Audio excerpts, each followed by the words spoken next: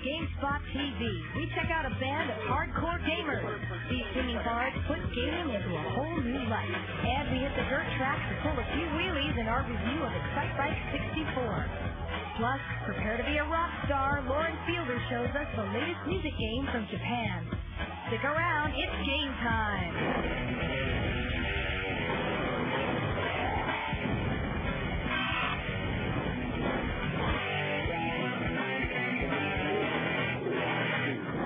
Hello and welcome to Gamespot TV. I'm Adam Sessler. And I'm Kate Patello, and we are in Mobius's airtight garage at the Metreon in San Francisco. This place is an excellent example of network arcade gaming, and it's also designed by the French graphic artist Mobius. Should we just kick off the show? All right. All right.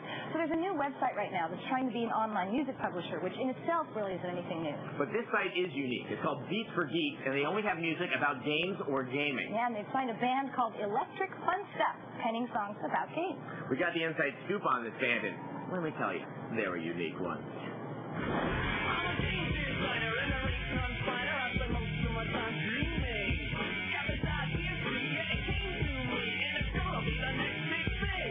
We spent so much time playing games, we wanted to, justify our actions. When you're sinking 10, 20, 30 hours a week into these things, and your girlfriend's about to leave you, and your parents think you're insane, and all this is going on. You can say, I'm a professional. We've got 2 songs out now. One is called The Next Big Thing, which is actually about the process of creating games and having a bunch of conflicting personalities of the marketer and the designer and the producer and the graphic artist, and they each have a completely different vision, and they fail to talk to each other, which unfortunately happens in your life too. So we'll need to rethink in terms of a strategy game. But kids don't play. The gamers will get it, and the basic idea's the same. The other song is about EverQuest. It's called Has Anybody Here Seen My Corpse? And we were just playing a lot of EverQuest. When you die, you lose your body, and you have to go run to find it again to get your stuff because you've invested so much money and time in it. And people always shout. We notice they always use this wording. Has anybody here seen my corpse?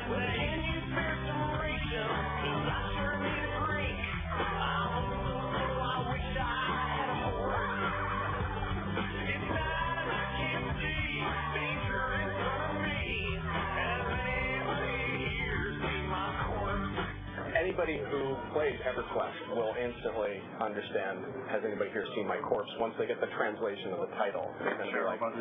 Beats for Geeks, it's the first online music label, one of the first, and it's exclusively dedicated to gamers. Beats for Geeks wants to grow and become your online destination for music. So we want your feedback, we want your music. Send us your stuff. We'll post it up on our website. We might produce you. Send us your feedback. We want to give you what you want to hear.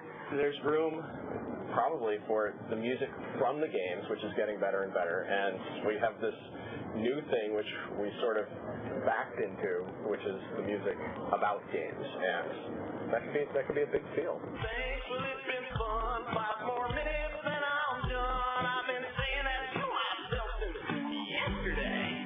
Nobody has tried to capture the gamer lifestyle and sort of express that through various different media, and I think that's what Beats for Geeks and Gameloft is trying to do. Be right there, sugar, just as soon as I kill that shadow wolf. This game is back, it's where it's at. It's got mapped up, feel and swing. It's a first-person single-player action jam, and it's sure to be the next big thing. Yeah, it's sure to be the next big thing. Well, those guys have played a lot of games, haven't they? Like we haven't? Good point. Well, if you would like to find out more about Electric Fun Stuff's music, or you would like to submit some of your own tunes to Beats for Geeks, come to the Gamespot TV website for more details. All right, now let's have some gaming news. A few weeks after Looking Glass Studios released its highly anticipated Thief 2, its doors were closed for good. With Thief 2 costing nearly $2.5 million to make and spending an additional $3 million on a new flight simulator game, Looking Glass ran out of money. The company officially closed down and laid off its 60 employees after IDOS Interactive backed out of a plan to acquire Looking Glass. Sega Japan has announced disappointing financial results due to the Dreamcast poor performance in the territory. The company posted a net loss of 42.9 billion yen. The company also said that killer titles such as Shenmue, Space Channel 5, and Virtua Striker 2 fell below projections due to market maturity. A game called Squire's Quest might entice kids to eat more fruits and vegetables, according to the scientists who are creating and testing it with children in Houston elementary schools. Each child playing the game starts as a squire and enters into training to become a knight. Knights help to protect an imaginary kingdom called Five-A-Lot from invaders bent on destroying its fruits and vegetables. See, kids, all the more reason to eat your fruits and vegetables. Or the aliens will get you. If you want more about gaming music, come to the Gamespot TV website. There you'll find our Spotlight feature and streaming video, as well as a link to the Beats for Geeks website. And here's a perk. We also have downloadable MP3s of their songs. Coming up on Gamespot TV, Superheroes Unite. There's a fighting frenzy in Marvel vs. Capcom.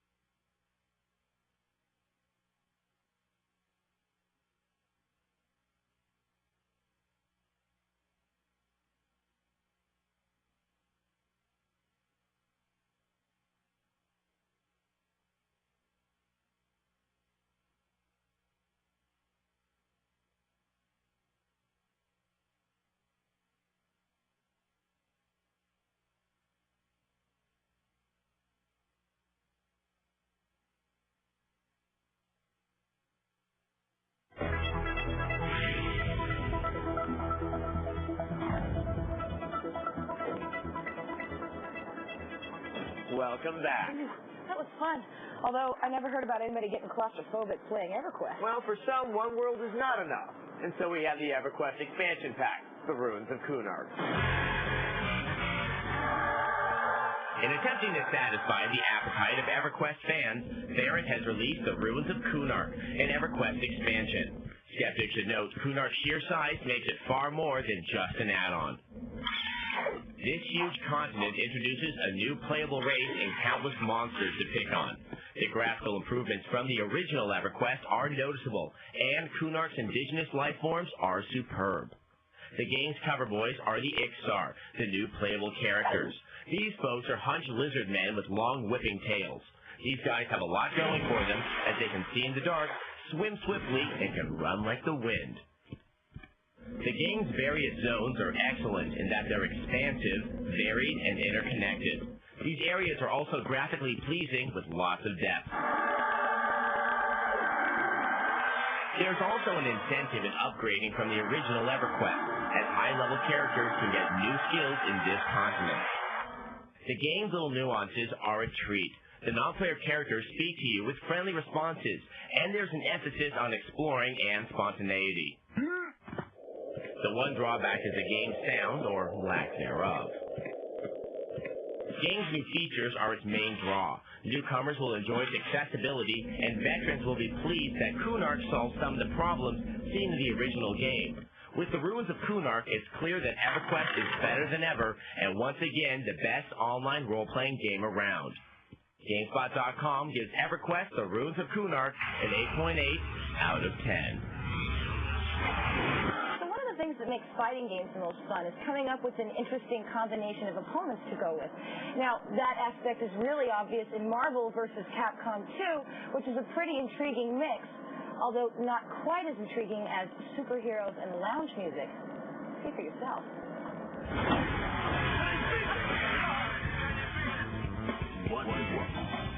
Soon to hit Dreamcast systems this summer is the fourth installment in Capcom's Versus series, Marvel vs. Capcom 2. And while you might assume that you'll get more of the same, Capcom proves that there is still lots of life in the 2D fighter realm. It also helps that this release has a whopping 56 characters. In keeping up with competing 2D fighters, Marvel vs. Capcom 2 employs full 3D backgrounds, adding more than just a dressed-up look to this already beautiful title. Like any Capcom fighter, the action is mind-numbing, further accentuated by the various assist modes, which has the potential for executing some really tasty eye candy. Fans will enjoy having to pick 3 characters, which lengthens the average time of battle. Among the 56 guys and dolls stepped into this game, we have newcomers Ruby Hart and Jill from Resident Evil. Come on, come on, come on! Old favorites return, such as Dr. Doom and Cable, and who can't forget Spider-Man, Strider, and Mr. Ryu. What might confuse the fans is the unorthodox fighting soundtrack, a melange of loungy sophisto-pop and breezy jazz more suited to racing games or something. The arrival of Marvel vs. Capcom 2 should remind gamers that the 2D fighter can still take on their 3D counterparts any time of day. Between Marvel vs. Capcom 2 and Power Stone 2, there seems to be an emerging trend of hyperactive fighters over at Capcom. But what better way to cool our jet than with a nice trick? So here's one from Bobby in Grover Beach. Okay, here's a hint for the classic Game Boy game, Zelda Link's Awakening. Now, go to the general store where you can buy goods with your hard-earned cash. If you would prefer not to pay for it, you can simply pick up the item, run behind the counter and out the door quickly. You'll get your goods for free, but the next time you come back in, the clerk will kill you. Reload, and you got the item for free. It's a great choice if you need that bow, but you don't have the 900-odd rupees it takes to buy it. So if Bobby's V-mail went by a little bit too fast for you, we're on the Gamespot TV website. And make sure you check out our interview with one of the creators of the Ruins of Cunard and find out what's behind the world of EverQuest. Coming up on GameSpot TV, Excite Bike has been updated from the NES, and the new Nintendo 64 title takes the checkered flag. And we take a look at Sanity. It's a real mind game.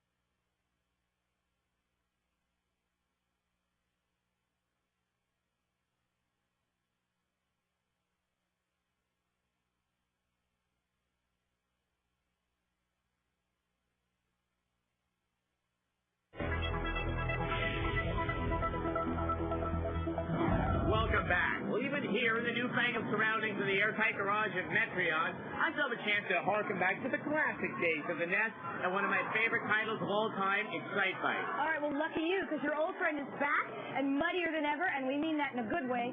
Check out our review of Excite Bike 64. Excite Bike was a Class A title with a reputation that remained untouched for 15 years. Now, though, the franchise is seeing its rebirth in the 3D dirt bike extravaganza, Excite Bike 64. Nintendo delivers all of the unadulterated gameplay and panache of the NES Excite Bike with the release of Excite Bike 64. And you can choose from one of 6 riders, each with his or her own handling characteristics. Each course gives way to another that's more twisty and bumpy than the last. Visually, Excite Bike 64 looks awesome, with dirt and mud flying from the waterlogged muck. Unfortunately, the frame rate could be better as the action jitters and jostle a bit. The slowdown isn't damaging to the quality of the game as a whole, but it is noticeable. The game's sound is just short of perfect. Excite Bike 64 cranks with jarring crashes and a garage full of realistic motorcycle sounds. All told, Excite Bike 64 is an excellent rebirth of the Excite Bike franchise. The visuals aren't perfect, but they are stunning nonetheless. Most importantly, the game is both fun and addicting, giving oldsters and youngsters alike a chance to revel in the glory that is Excite Bike. Gamespot.com gives Excite Bike 64 an 8.8 out of 10. All right, now be aware that because the controls are a little bit tricky, Excite Bike 64 has about an hour's worth of learning curve on it that you have to get through before you can race full out. It's pretty funny, considering that it takes about an hour to learn how to ride a dirt bike, but you can try to save the world pretty much right away. Of course, psychic powers don't hurt either. Let's take a look at Sanity. Sanity, Aiken's artifact, takes place in a world where government agents and terrorists alike carry heavy firepower.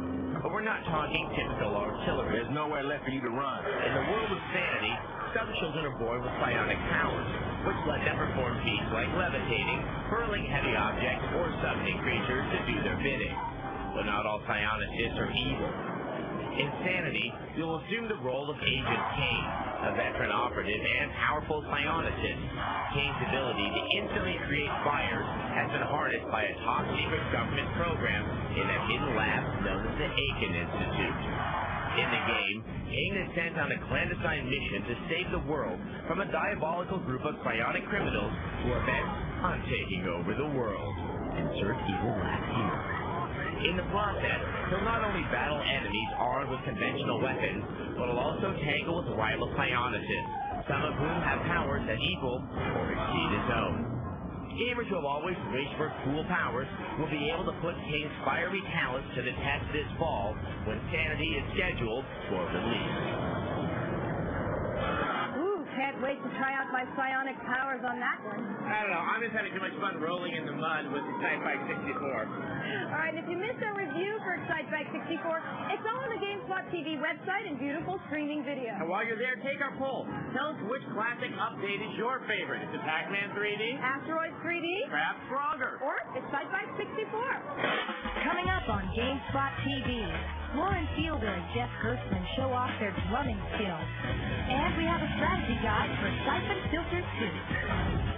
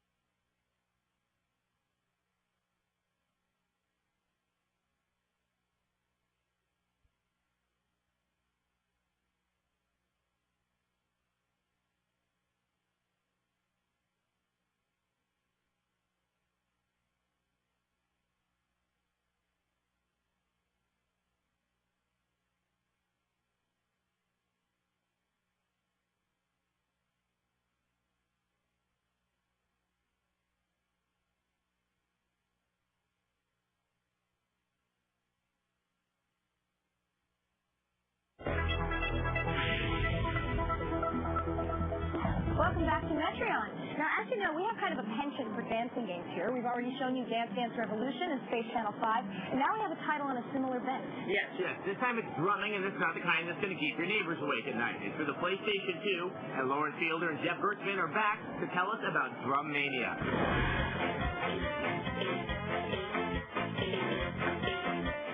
You know, playing music and playing games used to be two entirely different things.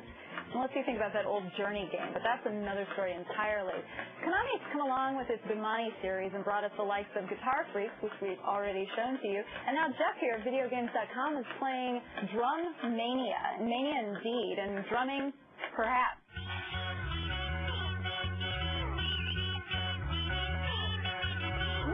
So if you remember the Guitar Freaks clip that we showed you, this works essentially the same way. And you can actually play this game with Guitar Freaks. What you do, you follow along with the rhythm and the beat being shown on your screen, and you hit in sync with the hi-hat, with the snares, with the foot pedal, and essentially you have to drum to a sequence of songs that start off pretty simple and eventually get pretty difficult. Like other Konami titles in the series, the game is really more fun with the peripheral. You want to be able to drum, not sit with a controller and tap out in sync with notes being shown on the screen. What we're really hoping for, though, is that Konami pulls all these titles together for the ultimate video game band. Well, looks like Jeff is ready to start his own band. Now, this next intro is hopefully not a vision of the future that's to come. Earth is a wasteland through overpopulation and pollution.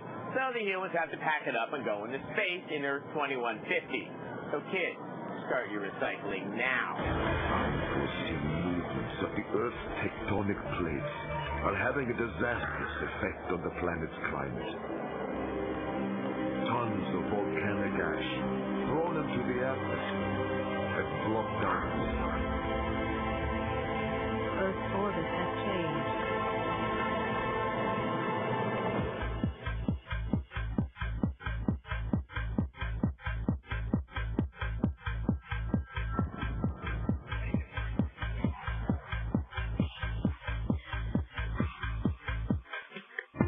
The final expedition has been completed. Never before has the universe witnessed such a mighty fleet. According to the master evacuation plan, our invincible army will now assemble the crew. This operation will carry the code name Mars.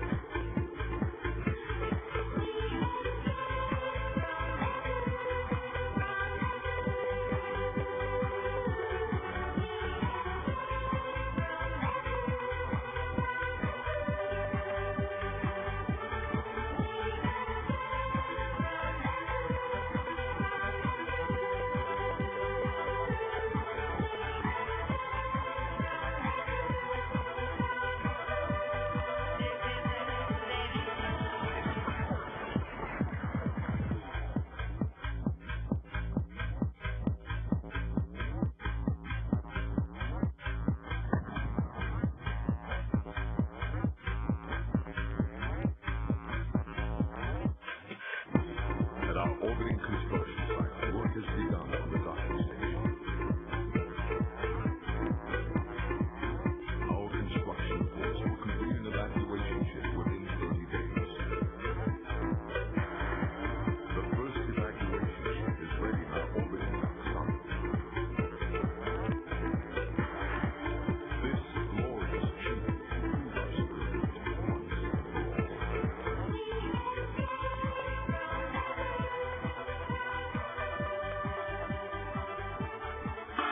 You know, it's really easy to forget that action games are not just about running around and shooting people. Well, I mean, of course, they kind of are. But even the most frenetic shooter can learn the advantages of being a little sneaky. So for Siphon Filter 2, we learned that it never hurts to get by with a little stealth from your friends. It's a mad, mad world in Siphon Filter 2. The game's 21 stages serve up more than just a handful of pesky snipers and grenade-throwing vermin. We at Gamespot TV thought you could use a hand. They've got guards patrolling everywhere. I'll have to be careful. First and foremost, the game demands a great deal of stealth. Yes, there are stages where you simply charge head-on with guns ablazing, though expect to do more slow walking and wall hugging like your life depended on it. You should also learn to use your lower shoulder button. This is useful in peeking behind objects you're using to avoid gunfire.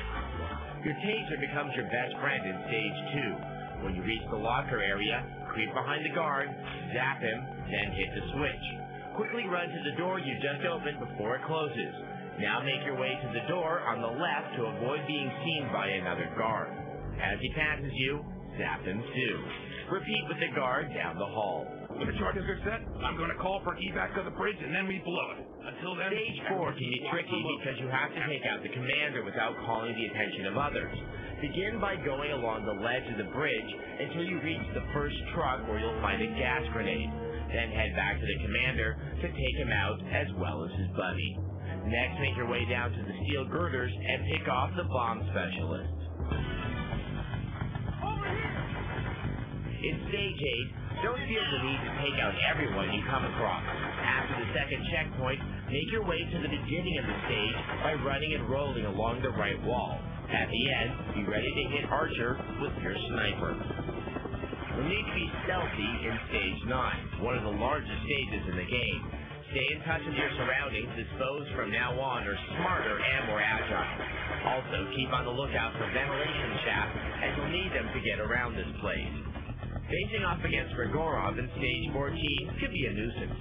The key here is distraction. He can't kill what he can't see, so take out the park light before you take out his. That's the best you can do? We'll leave the rest to you.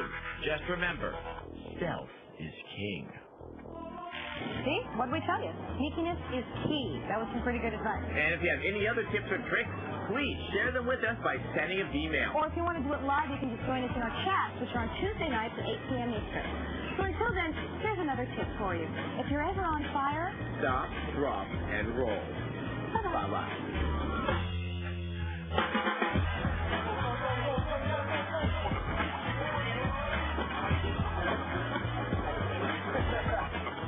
Hey, let's go. oh, come in. What?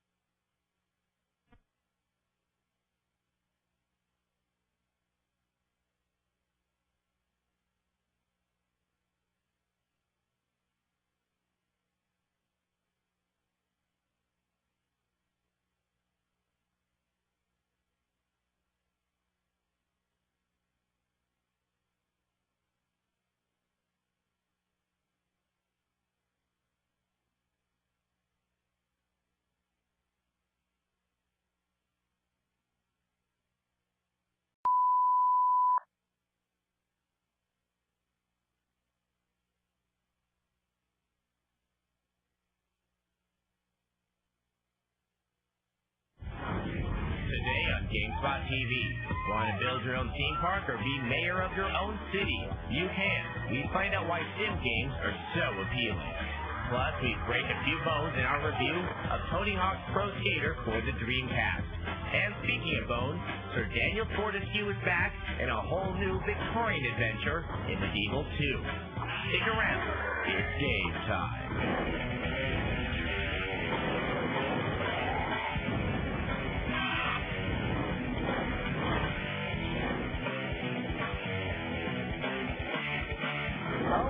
Gamespot TV, I'm Adam Stetson. And I'm Kate Patello. And we're here at Paramount's great America in beautiful Santa Clara, California, because we love roller coasters. Tilt-A-Whirl, dude. And the Tilt-A-Whirl. Don't forget the Tilt-A-Whirl. Power to the Tilt-A-Whirl. All right. But then what happens, though, after you spend a whole lovely day at the amusement park and then you have to go home? Yes, what do you do when the lingering taste of the corn dog has finally left your mouth? You build your own theme park, of course. Now, we're talking about Sim Theme Park, Roller Coaster Tycoon. Farm. Yeah, pretty much. Sim games are so huge these days that actually I think a lot of gamers are kind of forgetting about real life in place of the Sim. Yeah, who needs it? Real life? Yeah. Oh, well. So let's take a look now at the evolution of Sim games. Here calls from the the most addictive and time-consuming games ever. They're also some of the most popular. Sim games let gamers create their own simulated worlds or lives. You lay down the foundations and watch to see what happens. SimCity established the sim genre of games in 1989. It's since been updated twice, with SimCity 2000 and most recently SimCity 3000. This style of gameplay was a definite risk to develop and release. Many critics thought that nobody would want to play a game where the object is not to win, but to play. Everybody kept saying, when do you win? When's the game over? And I didn't really want it to be over, because for me it was more of this kind of a meditative process where I want to keep building it and experimenting with it and changing it. And I saw it more as like a model train set than a win-lose game.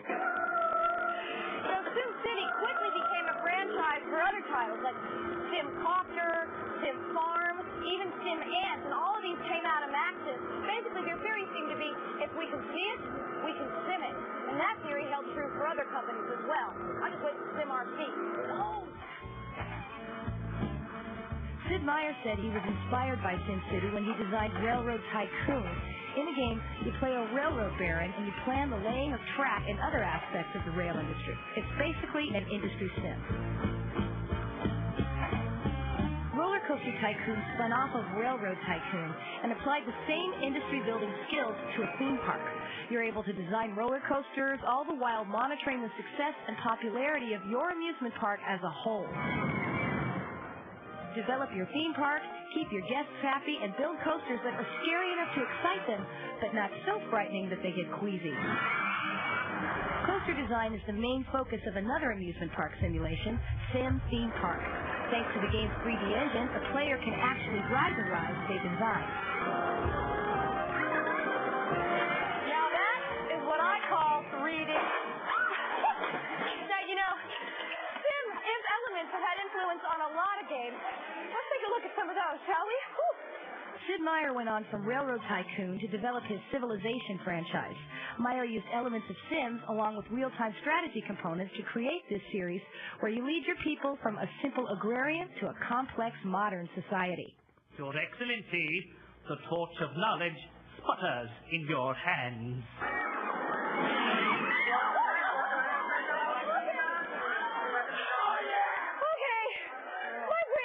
Stomach now. Yeah, stomach, brain, that way.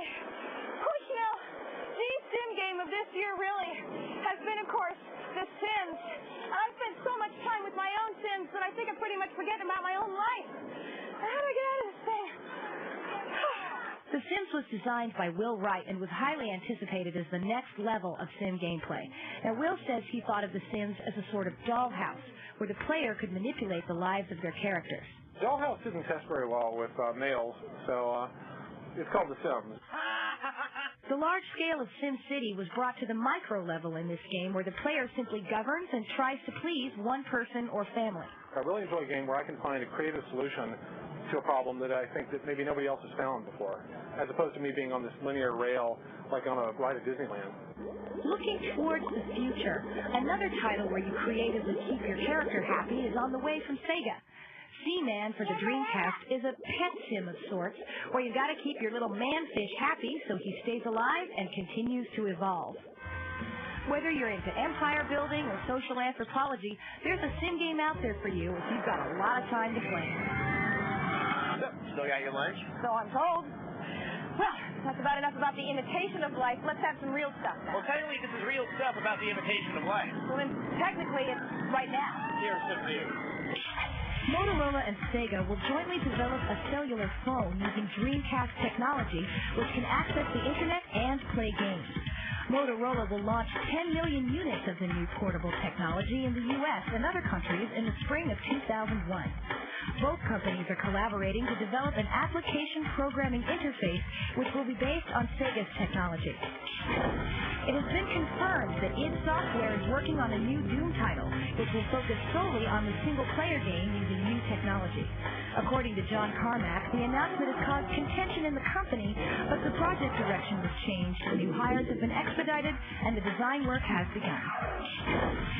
Sony Pictures Entertainment has acquired online games company Variant Interactive and named Kelly Flock, former president of 989 Studios, as president and CEO of Sony Online Entertainment.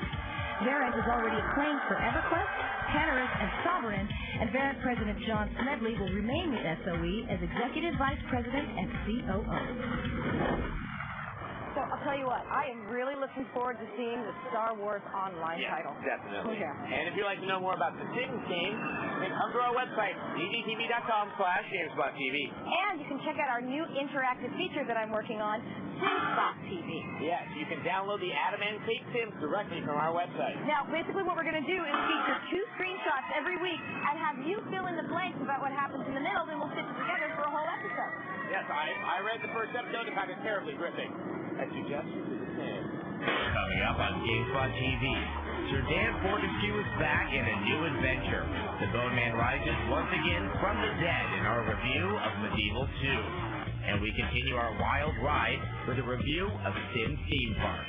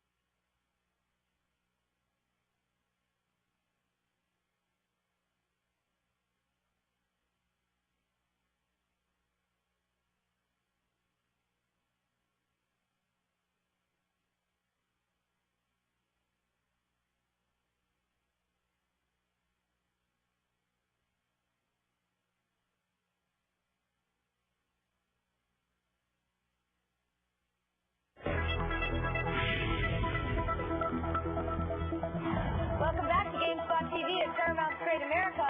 You know, we all kind of have the image of our ultimate theme park. No lines, no waiting. You always meet the high requirements. Oh, and you never notice how much money you spend. Exactly. Now, this is the idea behind Sim Theme Park. We showed you a little bit of it earlier in the show.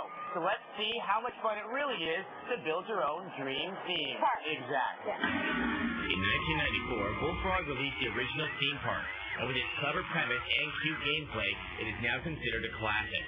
And now with Sim Theme Park, they have brought amusement parks into the world of 3D. In Sim Theme Park, your goal is to build a series of profitable parks. And unlike Hasbro's Roller Coaster Tycoon, the main focus of Sim Theme Park is not building rides. The player's real job here is to make money.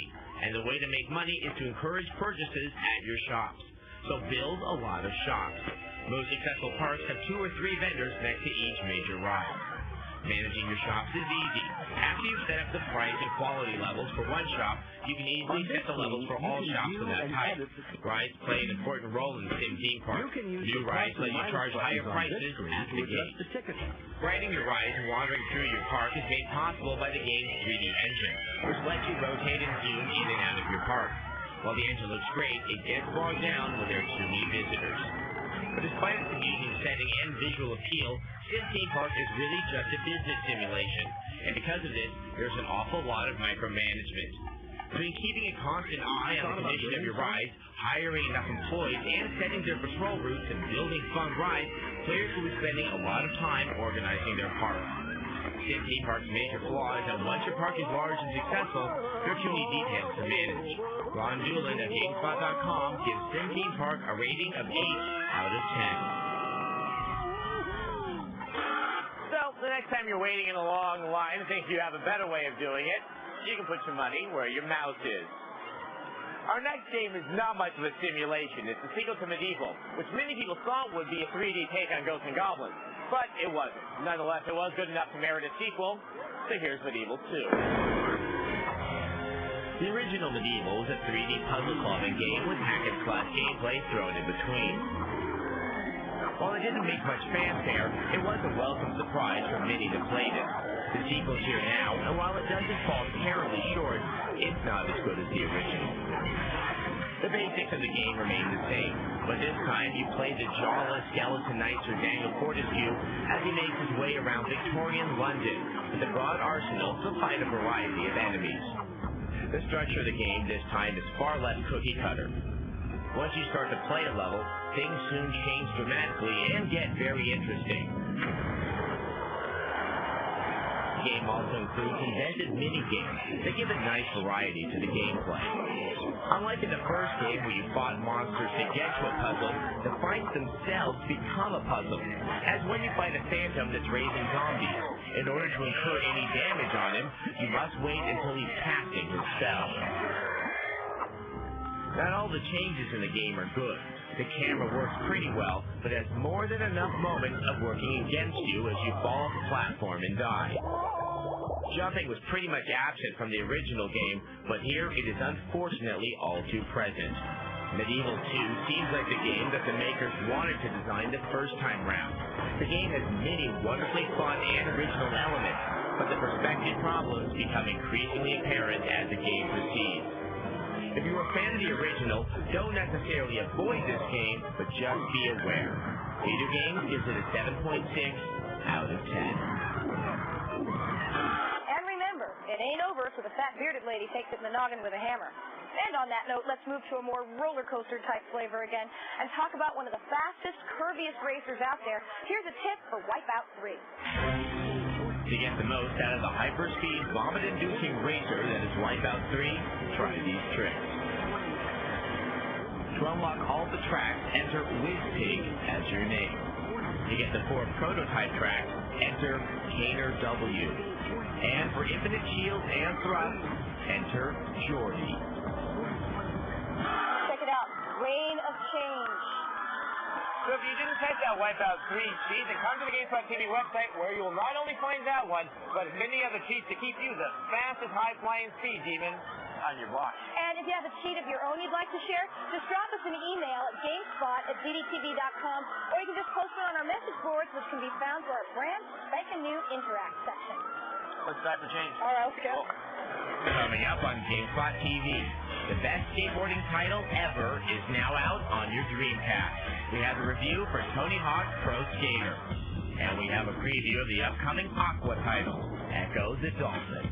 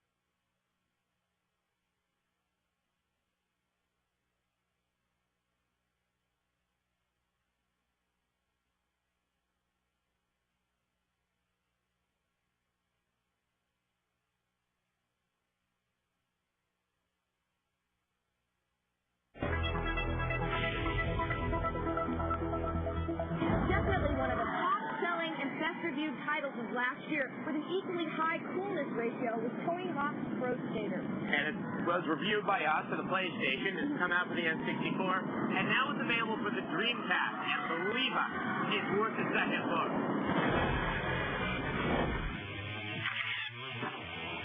The wait is over. The Dreamcast version of Tony Hawk's Pro Skater has thrashed its way into stores.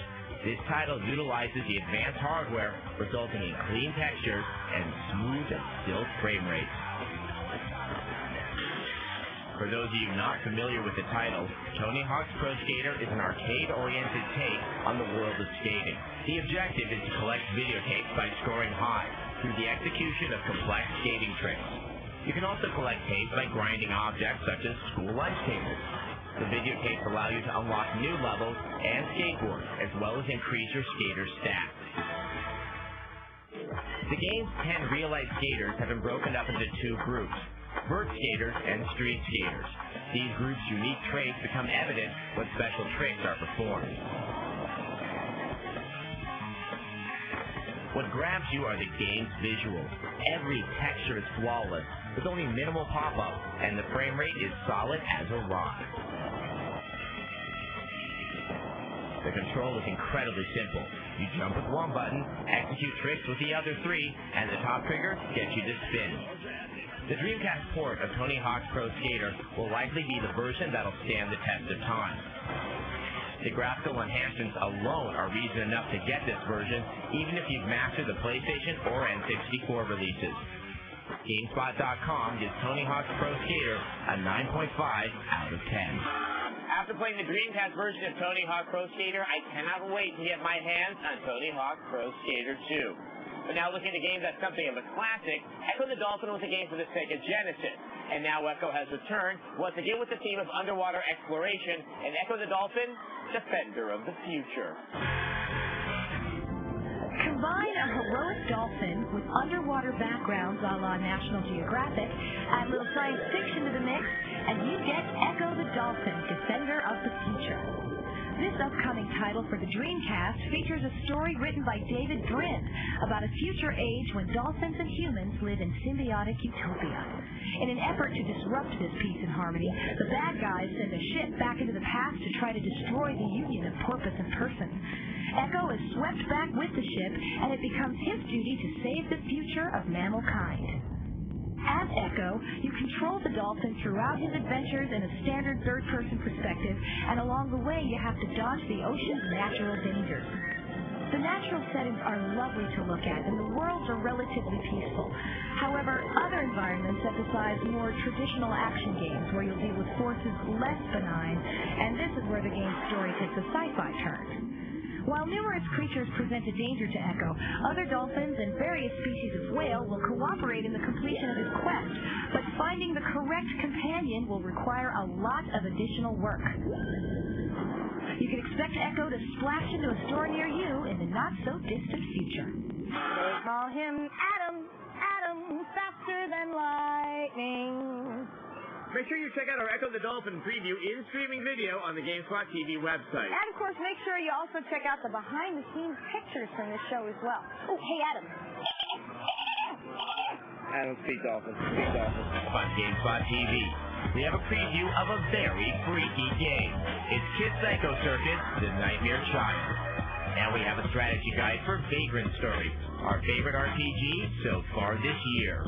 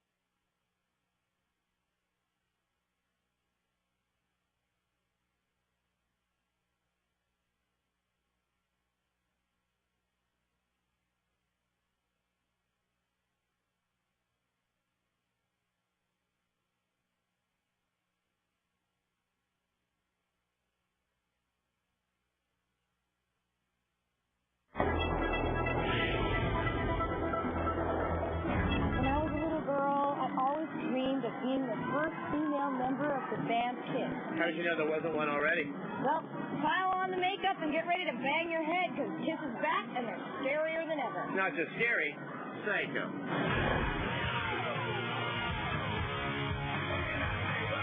The show. Psycho Circus. Kiss is back with a vengeance, raising a new Kiss army. Is it too much? It always is. That's why it's Kiss. Now in development, the computer game Kiss Psycho Circus The Nightmare Child is based on the Kiss Psycho Circus comic book series by Todd McFarlane, the creator of Spawn. Developer Third Law Interactive, a startup group composed of Ion Storm refugees, is using a modified version of Monolith's ListTech engine. You'll have to contend with large groups of demon spawn, the creations of some unborn evil that's somehow altering reality.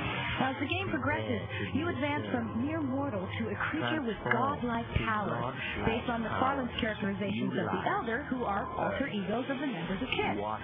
Gameplay will vary as you control each of the 4 Elders with different environments, powers, and challenges. We wonder what Gene Simmons' tongue will do, but we'll whisper to him right now. Kiss Psycho Circus The Nightmare Child should be on store shelves this summer. And evil fighting rock stars never looked so good. Now on this mutated note, Computer Artworks' new title, Evolva, is out. The company hasn't much experience making games, but they have done many special effects for movies. Now, we're still trying to figure out if the game is good or not, but we can say quite confidently that their experience has paid off with the opening movie.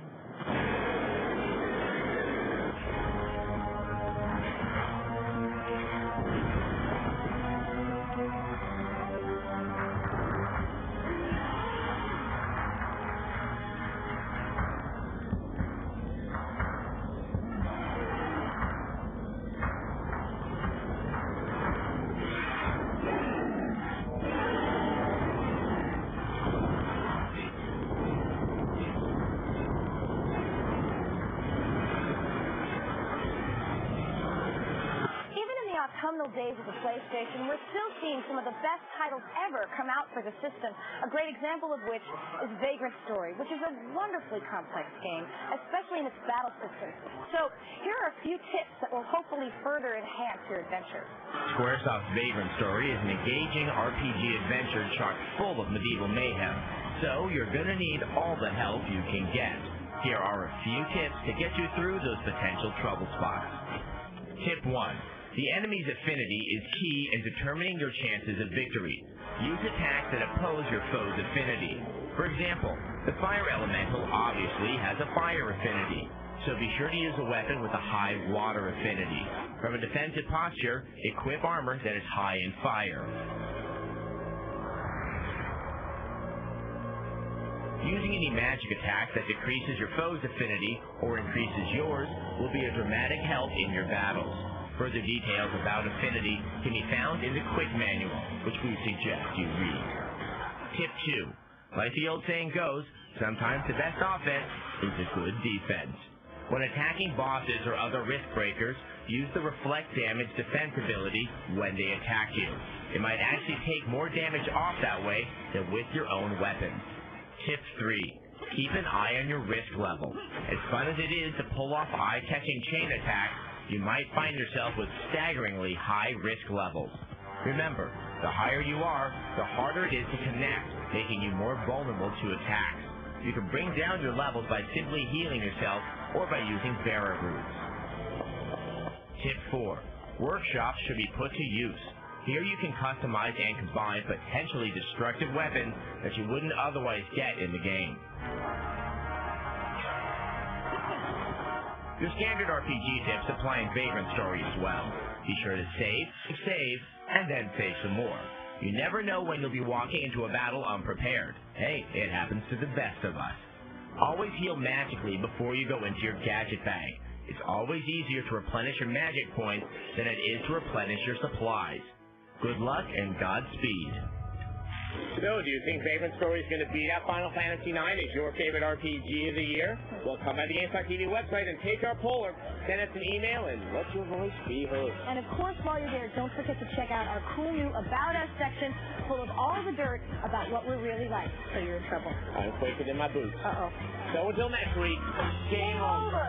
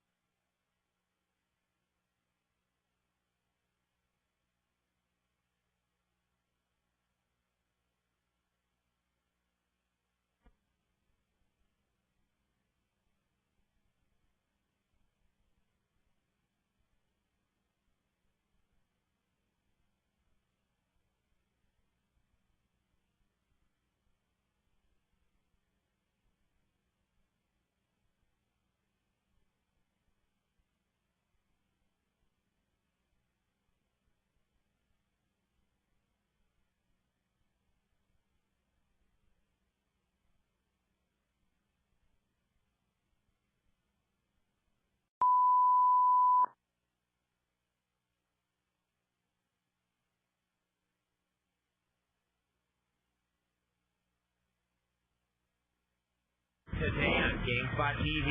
We hit the half pipe with a look at how some of the top pro BMX riders are getting into video gaming.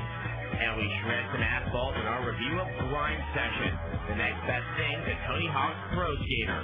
And we burst a few bubbles in our review of Bust a Move 4. Stick around. It's game time.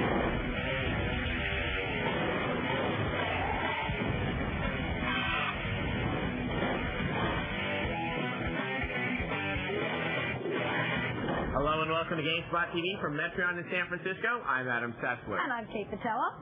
So, Mr. Sessler, what you been playing this week? I've been playing Perfect Dark. And I have something of a Perfect Dark problem. I cannot stop playing the game. Well, what's the problem? Yes, it is. I'm going to have a support group, coffee, no controllers. All right. Well, hey, I've been having no problem with Space Channel 5. Finished the whole thing in like a couple of hours, plus all the bonus levels at 100%. So I guess with all this extra time in our hands, we got to go outside this week. And I got to hang out with BMX bikers. Oh, do tell.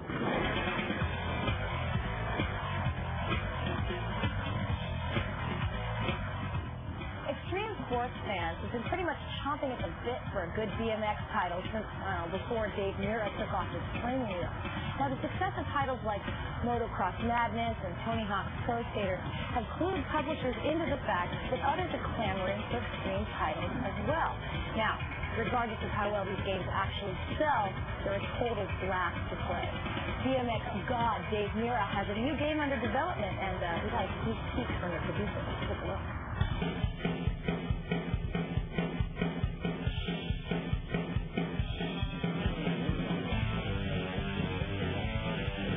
Dave Mirra Freestyle BMX has vert, dirt, and street courses. Dirt courses are generally like rhythm courses where you go up one ramp into the next ramp into the next ramp.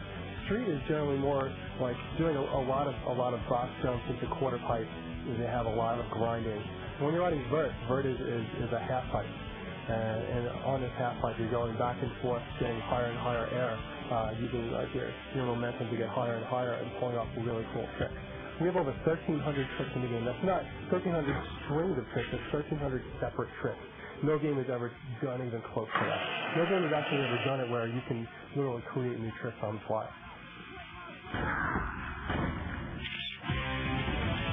Kids are influenced by a lot of the games that they play.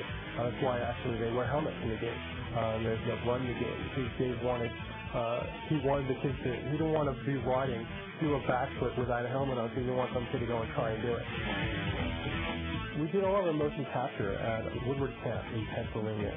It's actually the first time BMX has ever been done, ever been motion captured. We were the first to do it. Dave Mirra got all this up in his feud as well as mine, and they were really good about it. They did every trick they could imagine, and then they tried to do a whole bunch of ones that they would just make up on the spot. It's an addictive type of game. It's something you can sit and play, and you're experiencing new things and interacting with the environment. Open environments, like one we just saw in Dave Mirra's game, are really starting to change the landscape of gaming. Now, in these BMX titles and in skating titles, instead of being nailed down to a racetrack, you're pretty much given an open space, like a ramp park, where you can pretty much just create the game as you go. BMX master Matt Hoffman has his own game under development, so we decided to go straight to the source and see how he feels about the game as it's being developed.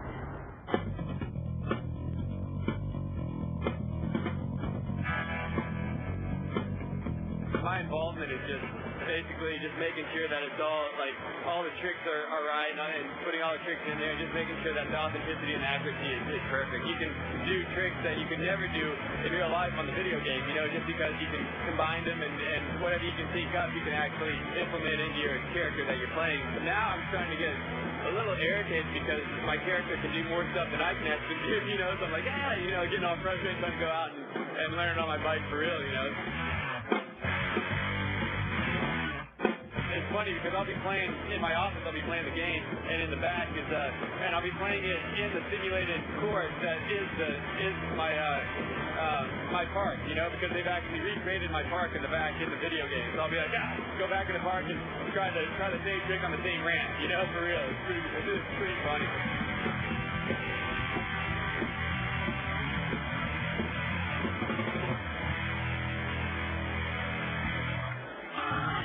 keep a look for both of these titles to come out sometime in the fall. Also, extreme titles coming out for surfing, inline skating, and high-speed snowboarding coming soon to a console near you. Yeah, I can't wait for the new Skyswimming title. Really? No.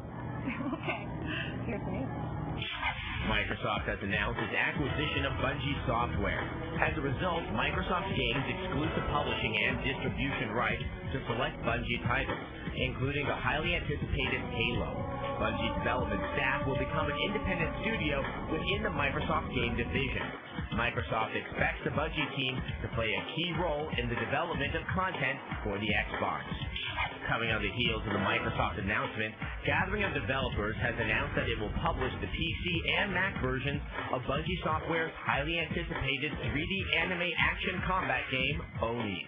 Oni will be distributed in North America this October through Take-Two Interactive's Jack of All Games.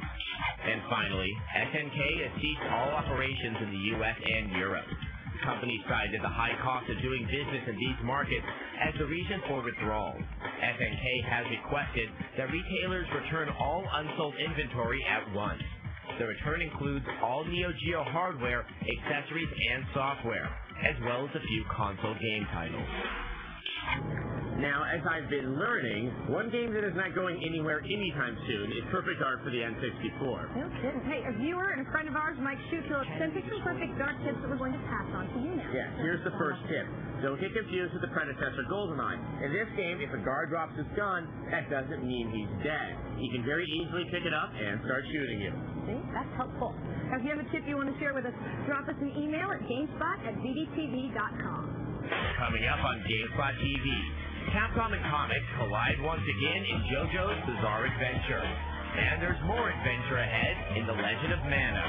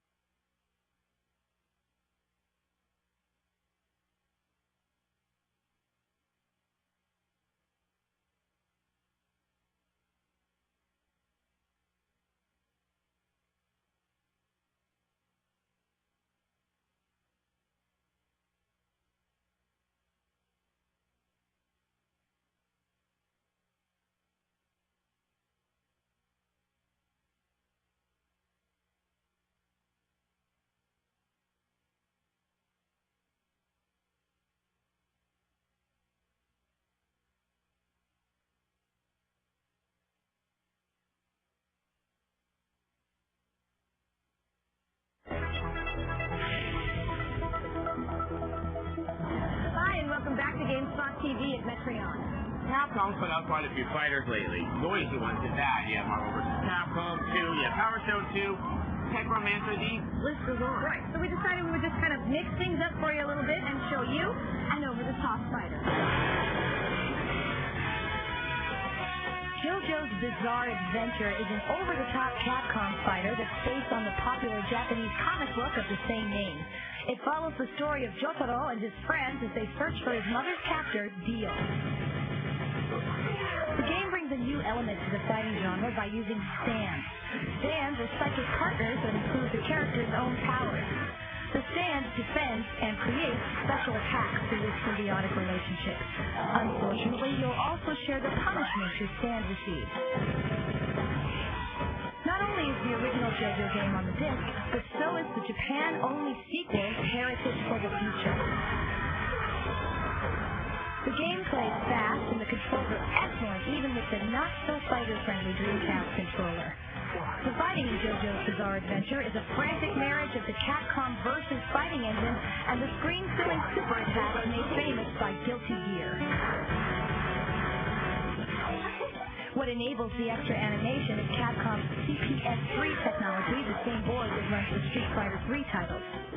JoJo excels past Street Fighter in terms of storyline. While the Street Fighter saga is at most times vague, JoJo's Bizarre Adventure is engaging even if you're not familiar with the extensive comic book series.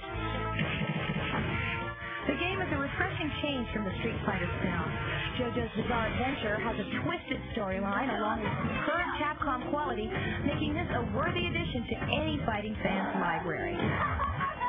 Gamespot.com gives JoJo's Bizarre Adventure an 8.3 out of 10. Successor to Capcom, and given how many fighters they've been putting out over the past few months, that all of them have a nice variety. Now, another style of game that's rather pervasive is the RPG. A new one that's just come out, Legend of Mana, is harkening back to the good old days of playing on the SNES. It's a sequel to its original, The Secret of Mana. It looks like Squaresoft has finally taken a breather from their Final Fantasies to resurrect the much-ignored Seiken Densetsu series with Legend of Mana. To understand the core of Mana's gameplay, think of the saying, life is what you make it, in the most literal sense. You start by choosing your character's gender, weapon, and home in the world map. The game revolves around quests. You are rewarded with artifacts when you finish each quest. When you decide where to place these artifacts on the map, they grow to become new environments. New environments mean new quests, and new quests mean more artifacts. The sense of freedom you get from Mana is actually the game's downfall. The system eliminates any chance of a cohesive storyline and leaves the player feeling isolated.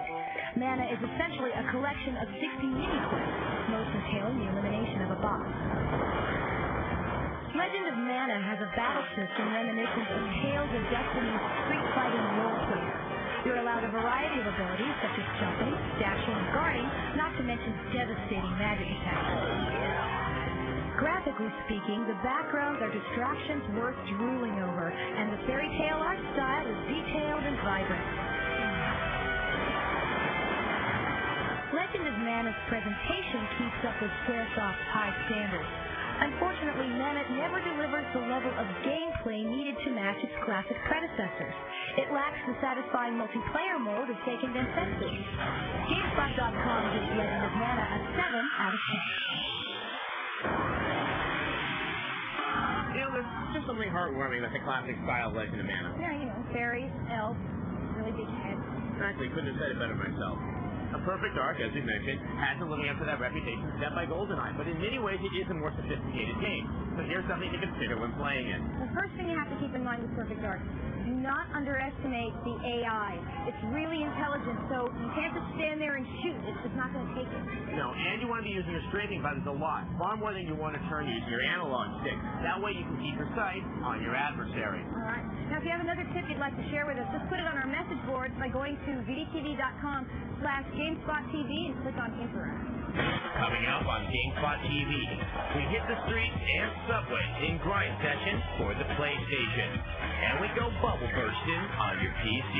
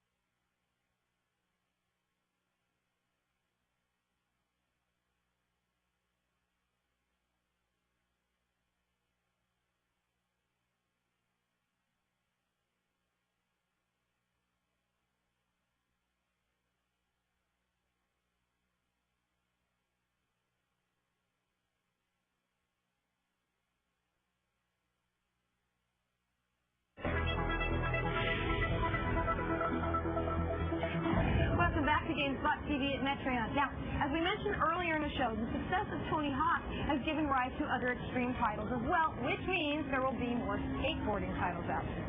And one of these skateboarding titles that is riding the waves that Tony Hawk hath wrought is Grind Session. Now, it may seem like a clone, but that doesn't mean it isn't fun. On the heels of more than one skateboarding game comes Grind Session. Sony's teamed up with Shaba Games to feature the likes of Willie Santos, Daewon Song, and Cara Beth Burnside. The controls basically use the same configuration as Tony Hawk's Pro Skater. While the game seems to be a bit more grounded in reality than Tony Hawk is, Grind Session is by no means a simulation. To clear a level, you have to build up your respect meter to its capacity. To do this, you must perform a certain number of tricks and accomplish specific objectives. Objectives such as technical bonuses. Tech bonuses are both challenging and rewarding. Executing these entails having to maneuver along specific paths in the level. Besides the 6 pro skaters in the game, you can also create your own skater using 4 preset models. You won't be disappointed with the graphics. The levels, some modeled after real locales, look sharp. The skaters move realistically, and there are some good visual effects. The game also includes an impressive soundtrack, featuring music from a diverse group of bands such as Cornelius and Dr. Octagon. Grind Session is an easy game to pick up and play, and there are loads of tricks available. While it may be easy to look at Grind Session and write it off as a Tony Hawk clone, the game has depth and is an excellent skate title. GameSpot gives Grind Session a 9.1 out of 10. So, for those locations in the game that are based on real places, skating somewhere familiar can be a lot of fun. So our viewers in Detroit and Chicago ought to be pretty happy. Although, I'll tell you that the 16th and Mission BART station is pretty much scary enough without worrying about getting nailed by a skater. Okay, anyway, puzzle games. I like them. They're great, although they can be kind of tough on the wandering attention span. Fortunately, Bust and Move 4 is out and has a huge variety to it, and in this case, having your bubbles burst is a good thing. Bust and Move 4 is an action-packed Japanese puzzle game that requires quick thinking as you work to combine groups of colored bubbles to rack up points and move on to the next level. The game's cute, colorful characters have the same sort of appeal that makes Pokemon so popular, and the bubbles themselves, well, bubbles are always cute. Bust and Move 4 looks clean, simple, and attractive, and the game's decidedly bubbly soundtrack might rub you the wrong way at first, but it'll probably grow on you soon enough. Or not. The game itself is a lot of fun to play. Your goal in the single-player mode is to clear a screen of colored bubbles by matching colors in groups of 3 bubbles or more, which causes the group to pop. Now, all the bubbles you're trying to get rid of gradually shift down, and if the bubbles reach the bottom of the screen, you lose. Bust and Move 4 features a competitive mode that pits you against the computer or human opponent. In the Versus mode, each time you pop more than a few bubbles at once, you also dump a bunch of bubbles on the opponent's side of the screen. But with 2 sides of bubble piling, as well as the chain reaction system, the Versus mode can get way too hectic. Bust and Move 4 turns out to be a decent diversion for the puzzle game fan with a few minutes to spare. That is, if you can stand the sugar shock. GameSpot.com gives Bust and Move 4 a 6.8 out of 10. Okay, now folks, here's the thing. Bust and Move 4 is a really good puzzle title, but I would say that it's ideal for just like a few minutes at a time. Because after about an hour and a half of playing this game, what with all the cuteness, I really just wanted to go slap a teddy bear. Not too near my stuffed animals. Coming up on GameSpot TV, we have a few cheat codes from Tony Hawk's Pro Skater, and a look at the Legend of Dragoon.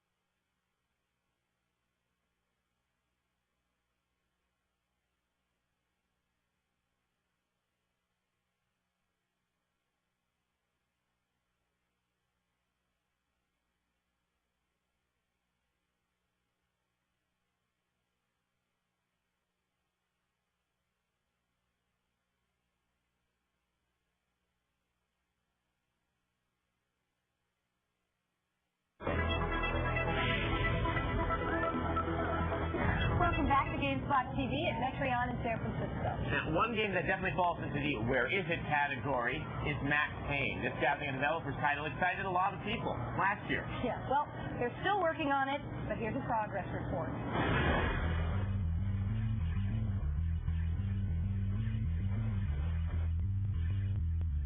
Meet Max Payne, undercover New York City Drug Enforcement Agency operative, and a man with nothing to lose. 3 years ago, his wife and child were murdered by the New York Mafia. Now there is a new drug on the streets, and Max is getting close to the source. But just as he's about to crack down, his superior officer is killed, and the murder is pinned on Max. So he's got New York fighters chasing him down, too. Welcome to Max's Payne. The game's atmosphere is definitely film noir, set on or under the gritty streets of the city that never sleeps. The settings are rendered in such detail that you can practically smell the odor that can only be described as extreme urbanism. Taking the third-person shooter to higher levels of gat-inspired glory, Max has quite the arsenal of real-world artillery. His fully automatic shotgun is the stuff NRA members dream about. The bullet trajectories are modeled with real physics that take into account the effect that gravity has on each projectile. Say goodnight, bad guys. The developers use slow motion to dramatize the action, so you can take your time with pleasure-taking when you take down your enemies. According to the developers, the game will be out when it's done, and no sooner. But so far, Max Payne looks good and worth the wait. So our next title, The Legend of Dragoon, contains so much full-motion video that the game spans over 4 CDs. So we're going to show you one segment today in what we at GameSpot like to call the intro.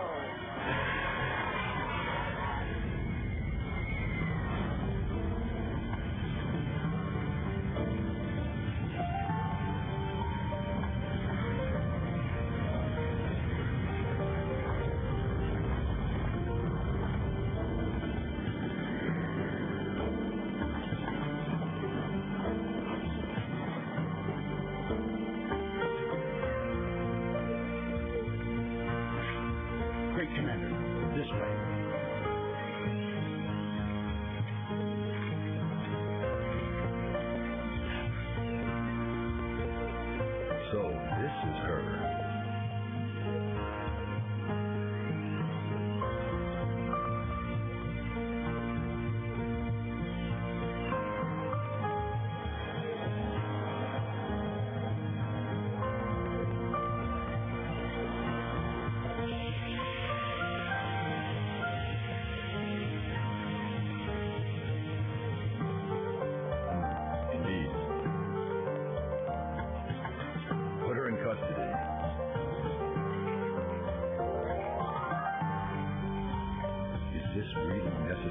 It is His Majesty, Emperor Noel's command. Take that girl into custody. Who is she? That is not your concern.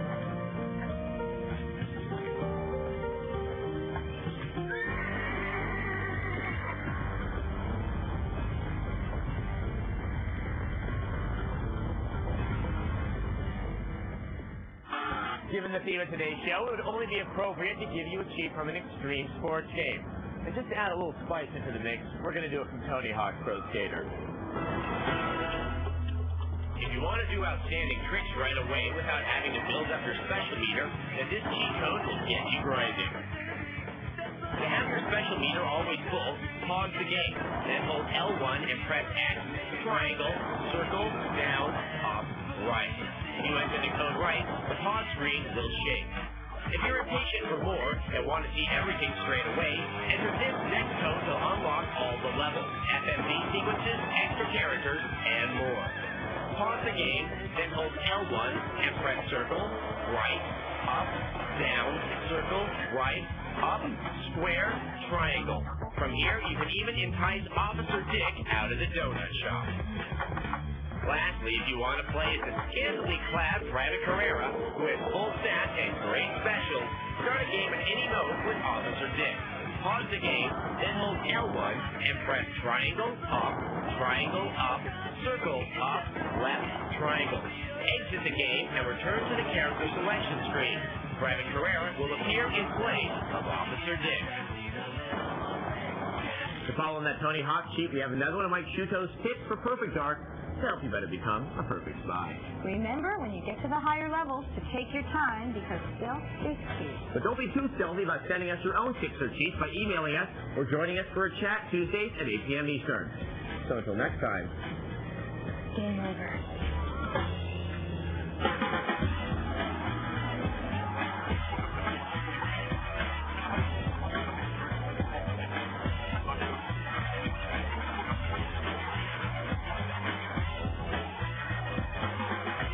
Am I making you uncomfortable?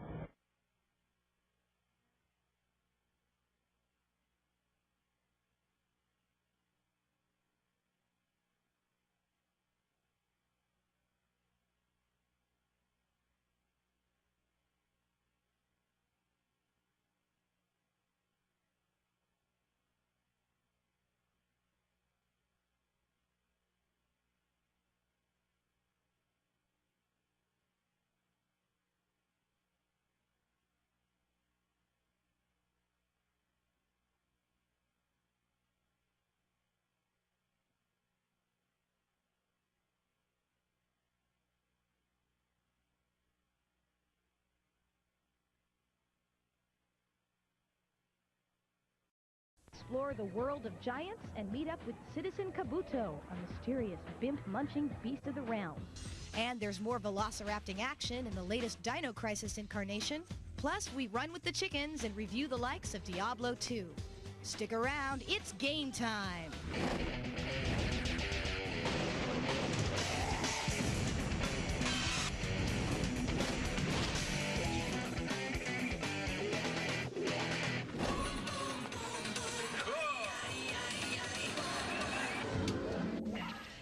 Welcome to Gamespot TV at Metreon. I'm Kate Patello. And I'm Adam Sessler, and we're here among many a great game. We have Marvel vs. Capcom 2 here, Rush 2049, all safely positioned within their respective genres. Which is pretty much the way an arcade works. You play one genre at a time. But at home, things are starting to change, and genres are kind of blending together. Titles like Shenmue, Black and White, Seaman, they're all hard to categorize into one kind of spot.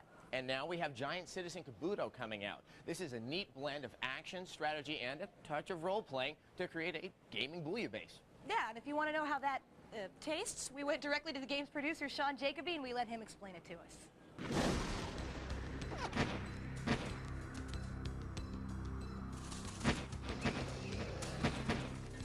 Giants is an action strategy game. Basically pits three races against one another. There's the Macarons, which are a technological kind of a soldier type group. There's the Sea Reapers, which are women that are into magic. And then there's Kabuto, who's a 60-foot giant creature that destroys everything in its path.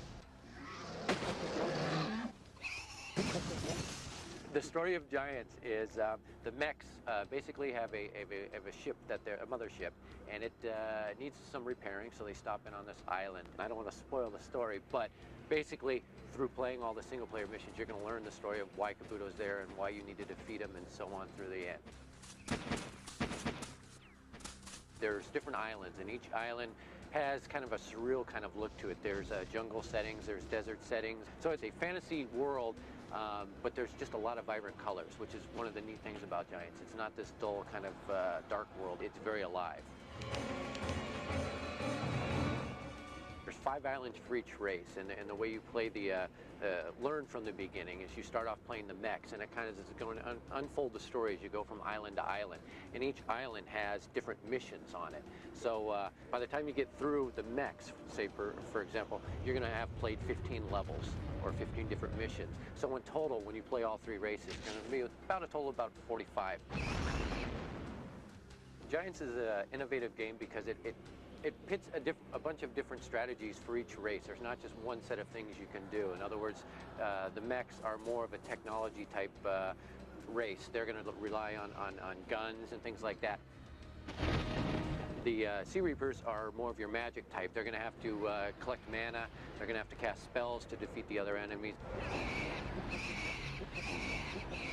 Kabuto has to kind of figure out how to defeat the other 2 races without being killed by the other 2. So he's going to use brute force, but he also has to manage his food because food is an important source. Food is power to him. So when he grabs food, it's like a Duracell battery. And the nice thing about the horns is he can stick these creatures onto his horns and walk around. So later on, when he's feeling a little bit down on energy, he can grab a bimp off of it and eat it. He can actually grab the mechs out of the air, stuff them on the horns, and they're impaled for a while. So Kabuto is just this force. And the balancing, the biggest thing about the game is trying to balance all the races. Being only one Kabuto, it's a lot easier to control. Being 5 mechs, it's like King Kong. They're flying all around, but they're not as powerful as Kabuto. So in other words, you kind of have to work together to figure out how to defeat them. The amount of time needed to finish Giants would probably be a good 36 hours of gameplay. There's trial and error type stuff. For me, I could probably finish it in about 20 hours, but I mean, the normal gamer, there's a lot of this, I gotta try that, I've gotta try this. And then once again, once you finish with a single player, you can move on to the multiplayer. And the nice thing about that is once you finish the single player mode, you basically are ready to jump into multiplayer mode and just take over. I know what weapon does what, I know how to build a base. So it's also a teaching tool to learn how to play multiplayer. We're about, I would say, 80% complete on the multiplayer stuff, and then, like I said, we have a few more levels of the single player, and basically that's where we really want to tell the story. So we're trying to make that as alive and vibrant as we can. You know what? I am going to call him next time I need an exterminator. Good idea. All right. You can look for Giant Citizen Kabuto to hit store shelves sometime in the fall. And now, game news. Gambit Studios has developed an emulator for the Palm Pilot series. The emulator, called Liberty, will run almost any monochrome Game Boy title. Users can remap the buttons at the bottom of their pilots to suit the games, which can be uploaded to the pilot via the HotSync Cradle. Gambit Studios is distributing a freeware version of the emulator on its website, and a full version can be downloaded for $16.95.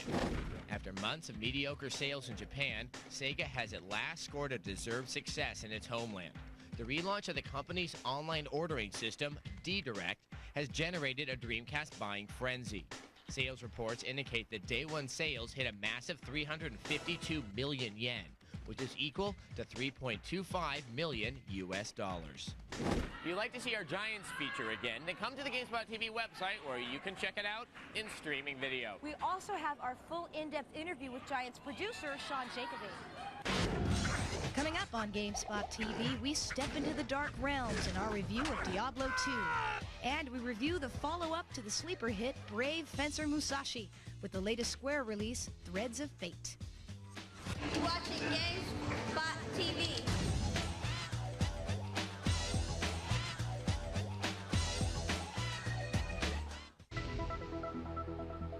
Welcome back to Gamespot TV at Metreon. Now, if you've been a diligent viewer the past few weeks, you probably noticed we've been speaking quite a bit about Diablo 2. You think? Yeah. Okay, well, I think we've said pretty much all we can say. Yeah. So here's our review. After more than 3 years in the making, Diablo 2 has finally arrived. Is it worth the wait? Well, for devotees of the original, the answer is yes. Diablo 2's world is significantly bigger than that of its predecessor. Divided into 4 distinct acts, each with its own setting, Diablo 2 permits outdoor exploration in addition to the standard dungeon crawls. Gameplay still consists mainly of killing monsters, gaining treasure, and experience points. Your character improves abilities and weaponry as you go, which drives you to keep going. Diablo 2's character development system has been overhauled. Almost all skills are unique to a particular class. You get to select which skills your character acquires or improves, so even characters of the same class can be customized, which is really good for replay value. Now, the graphics in Diablo 2 are disappointing. Diablo's 1996 SVGA graphics were top of the line. More than 3 years later, however, SVGA just doesn't pack quite the same punch.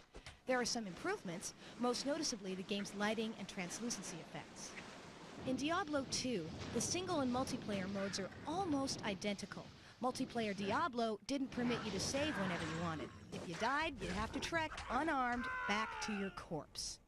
Blizzard North apparently believed the resulting tension was worth keeping because that's the only way to save your game in the sequel. Saving costs you. When a game is saved, all the monsters are respawned.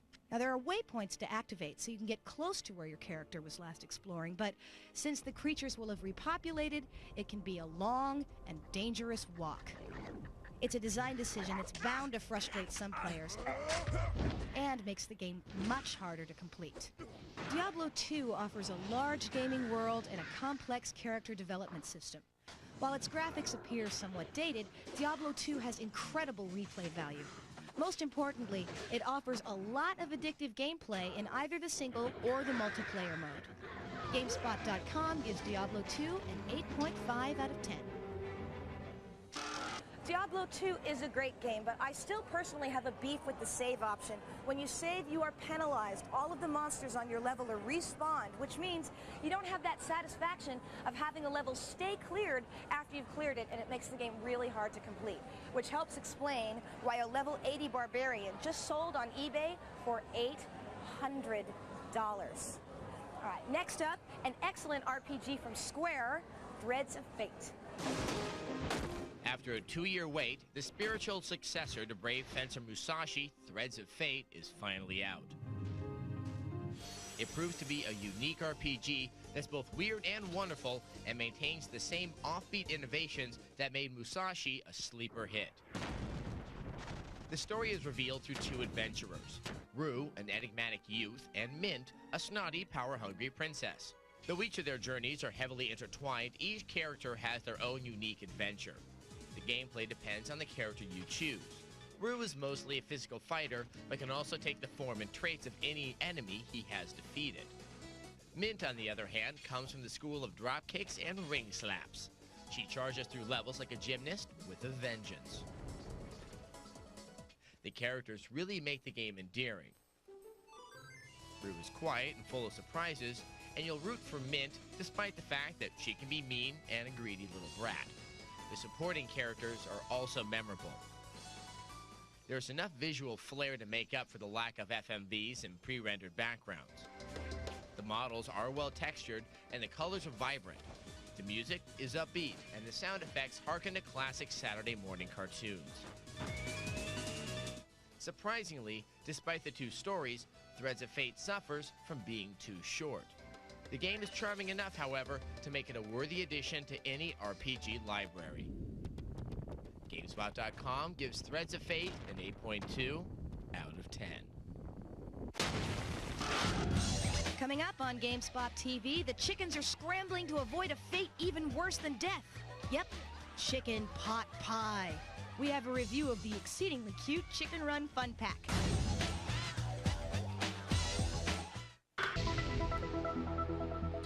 Welcome back to Gamespot TV at Metreon. Now, the movie Chicken Run, which I really dug, by the way, has a game coming out attached to it. It's coming from IDOS and will be released later on in the fall. But in the meantime, Activision has put out a little Chicken Run Fun Pack, which is, of course, not something we'd really recommend for hardcore gamers. Or chickens. No fingers. They don't plot, they don't scheme, and they are not organized. Can't get enough of Chicken Run? Well, we've got a title that should tide you over till IDOS's adventure version comes out. Activision brings us a collection of everything from mini-games to screensavers, all based on Nick Park's blockbuster film. Have a few minutes of gaming time to spare? Try Spring Chicken, in which you help chickens escape from certain piedom by bouncing them off a rolling mini trampoline and right over Farmer Tweety's fence. If the mini tramp method doesn't do it for you, try taking a more direct route, sort of. Run Chicken Run is a maze game in which you lay down pieces of timber or metal to guide your chickens on their escape route. Choose the wrong guide piece or let it lay in place too long and your chicken falls down the hole, ostensibly right into a pie. Now let that be a lesson to the lot of you. No chicken escapes from Tweedy's farm. If you'd like to go the whole bird, use the Chickenizer to create your own custom desktop theme or peek at clips and stills from the film. If you need a break from dank dungeons and slobbering monsters, you might want to spend a little time with the Chicken Run Fun Pack instead. You know, for 20 bucks, you really can't go wrong with the Chicken Run Fun Pack. It's very cute, and I liked it a lot. Now, we've shown you classic video game collections from Atari and also from Television. Now here's one from Midway. Midway's Greatest Arcade Hits Volume 1 has some real classics. First and foremost is Defender. All in place with its thrust and reverse controls that did wonders to confuse me as an 8-year-old. but you can bypass them by using the directional pad. The sequel, originally called Stargate, is also included, but it's now renamed Defender 2. It's more or less the original, but it has more added in. A real winner on the disc is Robotron 2084, where you run around blasting the evil enemy Robotrons. The game used 2 arcade sticks, one to move and one to control your direction of fire.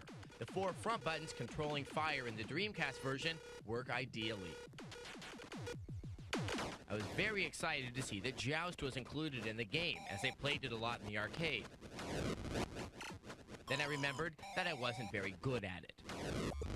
Unfortunately, it also seems a little harder, as the A button is a little harder to keep pounding than the large flat button in the arcade version.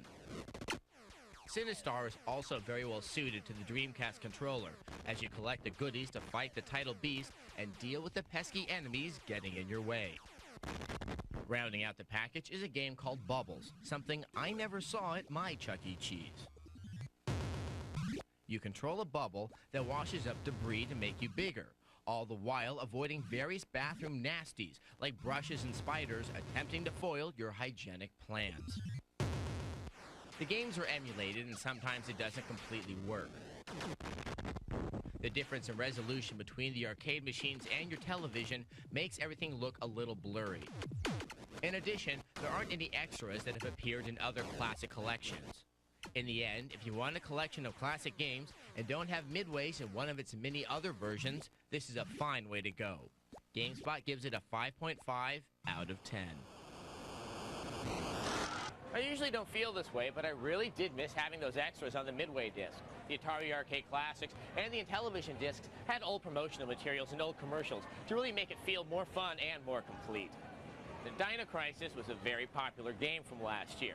It was made by the same people that gave us Resident Evil, but this time they gave their genre a more reptilian twist. And now, they're making us a sequel, Dino Crisis 2. A new dinosaur threat has once again called for the services of Dino Crisis veteran Regina. The ante's been upped on both sides, so be ready for one fierce Jurassic bloodbath.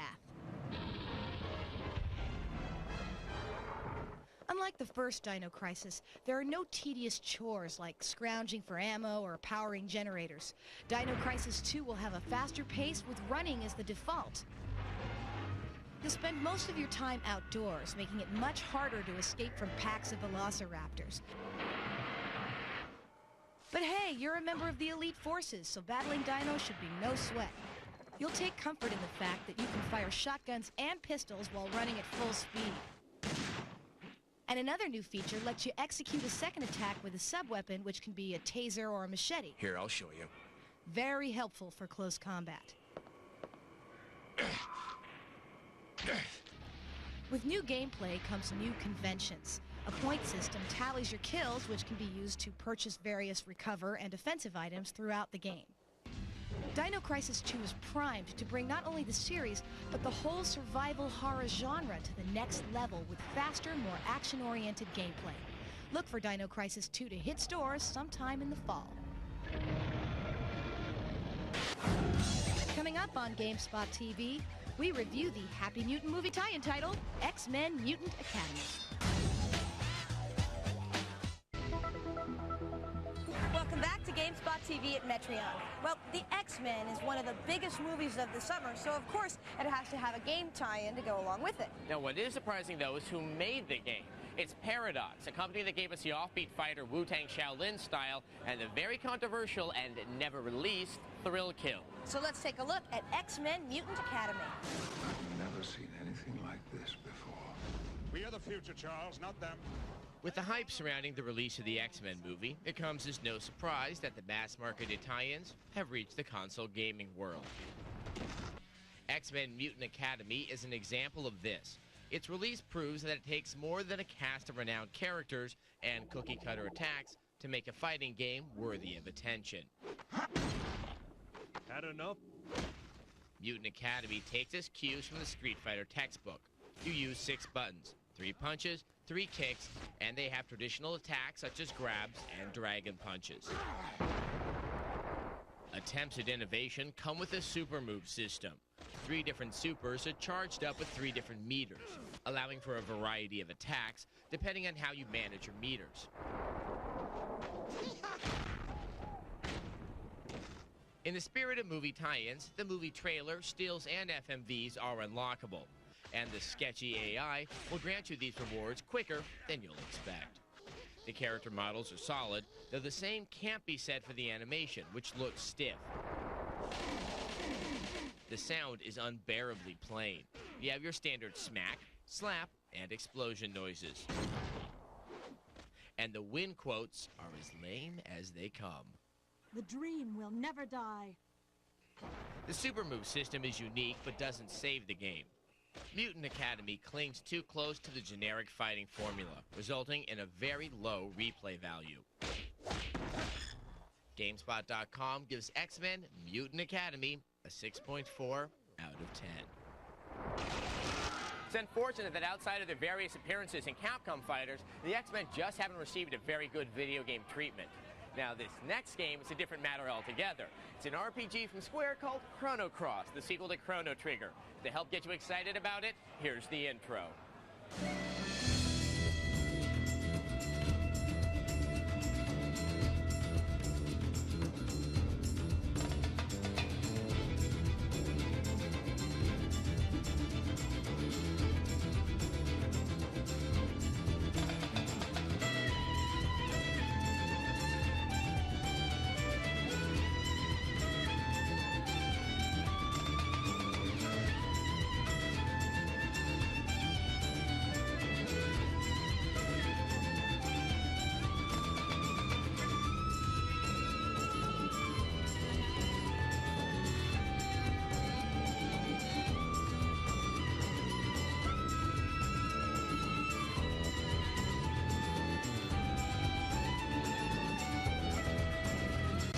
You know, Grind Session is a lot of fun, but you shouldn't have to try so hard to be cool.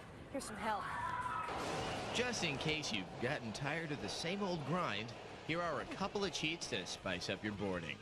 To acquire all tricks, pause the game, and then press down, left, up, right, down, left, up, right. To unlock level 8, go to the big gray ramp with a blue streak on the bottom that's in front of a wall. Go off the ramp and do an air trick. If you hit the wall in the middle of the trick, you will land it perfectly and get full points. And if you get all keys, photos, and coins in both wings of the Dream House, you'll unlock Master AO, the ultimate skater.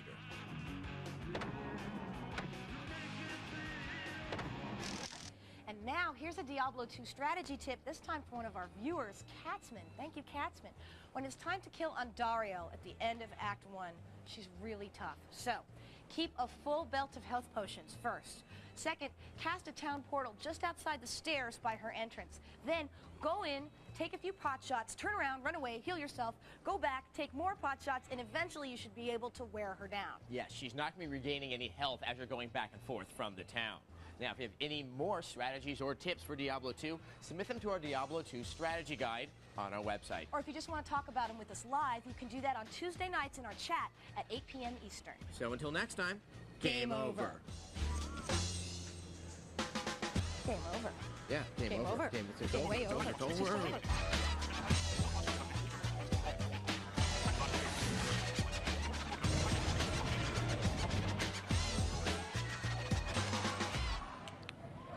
We're doing good today. Yeah.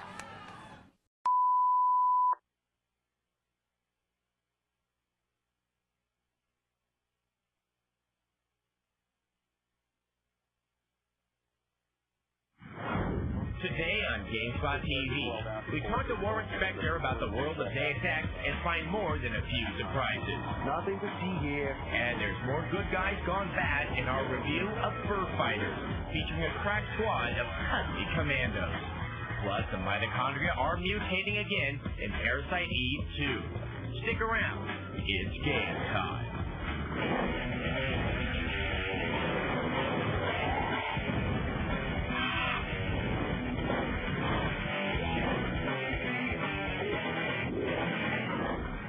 welcome to Gamespot TV from Metreon. I'm Adam Sessler. And I'm Kate Patello.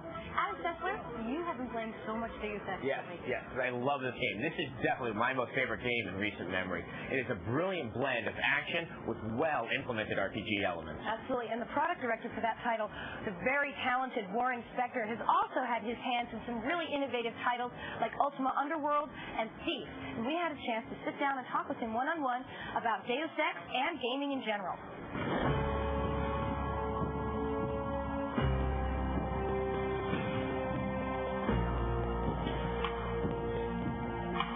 We wanted to make a game that took the best elements of role-playing games and the best elements of shooters and the best elements of adventure games and brought them all together. The idea was to let players decide how they wanted to interact with the game. What we wanted to do in Deus Ex is create a game where if you want to sneak, you can. If you want to fight, you can. And there are consequences for both of those choices. I was so tired of fantasy games and medieval dungeons and you're the last guy in the space station who can save the world from alien invasion. I mean, I was really tired of that. So I wanted to do a game set in something like our world, if not exactly our world. So at some time in the near future, you can decide what the actual date is. You're a nanotechnologically augmented agent for an anti-terrorist organization who thinks he's fighting for the right and knows what's right and wrong, good and bad. And he discovers during the course of the game that things are not as clear as he thought. And really, he's a pawn in a game being played by massive conspiracies to control the world, all based on real-world conspiracy theories. I've received reports of armed attacks on shipments. There's not enough vaccine to go around. Interactivity is all about making choices. In most games, the choices boil down to pull the trigger, don't pull the trigger. We really want to allow choices that have some meat, that have some consequences. Nothing to see here. Move along. Deus Ex has a lot of dialogue. We've got over 10,000 lines. Which is insane, by the way. I should never have done that. I wanted players to be able to interact with people. You have to make some tough choices during this game about who you trust, who you don't trust, whether you pull a trigger or not. And you have to make those choices with some information. We want to be by ourselves. Want to get something to eat after this? Hello. You work very, very hard, and sometimes you make a game where people can express themselves and explore who they are. It's one of the real powers of gaming. We can let people test behaviors in a virtual setting that we don't even want them trying out in the real world.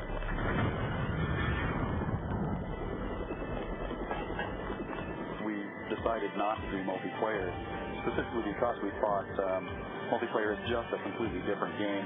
In multiplayer gaming as it exists today, I think one of the real problems is people are just creating a world and dropping a bunch of players in it and saying, hey, go, hope you find some fun. And that seems like an abdication of the designer's responsibility to me. Single player, I think we have the power to tell cool stories in collaboration with our players. And I cringe every time I hear somebody say, a single player game is dead. You know, over my dead body.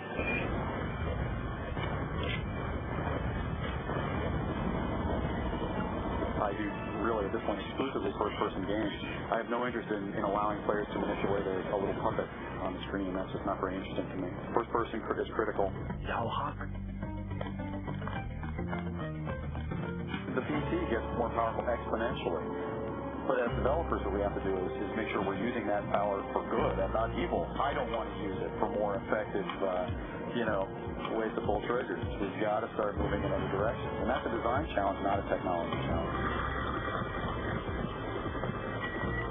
The creator of the game is not the important thing. The player is the important thing. You have to start with the question, what do I want the player to experience here? And then you have to strip away everything that gets in the way of that experience, no matter how cool it is.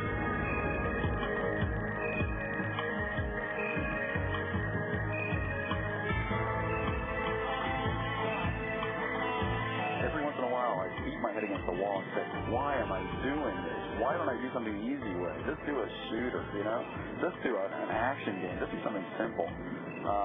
But then I wake up and I go, no, that's crazy. That'd be boring. What I enjoy is creating an environment where players can express themselves and create their own experiences. I don't think about it as me creating this thing. I think about them experiencing it. That's the important thing to me. If you haven't gotten to check out Deus Ex for yourself, we're going to have more of it later on in the show with our review. And now, here's the news.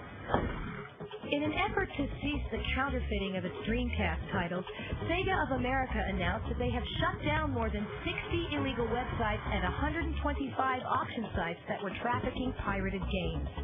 The company is working closely with Yahoo, Lycos, Excite, eBay, and Amazon to shut down auctions of people attempting to sell illegal games and pirated boot discs. Microsoft exec Ed Fries announced at the Macworld Expo that Apple and Microsoft will be teaming up to create a new company dedicated to bringing Microsoft games to the Mac. The entire Microsoft portfolio is scheduled to be ported over, including the highly anticipated Halo. Rewolf Software, with support from Valve, announced that Gunman, originally intended as a downloadable add-on for Half-Life, will be released as a standalone commercial product. The 3D shooter is expected to be completed and available before the holidays. For more gaming news, go to the Gamespot TV website. Or if you'd like to see the Deus Ex feature again, it's all there in streaming video. You can also check out the full-length interview with Ion Storm's project director and the man behind Deus Ex, Warren Spector. Coming up on Gamespot TV, we follow a group of cute, cuddly commandos in our review of Fur Fighters. And we kick some major asphalt in our review of Street Fighter 3 Double Impact.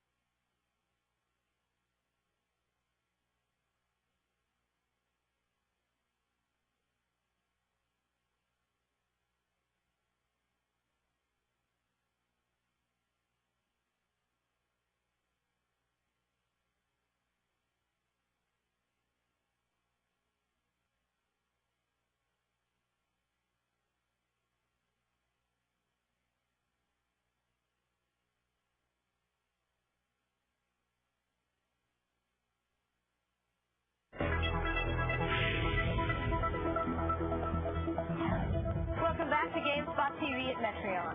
Now, we have certainly seen an abundance of cute animal games lately. Yes, I'd agree. Oh, yeah. And I think there's actually starting to be kind of a backlash against these, with titles like Conker's Bad Fur Day. And that's not the only one. There's a new title out for the Dreamcast from Acclaim that pretty much does the same thing. It's called Fur Fighters. With its controls, puzzles, and items, Fur Fighters is very much like a first-person shooter, except it's from a third-person perspective, which causes quite a few problems in a game that is otherwise fun and filled with some good gameplay. The Fur Fighters are a band of gun-toting animal creatures who must rescue their babies that have been captured and dispersed throughout the game's numerous levels. The game as you control all the Fur Fighters, each with their own special ability, and true to 3D platformer style, there's a lot of collecting to do in the game, as you pick up babies and transporter energy, among other things. But the intended appeal of the game is blasting at the legions of animal drones. These enemies pretty much just line up and let you shoot them due to the lock-on targeting of the game. The real problem, unfortunately, is the camera. Its low centering can place your character in the way of what you need to see, which will make the platform jumping a little frustrating. If you possess patience, the camera issue can be overcome. If not, well. The multiplayer, called Fluff Match, is where the game really shines. And it's definitely a lot of fun and could hold players over until Quake 3 and everything else hits the Dreamcast. Fur Fighters does offer some good single-player fun, but the camera is enough of an issue to warrant a rental to check it out first. Gamespot.com gives it a 7 out of 10. It's interesting to note that even two of the most venerable, cute game characters, Banjo and Kazooie, are returning with more of a warped sense of humor in their follow-up game, Banjo-Tooie. Now, Street Fighter, and especially Street Fighter 2, were two of the most significant releases both in the arcade and consoles at their time. Now, Street Fighter 3 has come out for the Dreamcast, and while it's nowhere near as dramatic as the other two were, it's worth paying attention to. So here's the review for Street Fighter 3, Double Impact. It took almost a decade for Capcom to release the official sequel to their groundbreaking Street Fighter 2. And now, a few years after the unveiling of Street Fighter 3, Capcom has translated this fighter to the Dreamcast. The arcade release of Street Fighter 3 was met with a lukewarm reception. New characters lacked the charms of their peers, and the speed was slower than SF2 Turbo and Street Fighter Alpha. With Double Impact, though, Street Fighter 3 might find a new audience. It contains both the original version plus the second Impact upgrade. The controls are everything you'd expect from a Capcom fighter. Solid responses all around. Though that also means you'll be better off with the Dreamcast arcade stick than the big cumbersome controller. This Dreamcast release is practically arcade perfect. Animation stays just as fluid, there's no waiting time between rounds, and the superb sound remains the same. Street Fighter 3 Double Impact also ported the innovative parry maneuver, which allows for effective counterattacks when pulled off. It would have been great to see a complete trilogy with the inclusion of Street Fighter 3 Third Strike, though it's nice to have at least 2 out of 3 games on one disc. If you shunned the game since its arcade release, you might want to give Street Fighter 3 a second chance. At least you don't have to dig for quarters anymore. Gamespot.com gives Street Fighter 3 Double Impact a 7.2 out of 10.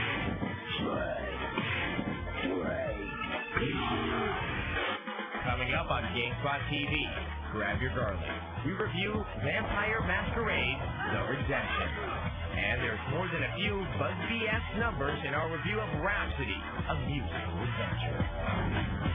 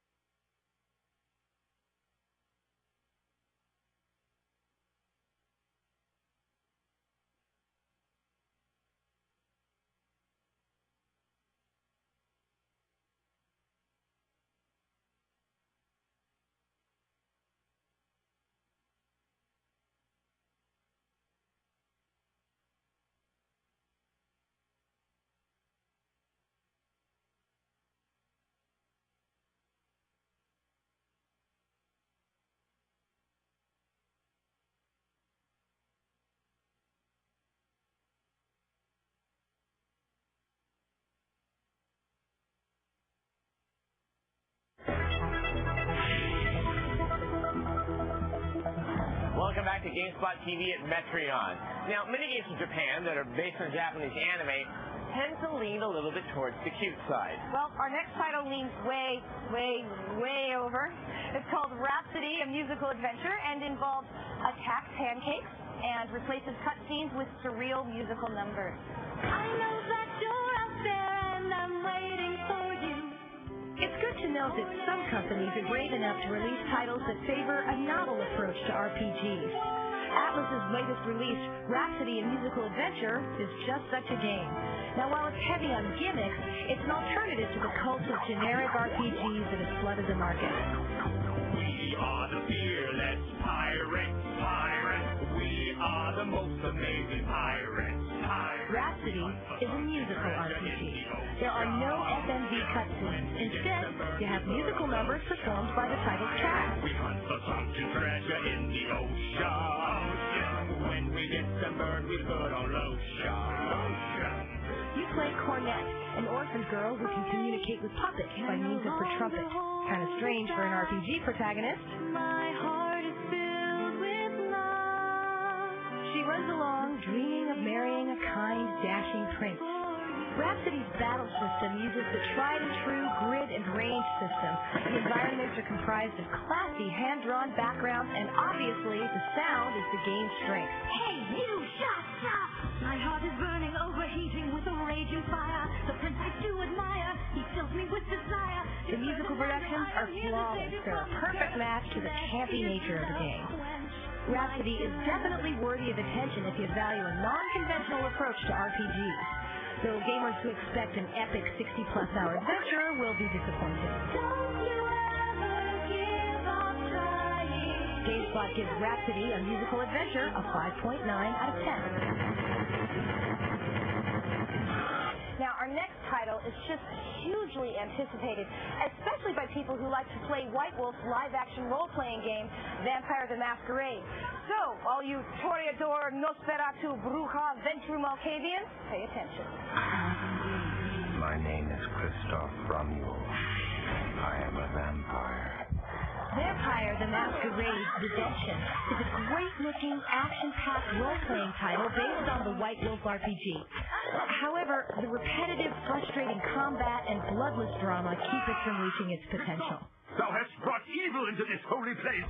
Vampire's gameplay features a third-person perspective with shooter-style free look. Freedom has its price, however, as dizzying views can bring about the dreaded death-by-camera angle. Up to 3 other characters will join your war party, or coterie, as you travel across medieval Europe and beyond. Impressive graphics are Vampire's strongest asset. Vampire's 3D environments are beautifully realistic, well-lit, and spooky. The characters in Vampire look equally good. They're stylized to move with an exaggerated gait, complete with flowing capes. Unfortunately, they look better than they sound, especially when it comes to Vampire's needlessly drawn-out cinematics. My soul fell when first I beheld thee, and now my heart is cut in twain. Vampire's saving grace should have been its mere constant action sequences, but unfortunately they're as pale and thin as the plot. Combat basically entails casting vampiric spells, or disciplines as they're called in the game, and clicking on your target until it dies. If you have other members in your party, they'll join the fray and attack with you, but sometimes they just get in the way, especially in tight spaces. The newly released patch makes definite improvements, but in fairness, the game should have been released in full working order. Though it's a well-rendered game that's even enjoyable at times, it just doesn't have all its pieces in place. Gamespot.com gives Vampire the Masquerade Redemption a 6.8 out of 10. It's interesting to note that Vampire the Masquerade Redemption is the first major title to be written entirely in Java. Now, as you saw at the beginning of the show, Deus Ex is a very ambitious title that blends various genres. And if it had you interested, here's more to look at. It's the review.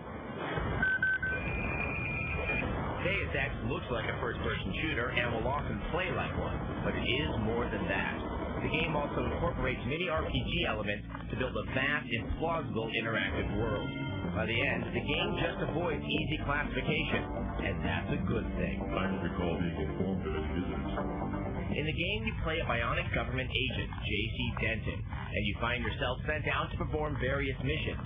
Without giving anything away, the story becomes very involved as twists and turns start materializing everywhere. At the beginning of the game, J.C. can use any weapon or item he finds, but he's not very good at much of that. Through completing various mission objectives, you earn skill points, which can be used to augment special abilities and combat skills. Through doing so, you begin to specialize in certain areas at the expense of others. The gameplay, though, is built around the variety of specialties available, as there are multiple ways to deal with any given situation in the game.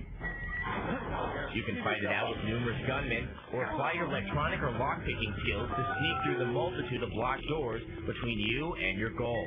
This open-ended design for the game is very ambitious, and what's better, is that it's quite successful. The game has a few issues. The combat is slower than your typical first-person shooter, which may be a problem for the action-oriented. Also, there's little variety in bypassing the electronic barriers that stand in your way. Most interesting is the visual aspect of the game. Once upon a time, the Unreal Engine was lauded for its visual quality, but with the exception of a few areas in Deus Ex, it's not terribly striking. But the game is primarily about boundless gameplay, and that's where it truly succeeds. It's remarkably long and becomes increasingly involving. On top of the enticement, we play the game to try out a differently tuned character. For anyone who's tired of the genre standards, Deus Ex is a very welcome achievement. Gamespot.com gives it an 8.2 out of 10. Coming up on Gamespot TV, the mitochondria are back and more disgusting than ever. We review Parasite Eve 2 for the PlayStation.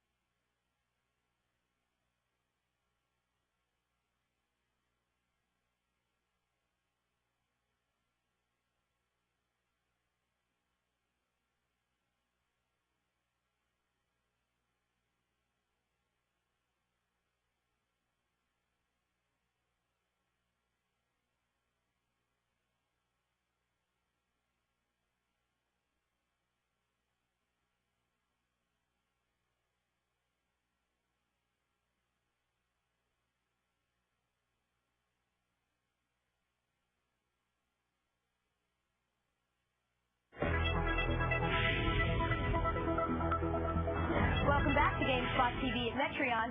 You know, a lot of you may remember Parasite Eve, which was sort of a horror RPG title from Square. Now, while the game sold very well, it had a few problems, especially in the sound department and also with its battle system. Well, now things have changed up for its sequel, inventively titled Parasite Eve 2.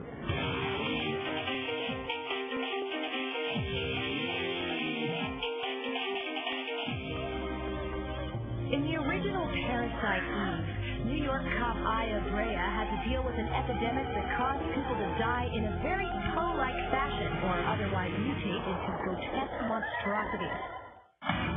The sequel takes place shortly thereafter and disowns most of the original's role-playing elements in favor of gameplay reminiscent of the Resident Evil series. The details in Parasite Eve 2 settings make the backgrounds look quite realistic. Ambient lighting, reflective surfaces, and other such elements contribute to the game's visual quality. The game uses a great mix of both artistic and claustrophobic camera angles that make it look good without making it difficult to navigate. While Parasite Eve 2's SoCal settings are readily recognizable, the monsters that Aya must fight aren't the usual fodder. The killer mutants are back, and their fleshy, elongated limbs and hollow eyes make them look both icky and dangerous. You'll have no problem opening fire the second you see them, and thanks to Parasite Eve 2's totally overhauled combat, you can shoot first and ask questions later. The game is already available in Japan, and you can expect the American version to lumber into stores sometime in September. Well, now that we've seen a Resident Evil type game from Square, let's take a look at a Resident Evil type game from the people who made Resident Evil. The intro to the upcoming title, Dino Crisis 2. Poor dinosaur.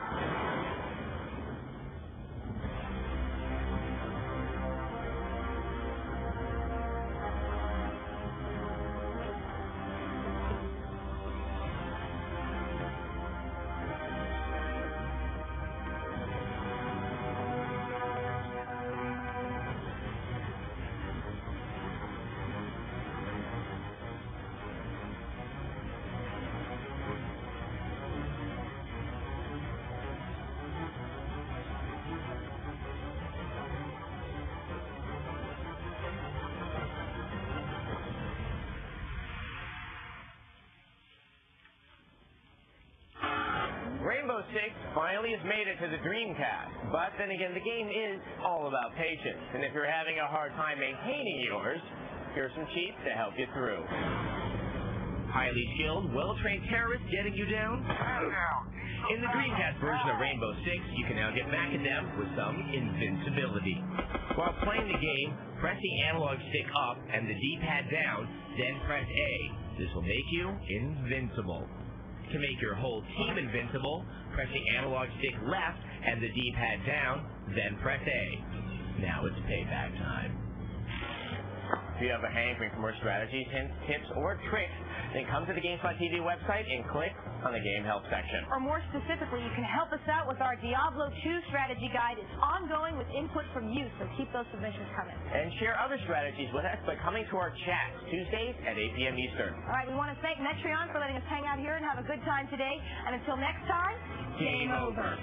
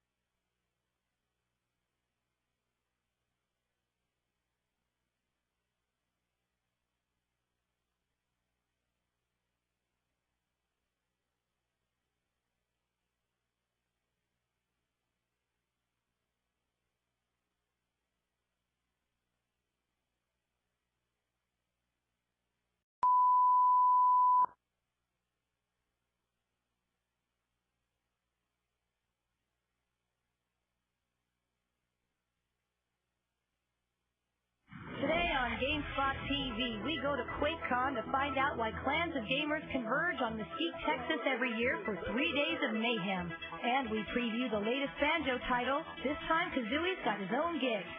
Plus, we send you to Quake School for a master in the Fragadelic arts. Stick around, it's game time.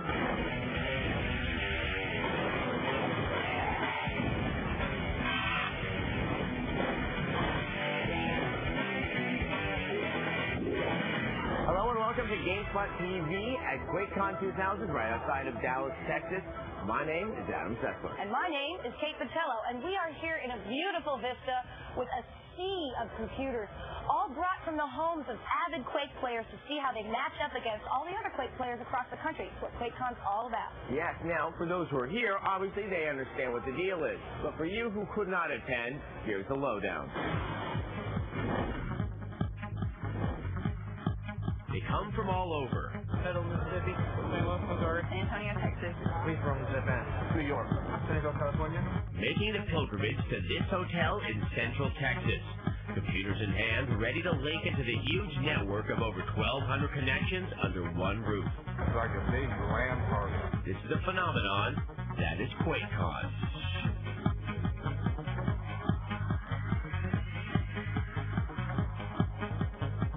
It's not just a game. There's a lot more than that to it. The Bring Your Own Computer Room, or BYOC, is designed to house all of the players in their machines, so they can practice and play Quake 3 with anyone in the room. There are 20,000 feet of cable, 100 workgroup switches, 24 servers, 48 virtual servers on each machine. The backbone is 32 gigabits per second. The average ping here is about 3 milliseconds. Like a small city with the electric we're using. Yeah, there's quite a bit here. You don't have to just shout at somebody who's over the modem or over the DSL connection. You can shout at the person right next to you when you're playing. You shot me because I was camping. I can't hear you. I just spoke to fun. I went out and see what happened. Part of the success of QuakeCon over the years has been people go and they have a good time and they tell their friends and they come back and they bring some friends or their friends want to come and check it out for themselves. And so it just sort of grows organically. All the time I play with the internet, so I get to see names but no faces. So now I get to actually meet the people I'm killing. Some came to play, some came to watch. I'm the support system. I'm just having fun looking at everything. And some came to distract. We found people playing other games as well, but mostly Quake. For the uninitiated, Quake 3 Arena is the hugely popular first-person shooter from id Software. The game focuses solely on multiplayer play with anyone in the world over the internet, or like at QuakeCon, over a local area network. This room doesn't close, period. If you're awake, you can drag your tired butt down here and kill and be killed with your closest, nearest, dearest 1,200 friends. Some players chose to never leave. The people dedicated to come and play Quake is just outstanding. Some players are just so dedicated they built their own machines for this event.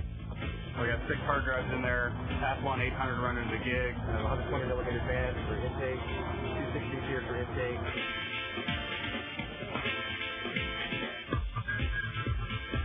Our room next to the BYOC houses sponsors that brought their games and products to showcase. Players can try out upcoming first-person shooters like Castle Wolfenstein and talk with game designers. Now, talk is cheap, and the real players are sorted out from the pack in the QuakeCon tournament. Players bring their own keyboard and mouse to hook up to one of the 41 gigahertz Dream machines networked for the tournament. We do have some pretty important people from the gaming industry and from id Software especially who do workshops with about 30 to 40 people, and you actually learn how to create the games that you play. This is an event organized by fans of the game. Every staff member here, from the executive director down to the ushers, is an unpaid volunteer. There's an enormous sense of pride, making an event like this happen, and they just love doing it. Things are impressive enough from a kind of visual and entertaining standpoint that they're pretty fun to watch. To just watch people run around, and hear the tension, and have hear the audience and the competitors talking about it. And I think there really is a future here. As soon as this is over, we're getting reservations for this hotel next year, sometime beginning of August. Right now, so we'll be ready for next year. High-speed game. Now, id Software isn't all about Quake. There's the upcoming return to Castle Wolfenstein and the recently announced new project, Doom 3. Now, seeing how we're at QuakeCon, surrounded by many an avid player of the game, we thought we'd take advantage of that and get ourselves some playing advice. Never stop moving. The only thing I can say is never stop moving. I just think the importance of rocket jumping as opposed to any other way of travel in the game. Play often and play as much as you can. Get a good stick file so you can feel like control of your aiming. Learn to straight. Type something is what it's all about. Use the mouse and keyboard. I have a friend who plays Quake only using the keyboard and refuses to use the mouse, and he can't compete with me. It's pretty bad, actually. It's pretty embarrassing. If you want to find out more about QuakeCon 2000, come to the Gamespot TV website inside ddtv.com. We'll have the name of the person who won the QuakeCon Championship of 2000.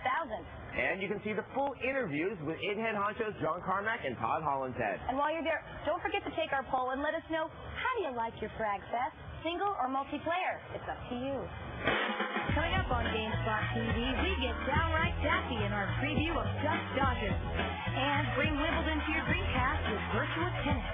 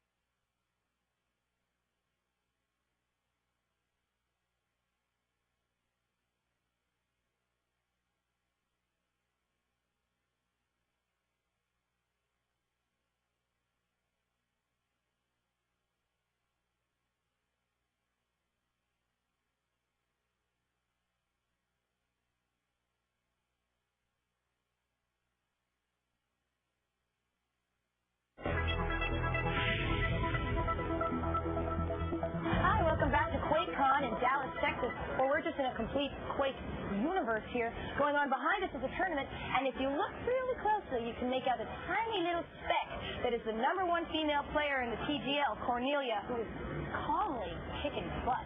Now, Quake is not the only game that people are playing. One game that people are playing is Virtua Tennis, which seems to be causing a strange condition in those who pick it up. It's apparently very, very addictive. Somewhat like the 21st century version of Pong. In the video game realm, tennis isn't as popular as baseball and basketball, so finding a good franchise-supported tennis title might prove difficult. Luckily for Dreamcast owners, the newly released Virtua Tennis is a phenomenal title. The game has an easy-control scheme, great graphics, and engrossing gameplay, ensuring that even non-tennis fans will be drawn to rituals of serve and volley. Virtua Tennis offers multiple modes of play. The arcade version is, well, arcade perfect. Pick a player and get ready for 5 stages worth of pro tennis bedlam. check out the exhibition mode, which best displays the game's multiplayer mode. If you want to go solo, the World Circuit mode will keep you busy. There are lots of challenges in store, including singles and doubles matches and training levels. The control couldn't be easier. One button swings and another lobs. And you also have considerable control over the ball on your returns. As character models go, Virtua Tennis has realistic design. Players like Jim Courier and Carlos Moya actually look like their real-life counterparts. The Guitar Rock soundtrack is poppy, and the sound effects are crisp, right down to the sound of the balls hitting the racket.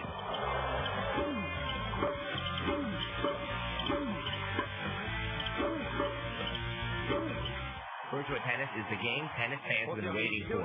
It's not a simulator, but what does that matter when the game is a blast?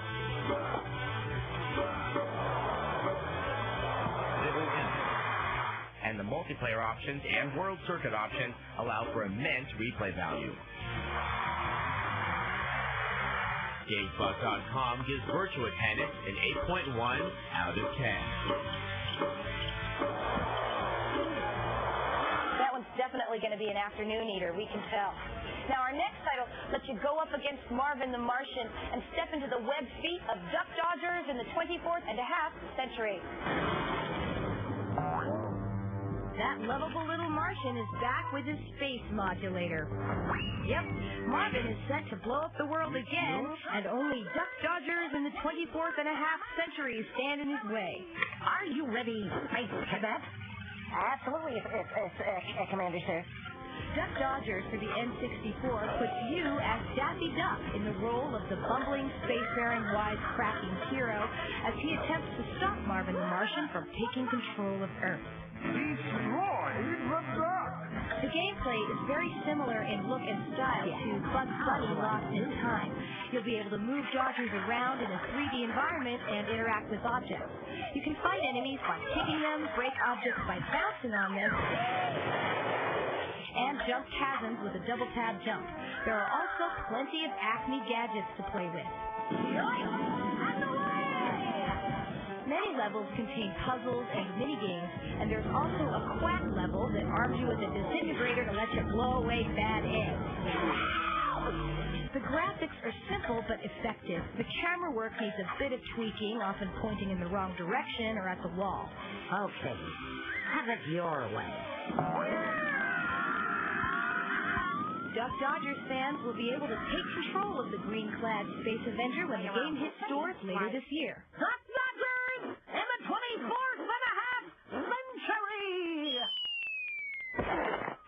As an avid viewer of classic animation, I can easily say that Duck Dodgers is one of my favorites. Now for something you don't get in most core classes at university, a Quake Dip. Learn how to use the rail pencil and memorize the map. The map, if you don't know them, then there's nothing to consider. Don't take it too seriously. Some people, they get really stressed out about it, but, you know, it's a game. Keep control is a good weapon. Yeah. Don't let them get it, because once they get it, you're out. Don't forget about the armor. That'll really save your life. Coming up on Gamespot TV, fans of Japanese anime will be happy to note that Vampire Hunter D is getting his game on. And that lovable duo is back, and this time Kazooie's been let out of the bag.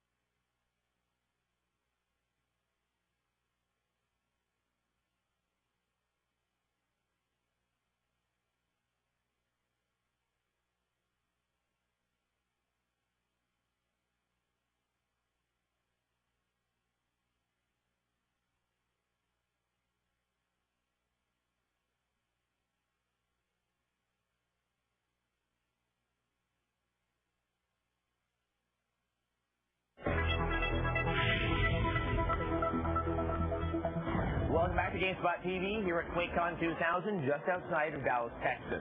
Now, we've seen quite a few vampire games on the show lately, but this next one is quite different from the rest. Yes, it's based on the Japanese anime series Vampire Hunter D and brings all new meaning to the phrase, talk to the hand. Released in conjunction with the movie of the same name, Vampire Hunter D is an action-adventure based on the novel series by Hideyuki Kikuchi. The main character is a half-human, half-vampire named D. In the game, D is hired to rescue a girl who's been kidnapped by a group of vampires. So the plot runs on a linear path. Vampire Hunter D has 3 endings depending on the criteria you meet during the game. Gameplay is typical survival horror. You'll be running around pre-rendered backgrounds, hacking and slashing your way past hordes of monsters.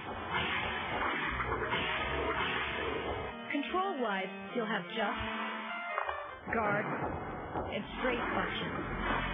The jump will be helpful for your airborne foes. How dare you hunt us for the humans? Shame on you! As we now see it, the animation that stands out are D's movements, especially when he's working with swords. While it may not live up to Resident Evil standards, Vampire Hunter D looks to be a release that will please die-hard fans of the genre or the novel. Be careful, D.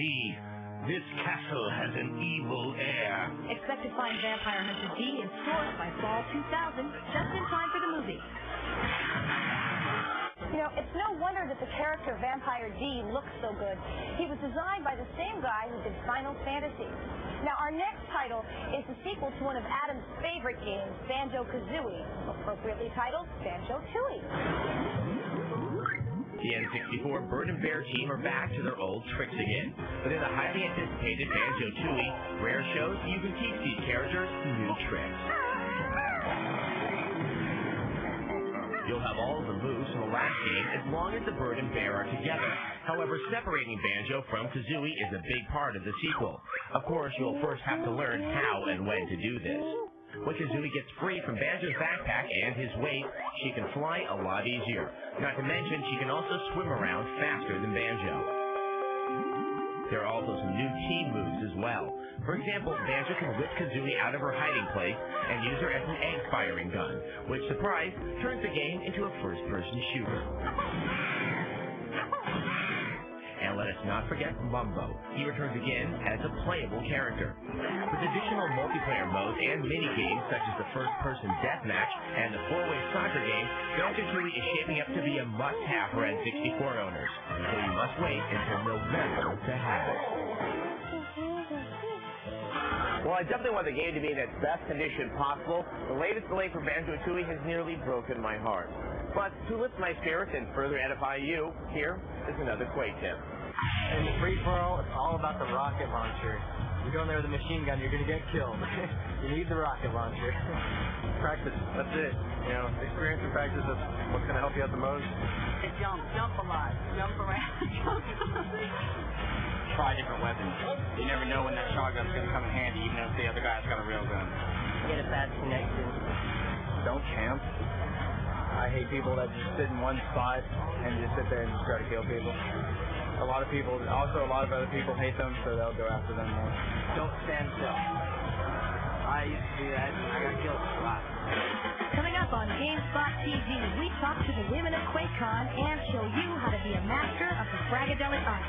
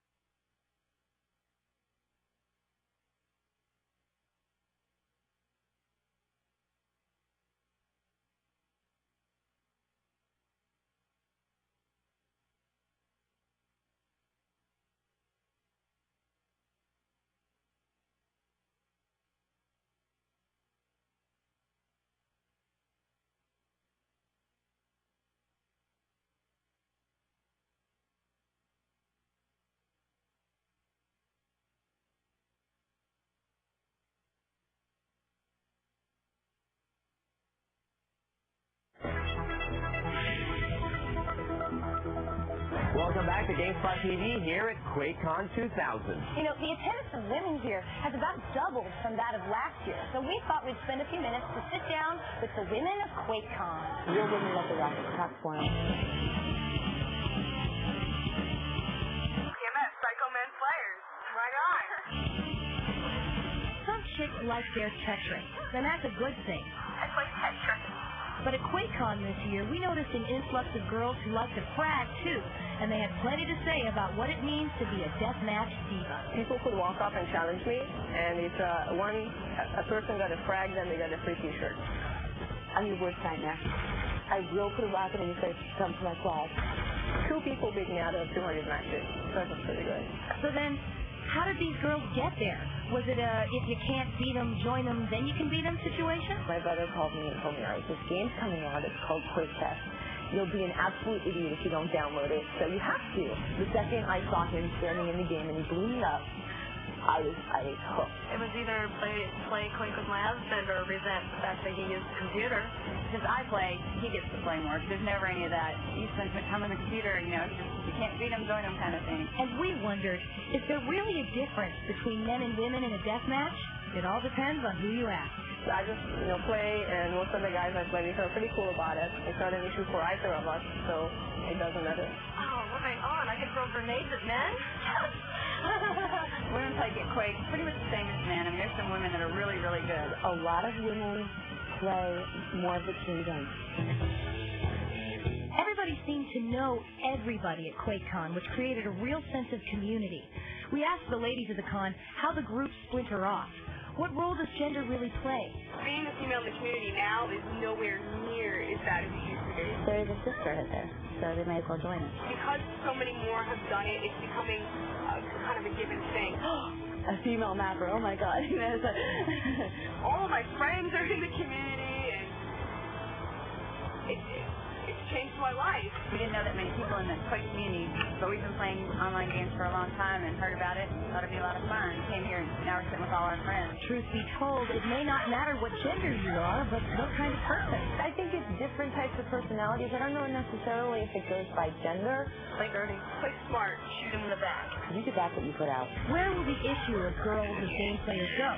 Will soccer moms turn into Quake moms? I know my kids better now because we play and their friends. I mean, it just expands on and on to even the family. When my baby was born, he wouldn't let me touch my joystick. It was either you give that to me or I'm going to scream.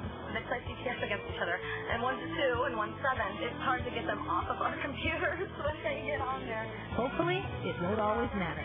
There is no question I'm a girl, and nobody cares. Yes, there are male gamers. Yes, there are female gamers. Guess what? We're all gamers. For more on the women of QuakeCon, come to the Gamespot TV website. And now, to become the master or mistress of the Fragadelic arts, watch this. So you spent the last couple of months improving at Quake 3 Arena, but feel you're getting into a rut. Does that one pesky player keep edging you out? Sounds like you need to go back to school for your MFA at the Masters of Fragadelic Arts. Chapter 1, Defense. Even though there are character models of all shapes and sizes, Quake 3 player models are bound by a box that is exactly the same for each. Therefore, choosing a skinny model will not decrease your chances of accruing damage. You can, however, reduce the hit area of your character by 75% by simply crouching. This technique can work in some instances, but reduces you to a painfully slow speed, making you an even easier target. The solution? Jump. Jumping and bounding adds another direction that your opponent has to aim, making you more difficult to hit. Speaking of jump moves, find a place you can continually bounce, then pepper your opponents below. This can be extremely effective with weapons such as the grenade or rocket launcher. If you've mastered the rocket jump, try doing it off a bounce pad and with quad damage. You'll be performing tricks you've never thought possible. Chapter 2, Motion. One key piece of advice is to move, move, move. If there's anyone within sight, do not stop. One place novice players often get fragged is the momentary stick after landing an accelerator jump. To alleviate this and deke out your foe, hit and hold the jump key while in the air. This will cause a quick power slide with no sticking. Also, stay away from walls.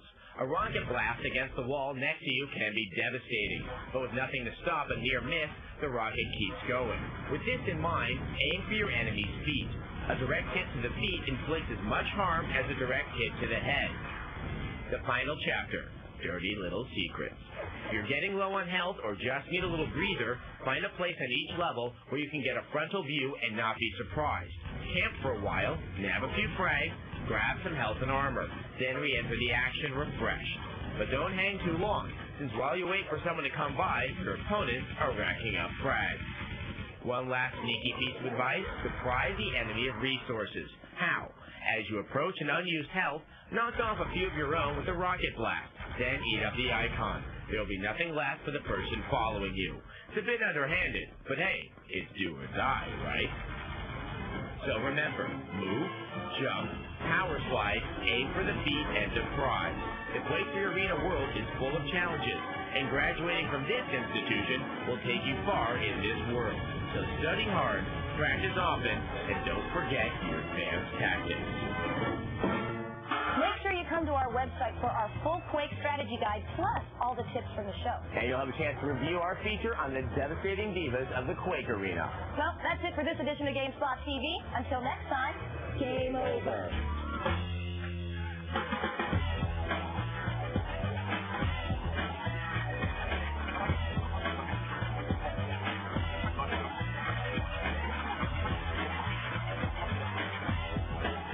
Just gotta kill people as fast as possible.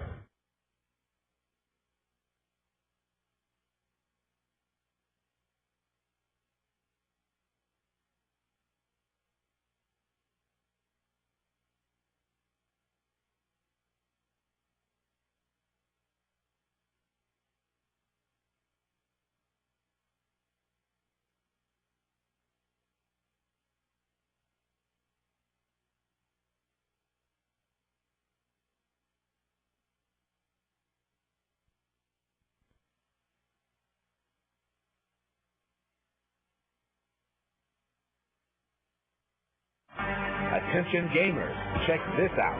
Today on Gamespot TV, we go to QuakeCon to find out why clans of game.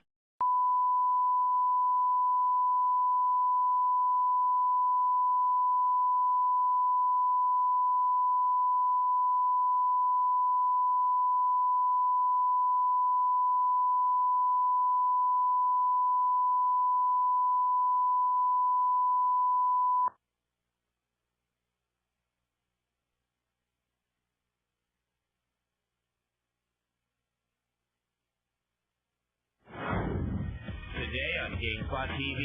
Ever wonder how a game gets made? We talk to the game developers and walk you through it. And we visit the circuit to find out that something wicked comes this way. Plus, we have a preview for Wannabe Ninja. Stick around. It's game time. Whoa!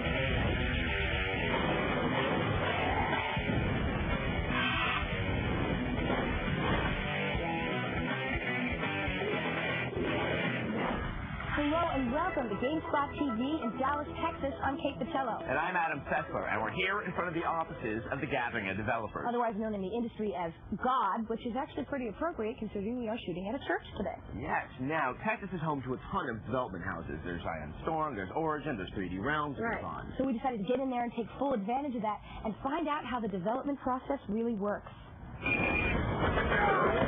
Here are the Ion Storm offices in Austin, Texas. This is where Deus Ex was produced. And given the size and scope of that title, this is a pretty good place to get the sense of what it takes to make a game. Producer is responsible for everything. And that's kind of true. You're responsible for the schedule, the budget, all of the resources. You're responsible for the quality of the game, the gameplay, the testing process, packaging, everything. You know, you've got a pre-production process, a production process, and a post-production process. In pre-production, that's where you kind of map out what the game is going to be. At that point, you can move into production and start fleshing out the team, hiring all the production engineers and the production designers and the production artists. That's the bulk of the project. That's the middle year or so, and then you get into a post-production process where you're dealing with audio, finalizing audio, testing, dealing with packaging issues, and then that wonderful day when it hits the shelves. You also need somebody kind of watching over what is our core gameplay across all the missions, and who's coordinating how many missions we have, and how far along are they, and when is an individual designer's taste in violation with the core principles for the game. So that's a lot of times that's what lead designer ends up doing. Basically, the role of designer on a project today is really dictated by what kind of game you're making. We were making a first-person perspective role-playing game, so the designers did basically a huge percentage of the content. We built the world. We're world builders. The purpose of audio is to immerse the player in the experience. Now, these days, games are becoming more and more like simulations. Of course, a bit more realism. You've got more, 3D. You've got, a lot more immersiveness. You've got a lot more realism in the games. And so, what people are expecting is, make you feel as though you're part of the world. We have these 10 states for every basic type of character in the game, and somebody has to sit there and write different things that each character would say in those situations. So you need to phrase something that's generic enough that fits in all situations, but at the same time it makes the player feel like the character is responding specifically to what he's doing. QA is the process of testing and ensuring that the quality of a product is as high as possible before it goes to market. From the moment that we get the product, we're looking for issues. We're looking with a critical eye for it. This is working. This doesn't make sense. This is broken.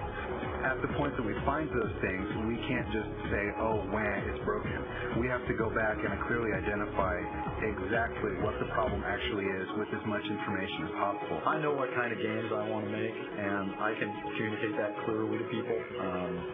And you surround yourself with people who want to make that kind of game. Now that we've talked to a studio that works on a single-player game, we thought it appropriate to see what it takes to work on a multiplayer game, especially a massive multiplayer game. So we crossed town to go to Origin, who gave us Ultima Online, and are currently working on their follow-up, aptly titled Origin. I'm the person who is sort of the judge and jury, the decision maker for the project on what features are going in, what features are going out, and setting the priorities for the game and sort of keeping the vision. When we start a game, we do a long design process. We take that and we start actually writing code, working with the designers to get what they want to happen. Then we actually test the game, and then we actually finally, one blessed day, manage to ship and actually get it out the door. I guide all of this team of artists in terms of schedules and timelines and cohesiveness and look and feel. Everybody on this team is an artist. They have their own portfolio. They are photographers or filmmakers or sketch artists, painters. That's the most important thing, because training people is something that's not beyond our means, but teaching people art is something that really, you need the eye. In a game like this, it's really not like there is no end, there is no winning. You participate in this virtual space. Really, when we talk about it, a lot of the times we talk about not creating a game per se, but creating this world, a virtual world for people to inhabit. And all the systems that we put in place are tools for them to participate in this world rather than play a game. If you want to find out more about games and how they're developed, come to the Gamespot TV website. There you'll find our entire feature and streaming video, plus extra interviews with game developers. Coming up on Gamespot TV, after over a decade of silence, Strider's back with a vengeance.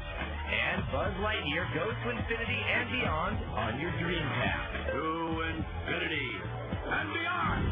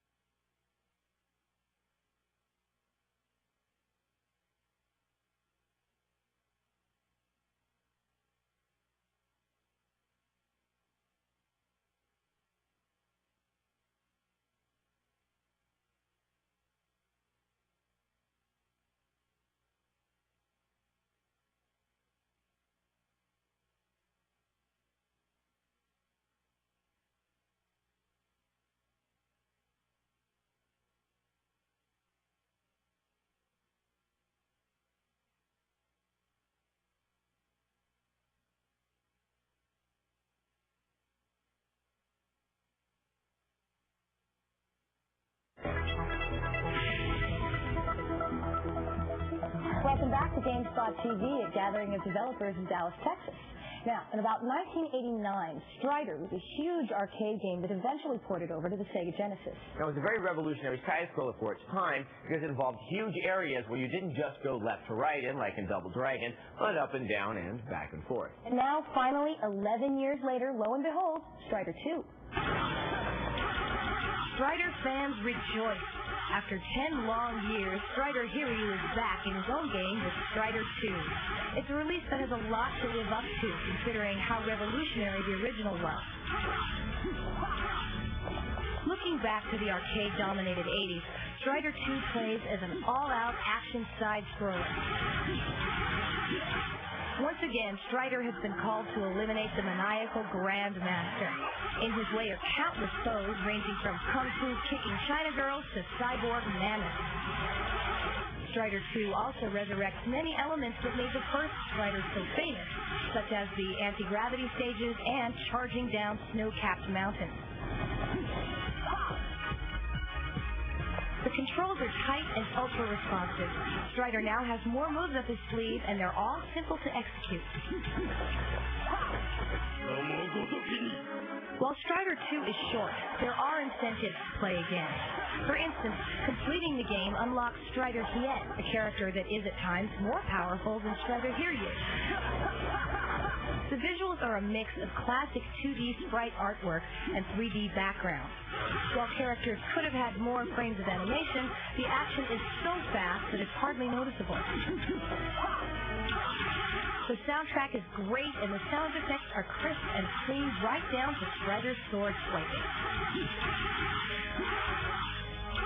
You also get the first game as a bonus disc.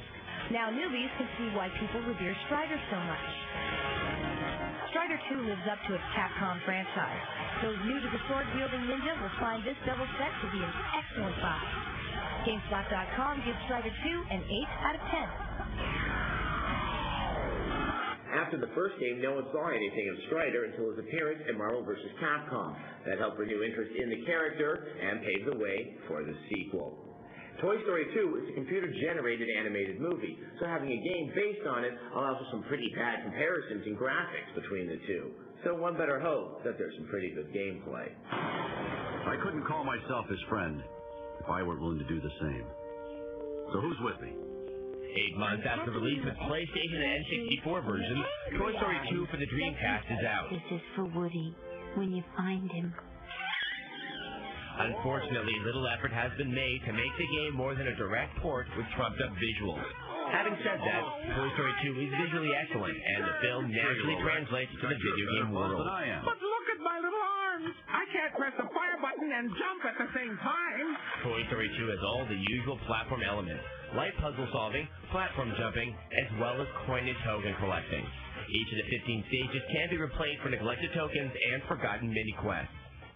While the game can be played with both the analog stick and digital keys, the analog borders on oversensitive, often making it impossible to move Buzz in a straight line. The control scheme works well with jumps, spin attacks, and first-person perspective functions. Buzz Lightyear to Star Command. Come in, Star Command. Gameplay provides a decent variety of platform conventions to buzz through. As for the camera, it's a bit temperamental, though not too bad. Overall, Activision has done a decent, if uninspired, job of porting the game to yet another platform. In truth, there isn't much aside from visuals that sets the Dreamcast version apart from the game's previous incarnations. Fans of the Toy Box crew will have no trouble getting down with their in-game counterparts. Gamespot.com gives Toy Story 2 a 5.9 out of 10. To infinity and beyond! Coming up on Gamespot TV, those bad boys of glam are back and ready to rock your PC all night. Or are they? And move over, Wipeout. We review NJ.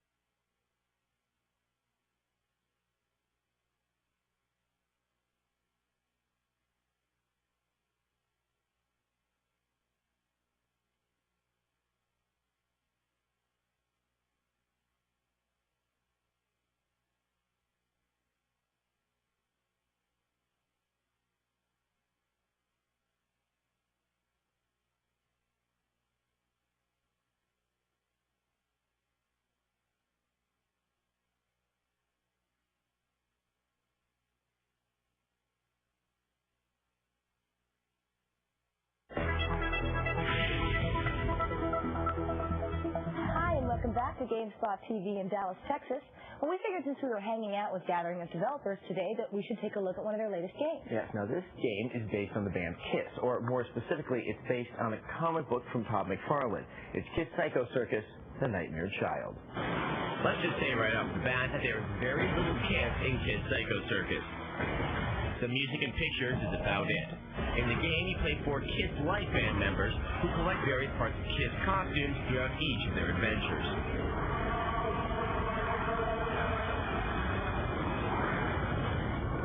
The game is a pure shooter, and Psycho Circus gives you a lot to shoot at, throwing up to 20 monsters at a time.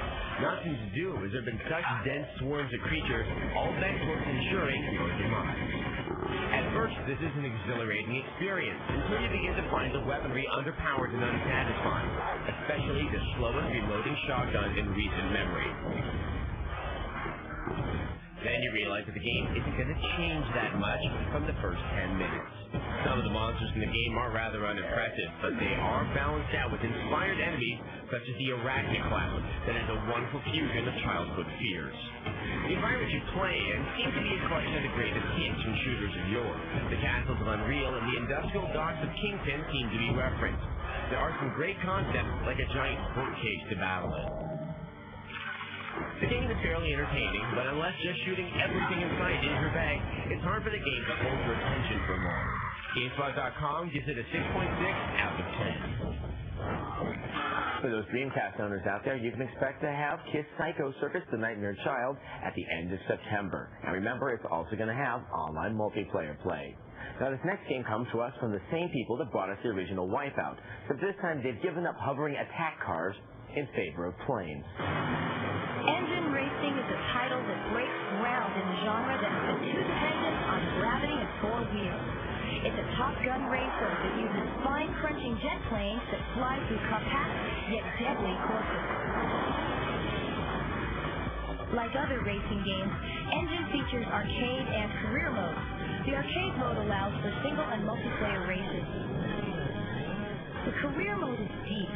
You earn money to buy and tweak your planes. You fly to earn permits and compete in tournaments and club races. The races are divided into 4 classes, each comprising of their own unique vehicle performance variables. You'll have up to 38 planes to choose from and 14 tracks to race in. The racing engine is solid, to say the least. You can choose the simple arcade configuration or the more complicated pro setting, which takes into account roll, pitch, and yaw. The game's major drawback is the cumbersome button configuration. A great deal of manual flexibility is needed to manage your throttle, afterburners, and weapons at the same time. Graphically, the environments are low resolution and there's a great deal of pop-up. The techno soundtrack is also generic. And the sound effects are muffled. But because the game's mechanics work great, these drawbacks are hardly noticeable. Engine racing is an innovative venture into a genre that demands reinterpretation. Gamespot.com gives Engine Racing a 7.9 out of 10. So that one looks pretty much like a cross between a high-end racer and a flight sim on caffeine. Now let's go on to our next title, which is the follow-up to the extremely successful Tenchu 2. And remember, when you're a ninja, stealth is key. Please, don't! I'll stop when you die! The original Tenchu was one of 1998's blockbuster titles for the PlayStation. Now the second installment of Activision's Ninja series comes in the form of a prequel, Tenchu 2, Birth of the Stealth Assassins. In the game, you play younger versions of the first game's heroes, Rikimaru and Ayame. In Tenchu 2, a rival ninja clan is conspired to eliminate the local lords, so that they may rule the land themselves. Rikimaru and Ayame are drawn into the conflict along with their friend and newcomer, Tatsumaru. The FMV scenes tell the story in a compelling and multi-layered fashion. And by the way, you won't see the full picture until you play through all 3 characters. All the stealth elements from the original game are in Tenchu 2, plus a slew of new moves. You now have underwater abilities like swimming and breathing. You can even search for fallen foes for items and drag their bodies to avoid discovery. Tenchu 2 is huge. There are a total of 29 distinct missions spread amongst the 3 characters. And you have a mission editor that offers 15 additional missions. Enough! Graphically, you get a mixed bag. Visual touches such as rain effects and motion blurs are good, though you'll also be dealing with occasional slowdown and pop-up. The audio, on the other hand, is near perfect. The score, voice work, and sound effects are all exceptional. As a follow-up to Tenchu Stealth Assassins, Tenchu 2 is a worthy installment. Test my strength, Master. I am ready to be a ninja. Gamespot.com gives Tenchu 2, Birds of the Stealth Assassins, an 8.3 out of 10. A ninja. Whoa! Coming up on Gamespot TV. Ever wanted to get a job playing games all day? We'll tell you how. And we have some codes to help make you make your goals.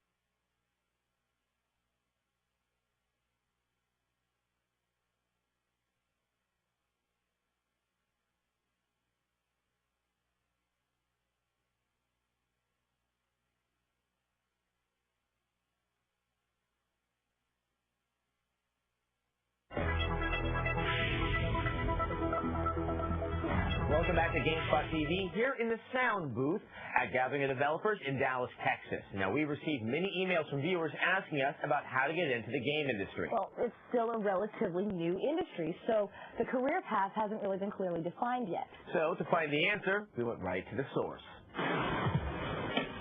To Get a degree, get a degree, get a degree, get a degree. I can't stress that enough. Good liberal arts education will do wonders. You know, the ability to express yourself clearly in writing and in speech. Some art classes. I mean, having a keen sense of aesthetics is really good. No matter what direction you're going to go in, you're going to want to take computer science classes, period. Even if you want to be an artist, you should take computer science classes. Maybe not as many as a programmer, but you should definitely take computer science classes because you want to understand how the things work, because that affects everything you do. I have a few courses in programming, and I got to say that it's helped a lot. The industry as well is really solidifying right now. It's much more important to write good code than ever in the past, so it's very important you go learn the basics. You know, you'll really want to know how to write some code. I would be so much better at my job if I were a coder. If you really want to get in the games industry, you go write a game on your own, and then you go show this to people. It's a good way to impress people. For Ion Storm, I specifically wrote a script using the characters in their game and gave it to them as a sample. Having a book of maps that you can show off or other design stuff that you can show off that shows that you understand aesthetics as well as game balance and fun. Sign on with a game company as a tester or something, and as a tester you work with everybody at the company, from marketing down to the programmers. You want to be in the quality assurance department because they always need people who love games. It's a great way to interact with developers and show them what your design sense is like. It's the best way to get into the business I can think of. So what we look for in QA people is attention to detail, being able to identify what they like or don't like about something. It is really easy to say, this sucks. It is significantly more constructive to say, this sucks, this is why, and this is what you can think about doing to make it better. Play lots of games. But of course you have to balance that with your schoolwork. But definitely play lots of games. The more knowledge you have about games, the better informed you are, especially when you go into the interview process, because every interview I ever do, I always ask about games. While it is an extreme example, a good instance of a few people getting together to create a game to gain entry into the games industry is Crow Team, a group of 3 Croatians who created the game Serious Sam, a title that has a test demo that has created one of the biggest buzzes in the industry. Now, Kudelka is a game that came out back in the spring. Didn't rate very well, but it has a pretty cool intro.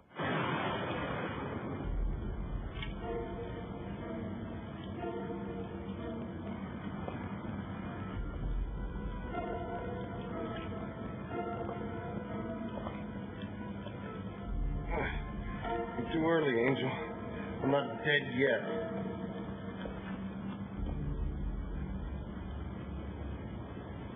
Not yet, but it looks like you're going to die soon.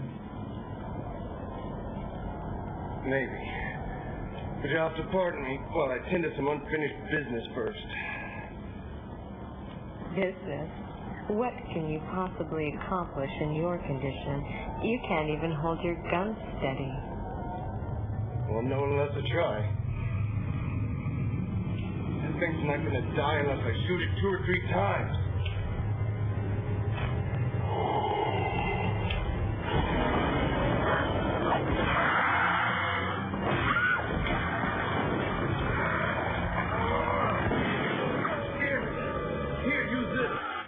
We've already shown you one soccer cheat for Virtua Striker, which lets you play with pandas. Now here's one for Pro Striker 2000. Remember what your Little League coach said. Be the ball. It's tough enough to master ball control in Dreamcast Striker Pro 2000. A good pass wide.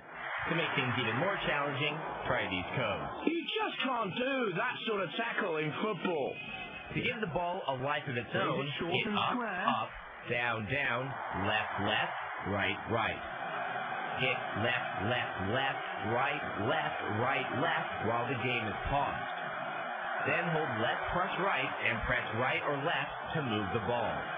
To unlock all teams and modes, press up, up, right, right, Y at the main menu. Tremendous save by the keeper! You really have to admire his cat-like agility to save that shot.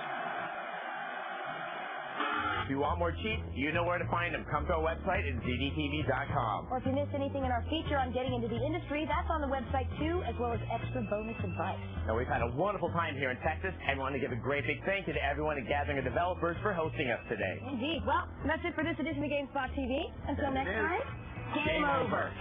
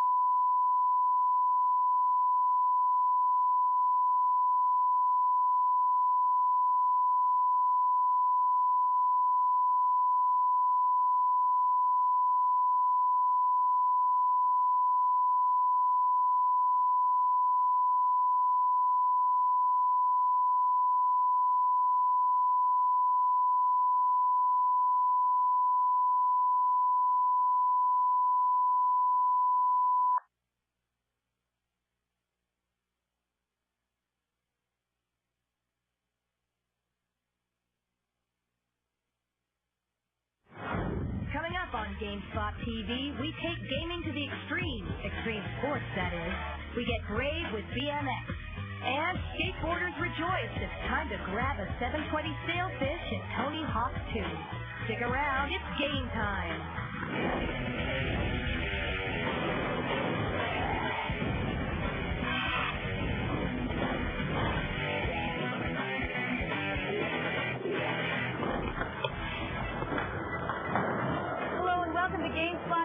And I'm Adam Setzler, and we're here at the Van Skate Park in Milpitas, California. Well, skateboarding's been around for a really long time, but now it's considered an extreme sport with some great video games based on it. And other extreme sports have their video games as well, which allows you to participate in them all without getting your face broken. But is it better than the real thing?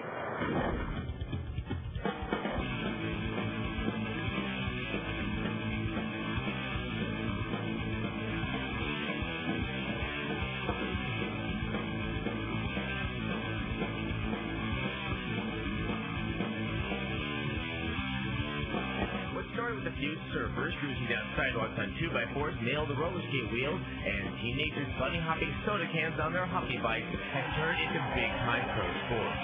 Extreme games bring in huge crowds. Extreme sports focus on the individual. They award for creativity and innovation and force you to push your body to the limit. Now that extreme sports are in the mainstream, extreme athletes aren't only sponsored by major equipment and clothing manufacturers. They've got their own video games, too. Extreme games become as popular on consoles as football and basketball. I might be biased, but I think they're so much more visually stimulating than other sports.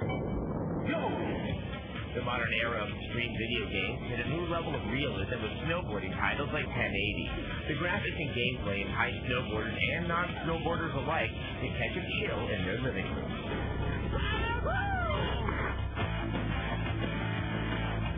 Gamers chasing an earlier extreme sport experience kicked up dirt and grabbed air with various motocross titles.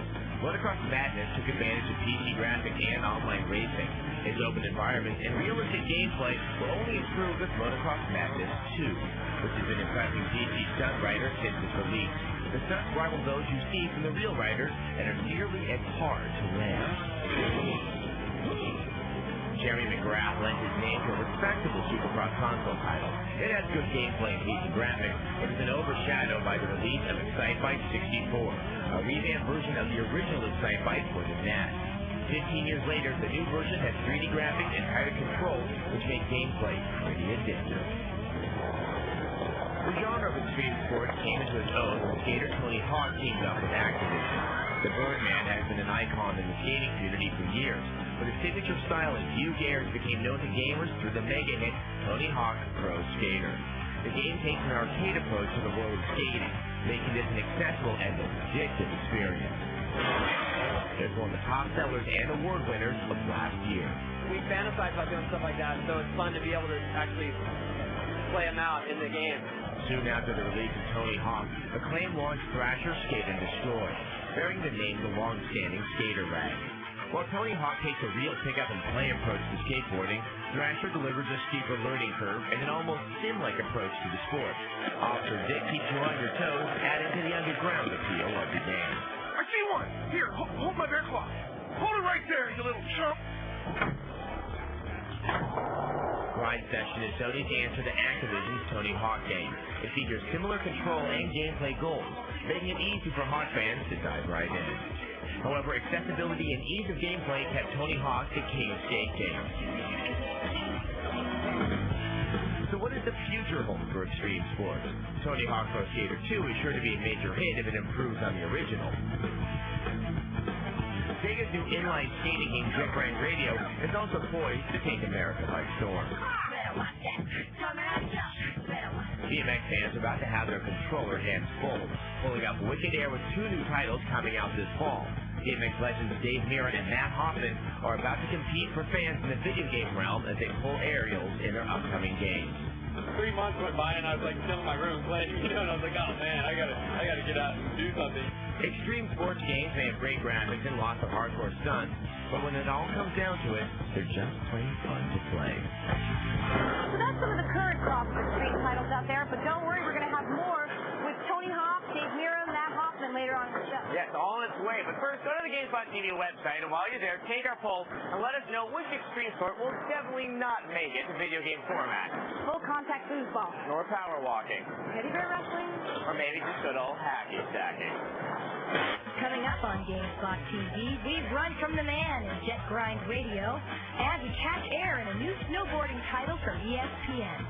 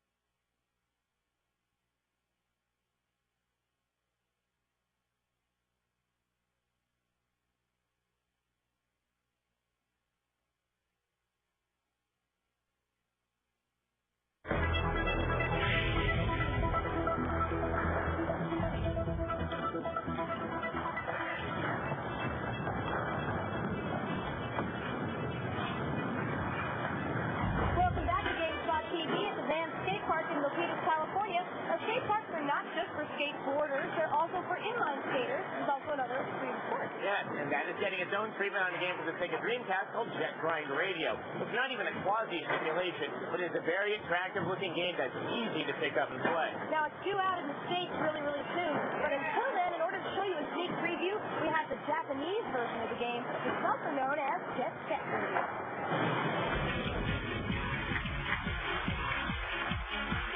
There are many things that will make Jet Grind Radio unique, but the most obvious is the graphics. The environments and characters aren't made up of that many polygons, but those are polygons that you're looking at. This makes the animation very smooth, and the cell shading, which are the black outlines around the polys, gives the game a hand-drawn look. It's very impressive. The game itself involves you inline skating around the near-future city of Tokyo-to, and tagging it up as part of your gang, the GGs. You'll meet resistance to your urban ambitions in the form of rival taggers and the police. The police come in many forms, but are led by Officer Onimisha, brandishing a pistol and a laboratory shadow. With a time limit and a life bar, you must maintain a large enough supply of spray paint cans to tag all the designated areas. The controls are sublimely simple and are subjected to increasingly difficult executions as the game progresses. The tricks are accomplished merely by getting enough air. The game seems consistent with the Dreamcast's steady supply of inventive games designed to have something for everybody. While this is the Japanese version, the American one will be little changed. Look for Jet Grind Radio later in the fall. Now, the music for Jet Set Radio has been widely praised, and it will be there for Jet Grind Radio. In addition to two songs, one from Jurassic 5 and one from Rob Zombie, both for a brand new city just for Jet Grind Radio. Now, a lot of skaters like to snowboard, so it's with them in mind that we're looking at a new snowboarding game from Konami. Getting sick air doesn't sound like a very appealing proposition unless you happen to be snowboarding, in which case sick means healthy and air means how well you're defying gravity. In ESPN's X Games Snowboarder, Konami brings the concept of sick air to your PlayStation 2, so you'll never have to acquire equipment, freeze your toes, or fall on your butt. You can do it all from the warmth of your comfy couch. The game's scoring system is based on that used for the X Games. Points are awarded for the creativity of your trip, execution, and landing, so if you crash into a snowbank, you still get points for how nicely you flew before your unfortunate demise. Graphically, the game stands out as one to see. Loose flapping clothes, real-time snow trails, and victory animations make the visuals optically pleasing. The opportunity of playing in the Pro Boarder and the Pro Boarder's usual gear will make the title more dynamic, though Konami has yet to announce which players will be gracing the game. If you can or choose not to get out to the trails this winter, ESPN X Games Snowboarder will be out in November for those looking to be experienced. Coming up on Gamespot TV, we take you beyond the bikes with a preview of the upcoming Dave Mirra and Matt Hoffman BMX titles, and we hit the streets and subway with Grind Sessions' John Cartier. I'm Tony Hawk, and you're watching Gamespot TV. You're not Tony Hawk, but I will be someday. This is great.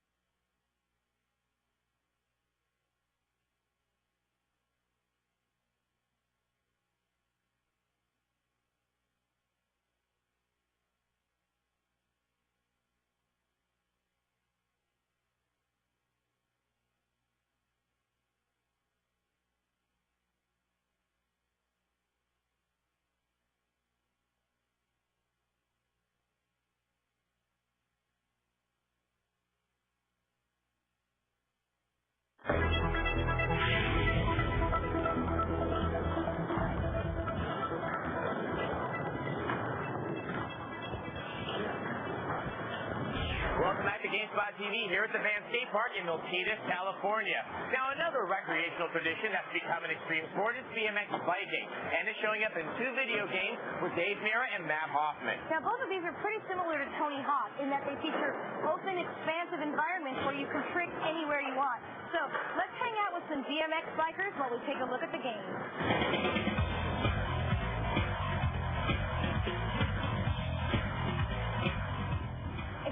Sports fans have been pretty much chomping at the bit for a good BMX title since before Dave Mirra took off his playing wheel. Now, the success of titles like Motocross Madness and Tony Hawk's Pro Skater have clued publishers into the fact that others are clamoring for extreme titles as well. Now, regardless of how well these games actually sell, they're a total blast to play. BMX god Dave Mirra has a new game under development, and we got a sneak peek from the producer. Let's take a look.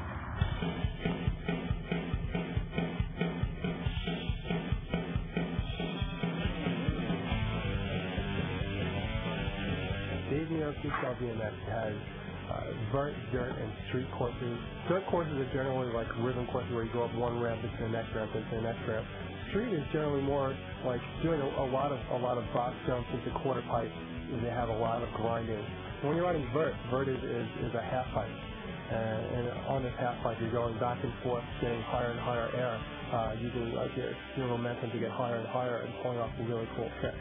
We have over 1,300 tricks in the game. That's not 1,300 strings of tricks, it's 1,300 separate tricks. No game has ever done even close to that. No game has actually ever done it where you can literally create new tricks on the fly.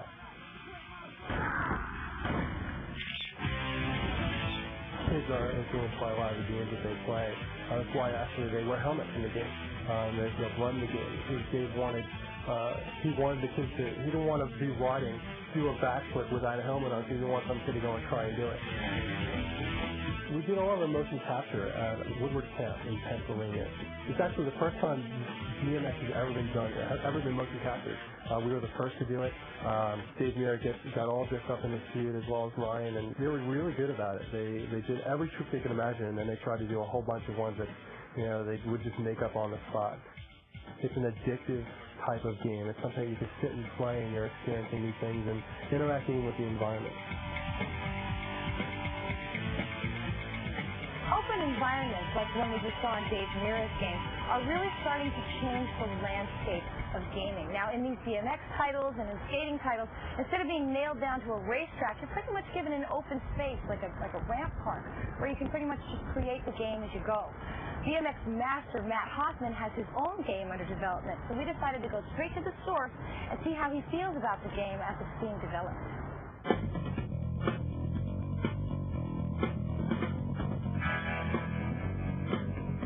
My involvement is just basically just making sure that it's all the tricks are right, and putting all the tricks in there, just making sure that the authenticity and accuracy is perfect. You can do tricks that you could never do in real life on the video game, just because you can combine them and whatever you can think up, you can actually implement into your character that you're playing. Now I'm starting to get a little irritated because my character can do more stuff than I can actually do, so I'm like, getting all frustrated trying to go out and learn on my bike for real, It's funny because I'll be playing in my office, I'll be playing the game, and in the back is and I'll be playing it in the simulated course that is my my park, because they've actually recreated my park in the back in the video game. So I'll be like, go back in the park and try the same trick on the same ramp, for real. It's pretty funny.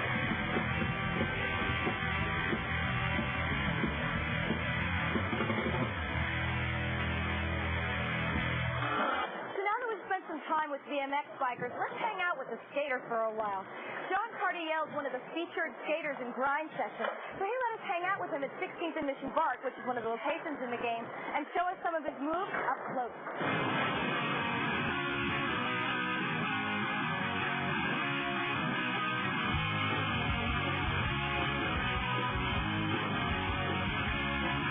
I love playing video games. Fans had asked me if I wanted to be in the game or wanted to be a part of the video game. I said, look me up. I just told them what tricks, are good and what the names of tricks are, and just kind of told them the way things work and the way you approach the obstacles, and just try to give them a more realistic view of how it should be done. My friend comes over to the house every once in a while, like at night, and we just like play till like 2 in the morning. There's some crazy tricks like Christ backflip. Like I can't do Christ backflip. Or judo air is like if you just like doing like the backside air, and you kick out one foot, it's called a judo air because it's like you kick and you do the judo kick. Now it's kind of like you don't wear pads, everybody just kind of loose, and they're just cruising around, they're like skateboarding in the streets and finding stuff to do. People are going to a lot more crazier moves and stuff. The same tricks that you do in the street, you want to be able to like do it on the game and have it like really react the same, like so it's a real interpretation of what it would be like skateboarding. I like playing Day One a lot. Day One can do like a lot of street maneuvers and it looks really cool. Like I just like the way Day One skates because it's like contrast to like what I do. Like I like to skate a lot of ramps. He likes skating a lot of street things, and like I have a lot of admiration for his ability.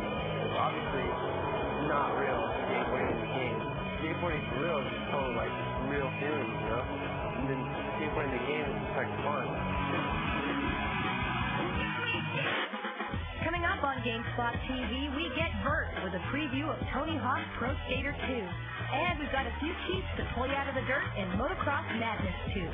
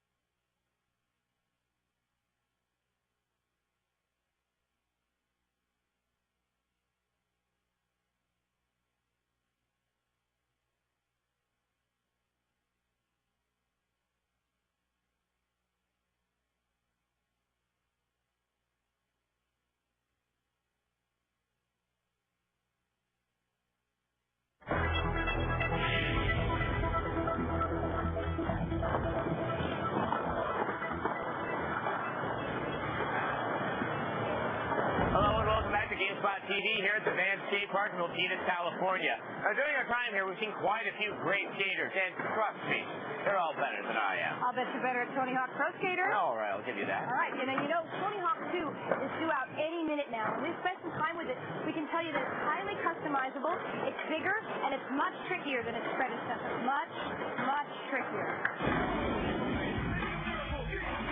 Never fear, Tony Hawk fans. The sequel, Tony Hawk 2, looks to be a smash.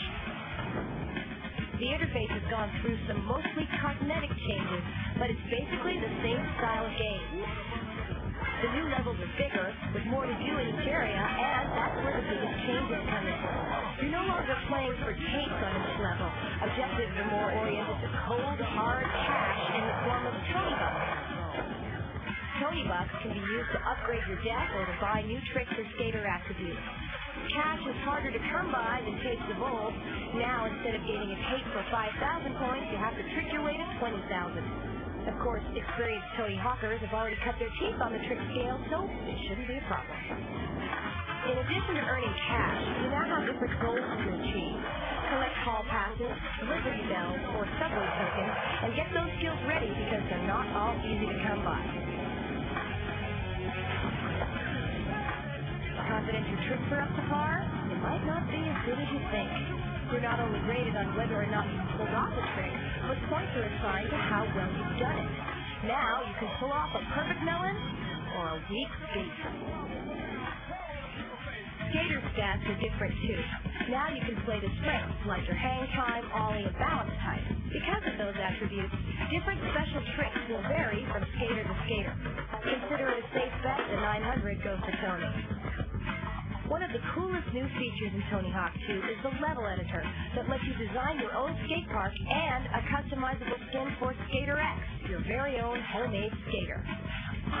Had enough skating yet? What's it?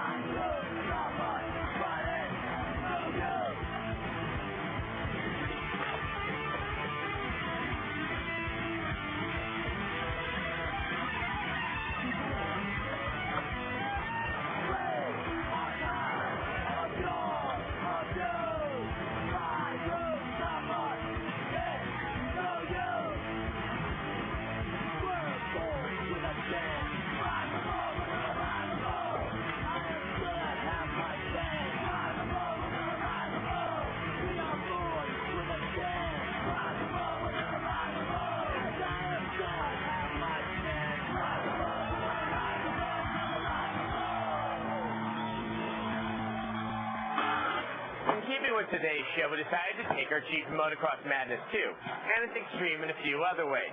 Just check your head. Need a little hand in getting ahead of the pack in Motocross Madness 2? Try these two tricks. When you jump, press the print screen key several times. When you land, you'll end up with extra points. If you find yourself bailing from your jump, press the tab key and you get right back up.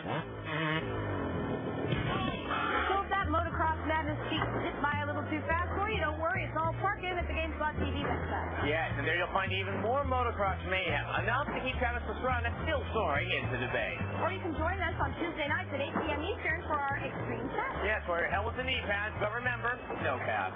Well, that's it for this edition of Gamespot TV. Until next time, game over.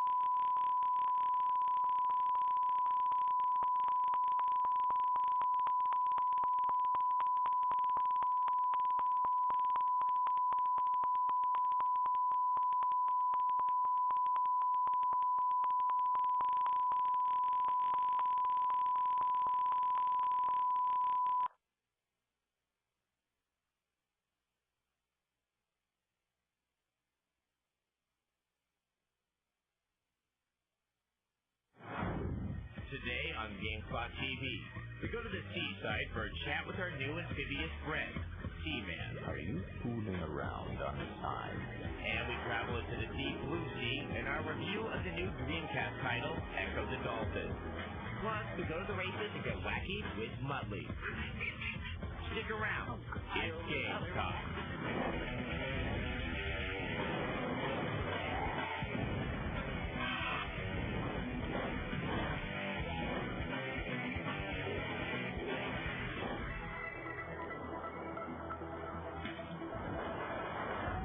Welcome to Gamespot TV. I'm Adam Sessler. I'm Kate Patello. And we're here at the Santa Cruz Beach Boardwalk enjoying the dog days of summer. And we thought it would be appropriate, since we are by the sea, to go under the sea and spend a little time up close and personal with our new virtual pet, Seaman.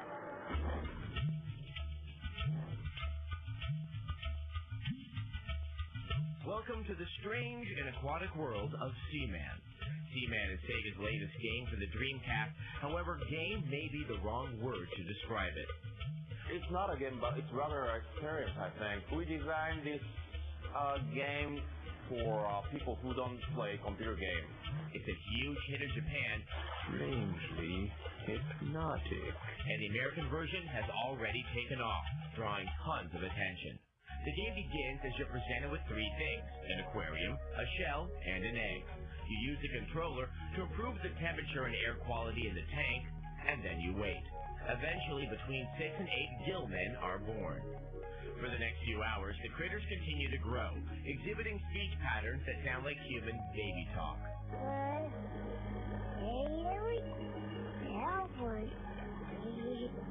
Once they start uttering familiar syllables, you use the A button to activate the included microphone and talk to them.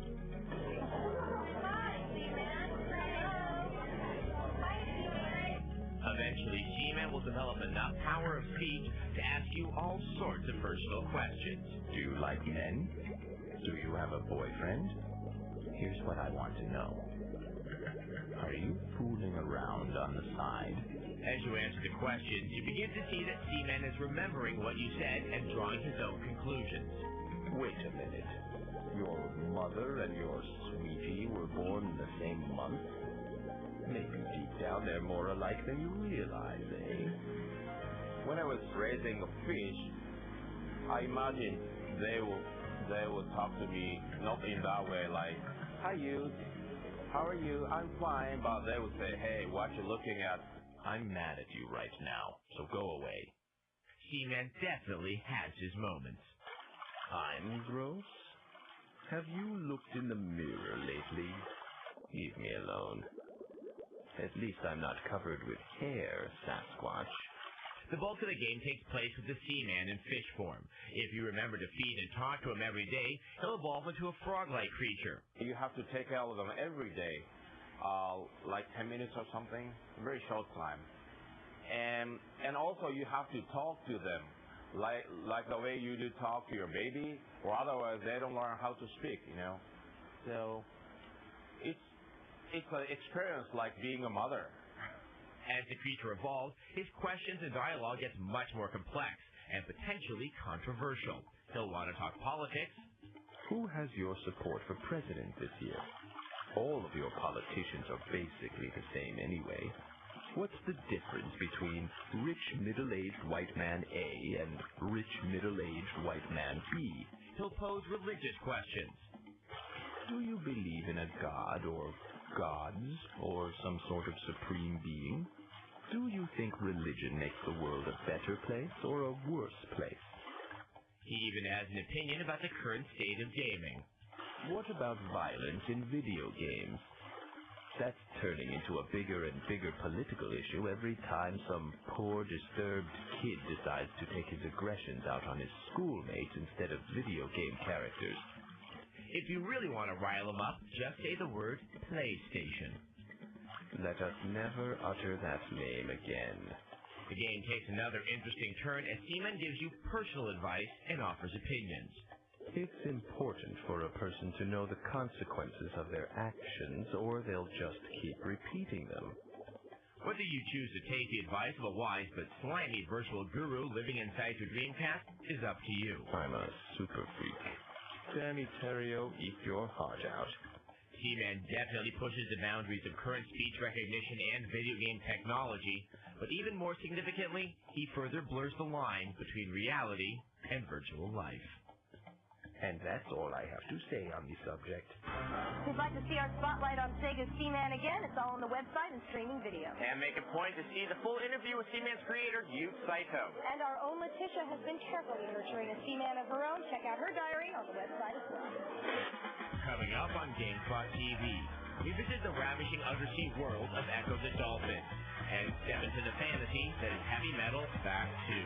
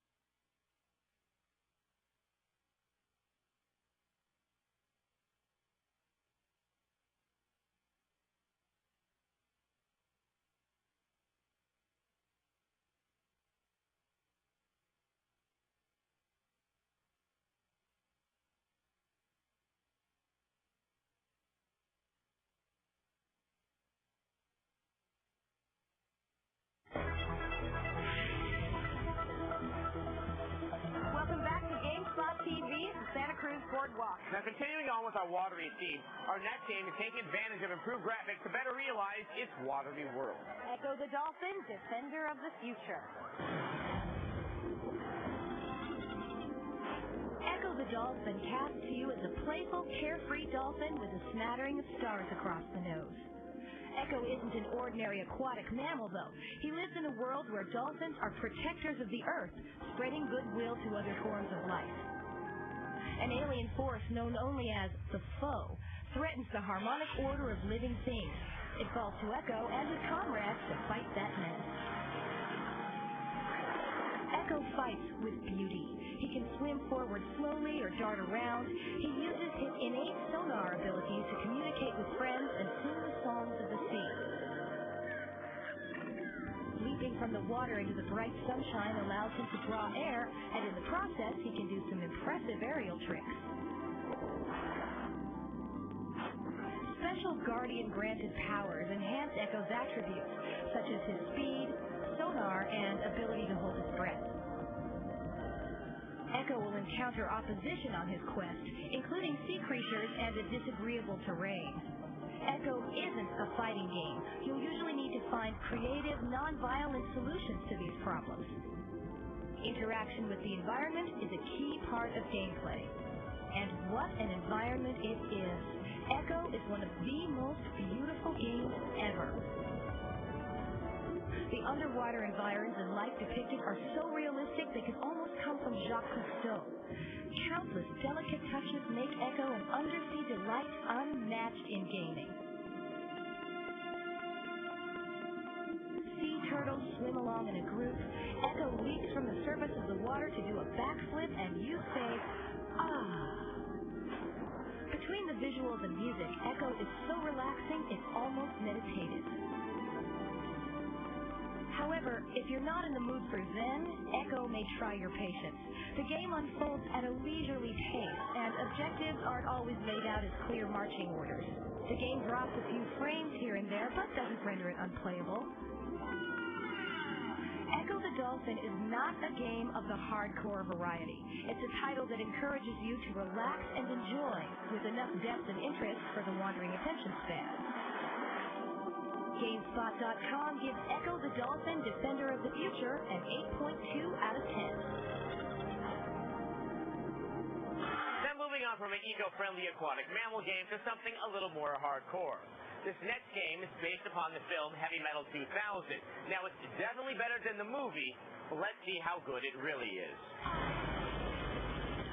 When playing Heavy Metal Fact 2, it becomes immediately clear that the game looks stunning. The developers used the Quake 3 engine and have used it to render some fabulous outdoor areas and creatures. The rest of the game is more uneven. Taking place 30 years after the film, you play Julie, who is now living on the planet Eden.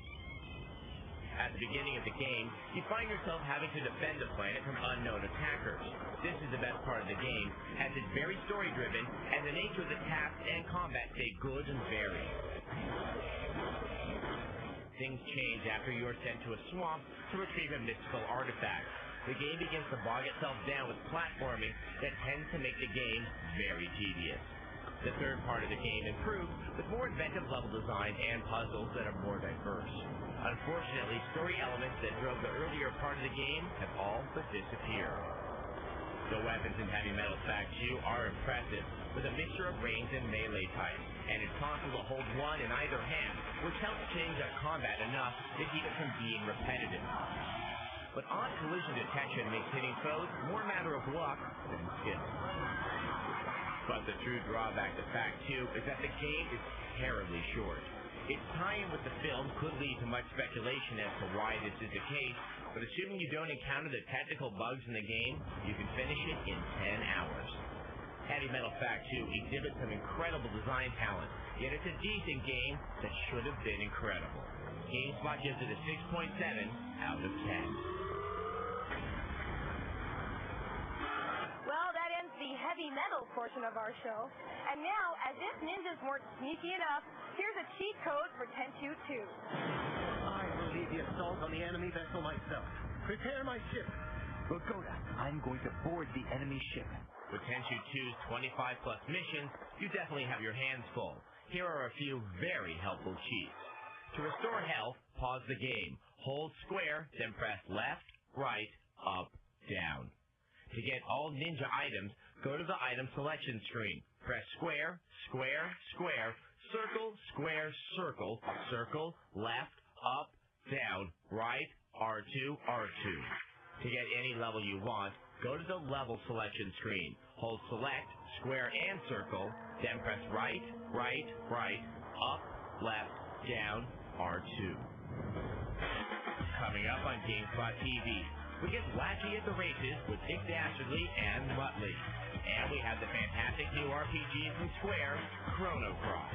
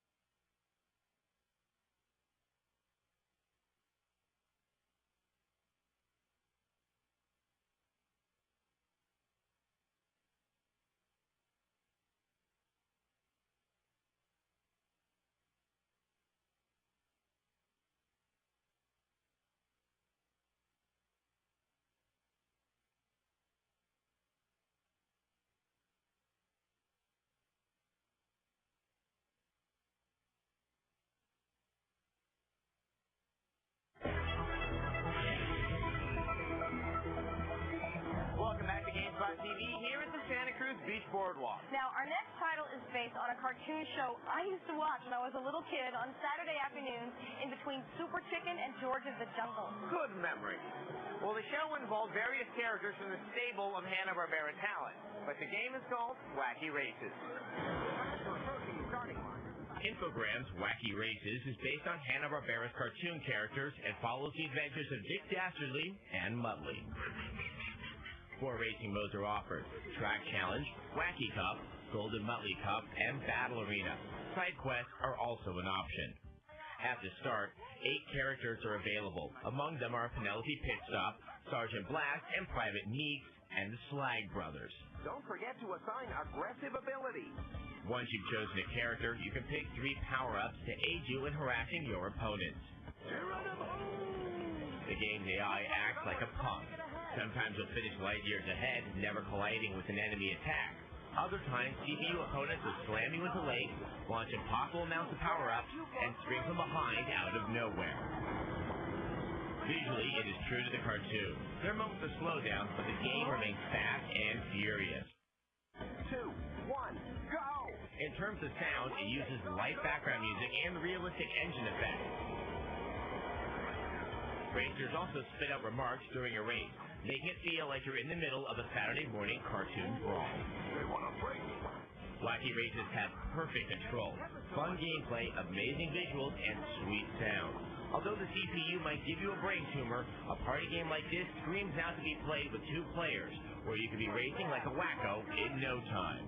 Gamespot gives it a 7.8 out of 10. You know, I always wanted to beat Penelope Pitstop, so here's my chance. Now, we all know that Square has an excellent reputation for their RPGs, but even with this next one, they're going to be hard-pressed to beat it. Chrono Cross. Ever since Squaresoft's Chrono Trigger established the yardstick by which all console RPGs were judged, gamers have been clamoring for a sequel. And now, 5 years later, Chrono Cross has been released. It's a title that lives up to the Chrono legacy and proves that great RPGs don't need to have multi-million-dollar budgets behind them. In the game, you play Surge. A young man who finds himself thrown into a parallel reality. In his quest to return to his home world, he teams up with Kid, a rowdy adventurer that seeks the Frozen Flame, an artifact that can reshape time and space. On his journey, Surge accrues both allies and foes, and discovers his own heritage, purpose, and ultimate destiny. In the game, there are over 40 characters that can join your party, and while this could be seen as a form of overkill, you'll find yourself driven to enlist every one of them. They're all unique, each having something to contribute to the adventure. Chrono Cross is the most battle-friendly RPG ever. The battle system falls along the lines of your classic RPG setup, with some slight changes. Instead of an active time bar, turns are determined by stamina points and usage by the types of attacks you choose, whether it be weak, medium, or strong attacks. The game's magic system is well done. It's based on elements and 6 color-defined affinities that, when managed correctly, make for encounters that are quick and to the point. Chrono Cross is visually stunning. The environments have a very organic feel, with vibrant color creative designs. The sound and music complements the graphics perfectly. Sound effects always match the situation, and the soundtrack is a masterpiece, thanks to Yasunori Mitsuda, music composer of Chrono Trigger. Because of its wide range of characters, user-friendly gameplay, and stellar presentation, Gamespot.com gives Chrono Cross a phenomenal 10 out of 10. Coming up on Gamespot TV, there's trouble ahead. We have a preview of Danger Girl. And we let you know how to get extra characters in Gunbird 2.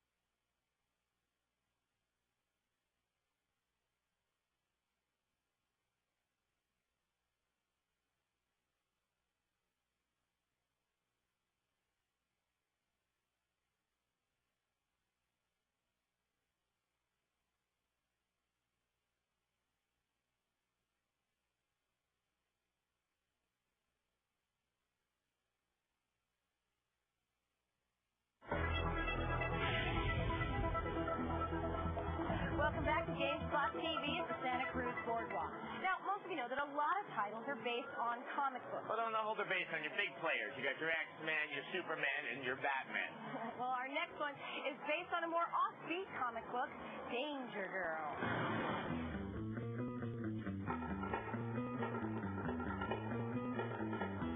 Move over, Lara Croft. You've got some competition. The Danger Girls are coming to the PlayStation. Hubba hubba. For the uninitiated, the comic series stars a voluptuous group of females who specialize in international crisis management and other James Bond-type stuff. Each member of the Danger Girls team has a certain look and reputation. Abby Chase, the blonde bombshell, and leader of the team. Natalia, the former Russian agent turned freelance intelligence operative. Australian Sydney Savage, master of stealth and sharpshooting. And Silicon Valerie, the nerdy but cute hacker.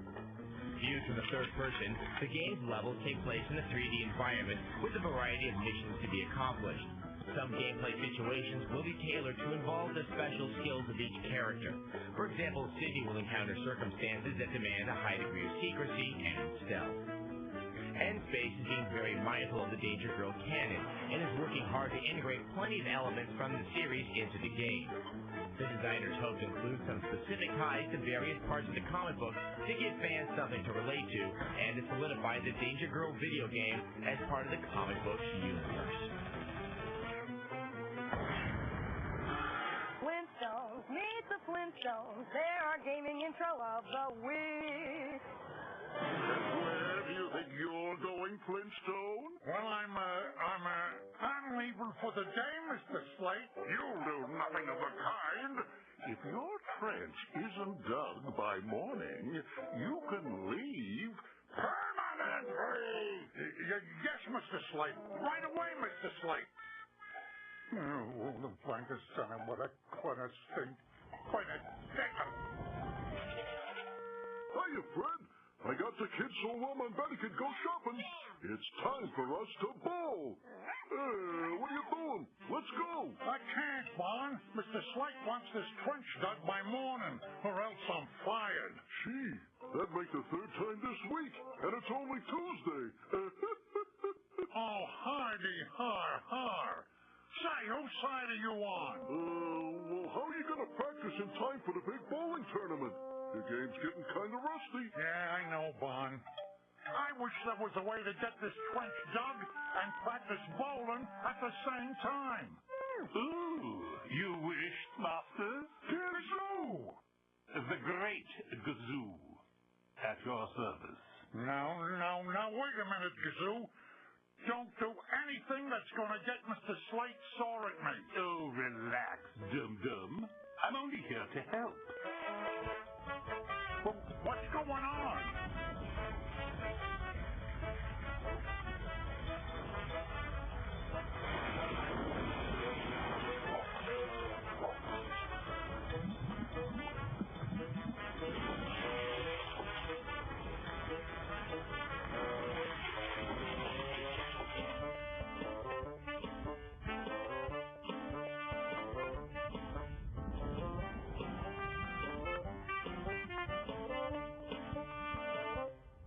Gazoo, aren't the bowling pins supposed to be grouped together? Oh, what sport is there in that?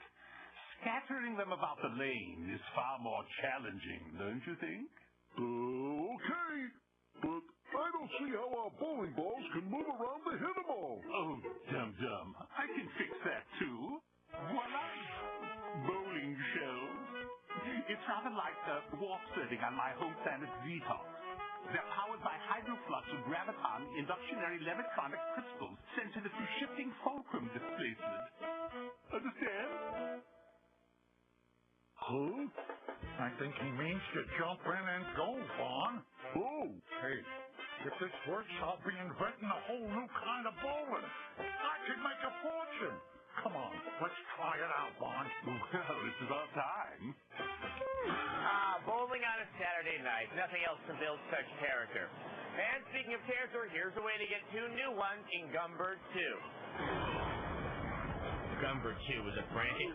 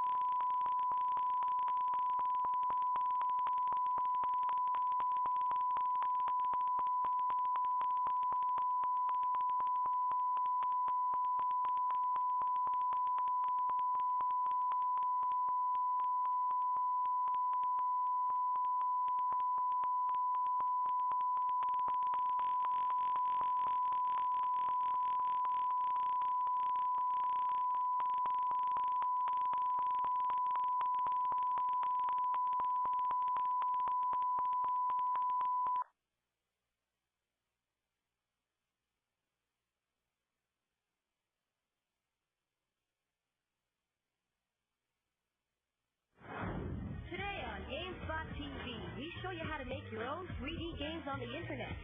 Our spidey senses tingle in Peter Parker's latest title.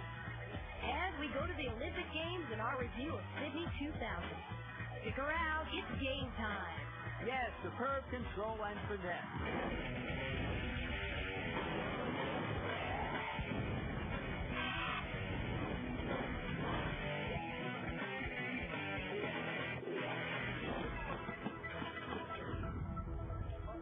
Hello and welcome to Gamespot TV from Metreon in San Francisco. I'm Adam Satzler. And I'm Kate Patello.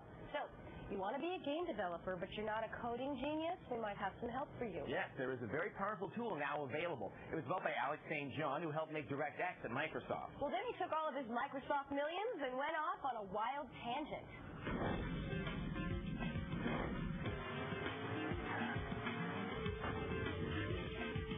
What we do is we make it possible to take the kind of content you're used to buying on a CD-ROM, except instead of having to go and buy a shrink-wrap box at a retail store, you just get it over the web, part of a web page.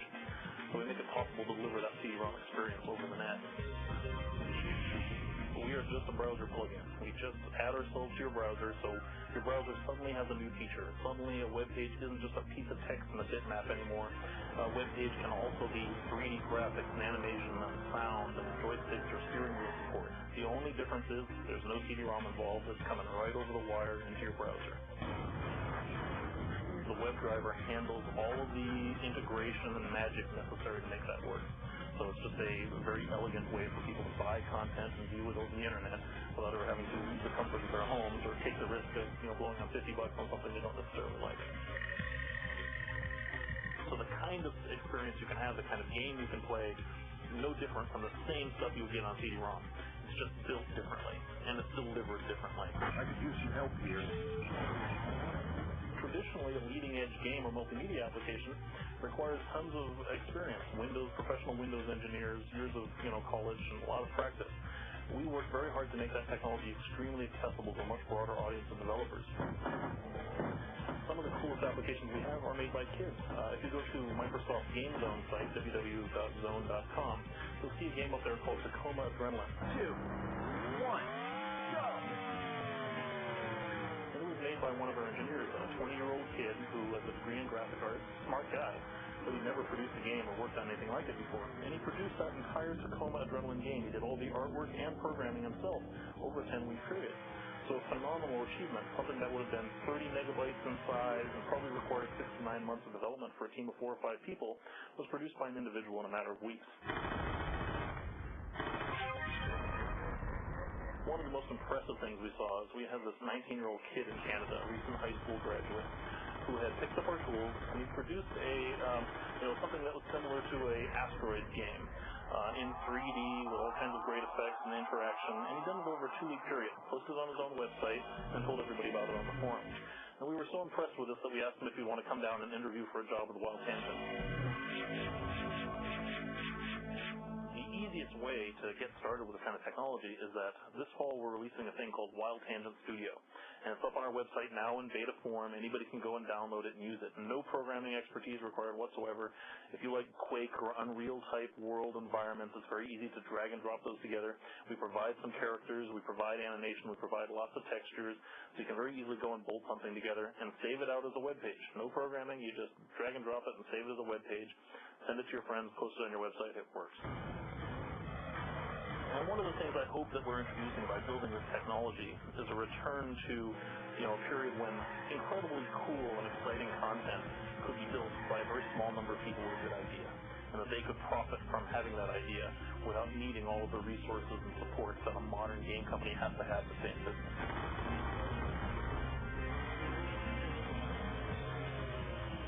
As you can imagine, many cool games have been made with Wild Tangent, including the new Gamespot TV Asteroids Hybrid game. If you want to download it, it's available on our site at techtv.com/GamespotTV. And now, the news. Sega Sports NFL 2K1, the first online football game via a console, will allow gamers to challenge friends in real time using SegaNet, the console gaming network that launched on September 7th. Sega has dropped the price of the Dreamcast to $150, and consumers will receive a $150 rebate from Sega for signing up to SegaNet for 18 months of service at $21.95 a month. A Federal Trade Commission report has found that video game publishers are deliberately marketing M-rated games to a young audience. The FTC reviewed thousands of pages of advertising content. The result of the research is that game publishers are placing adverts for M-rated games in publications whose core readership is below the age necessary to buy the game. Square Electronic Arts announced today that Final Fantasy IX will appear in stores in mid-November for the Sony PlayStation.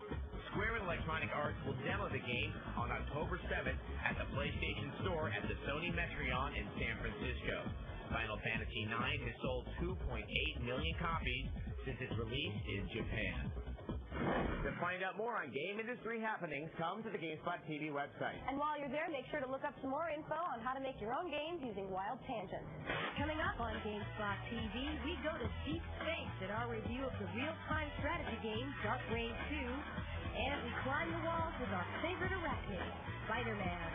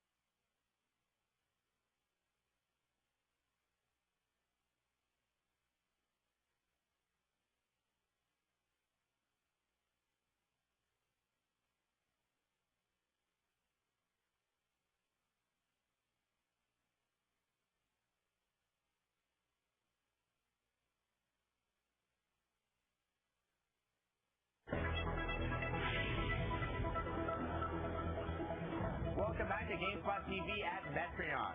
Now, the original Dark Reign, which was released in 1997, was a remarkable real-time strategy game because it was able to distinguish itself from both Warcraft 2 and Red Alert, which were the two big hits at the time. Now, there have been a number of similar games since then, but for right now, let's take a look at the sequel, Dark Reign 2.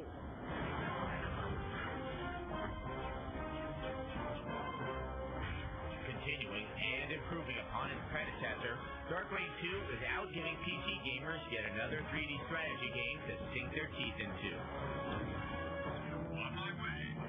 It's a solid, polished release that follows the tried-and-true formula of gathering resources, amassing troops, and attacking the enemy.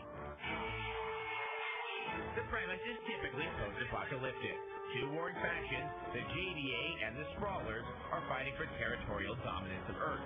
How you experience Dark Reign 2 will depend on which side you choose. Roger that. Enemy site response. Dark Reign 2 is strategic, so don't even think about rushing towards the enemy with low-level units. You need to know your unit's specific strength and build a balanced army to succeed. The game's interface is deep, yet uncluttered.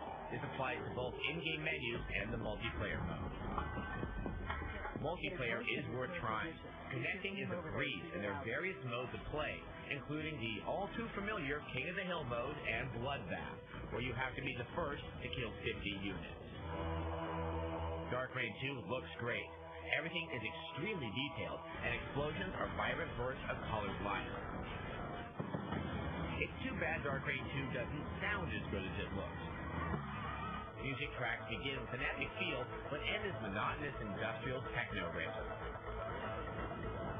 Just in case we haven't noticed they're here. I say we attack. You always say we attack.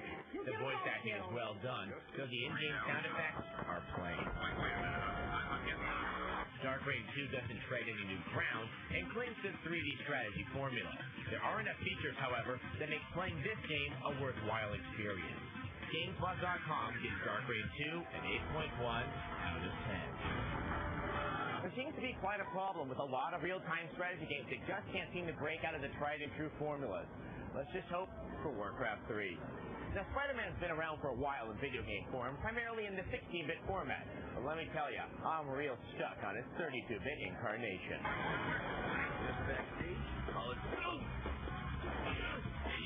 Spider-Man fans have been crawling the walls in anticipation of Neversoft's version of the game. Good news, it's a lot of fun.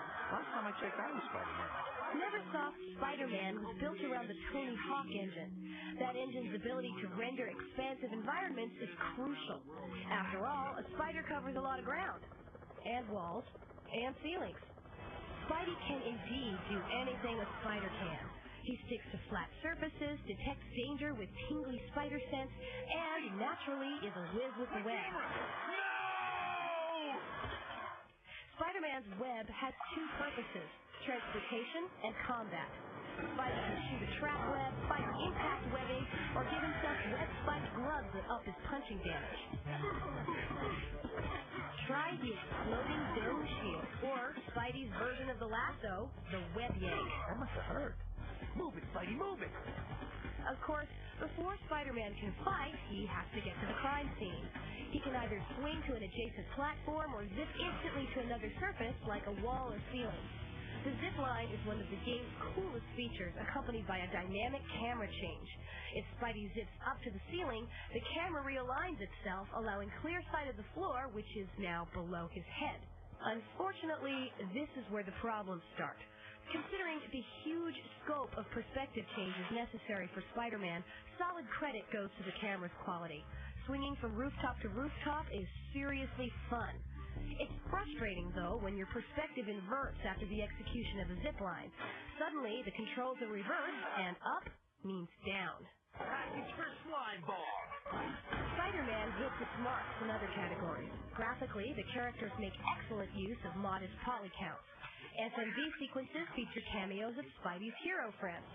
Sorry about that expensive lens, Punisher. The level designs are well-rounded, and Spider-Man includes some great extras like cover galleries, model viewers, and training modes. Spidey fans and players alike, do yourself a favor and check out Spider-Man. The game isn't perfect, but it's quite an accomplishment for Neversoft. It's also a lot of fun to play, and that's the point. Gamespot.com gives Spider-Man a 7.7 out of 10. Coming up on Gamespot TV, we go to Sydney for our own shot at the Olympic Games, and our favorite plumber makes a racket in Mario Tennis 64.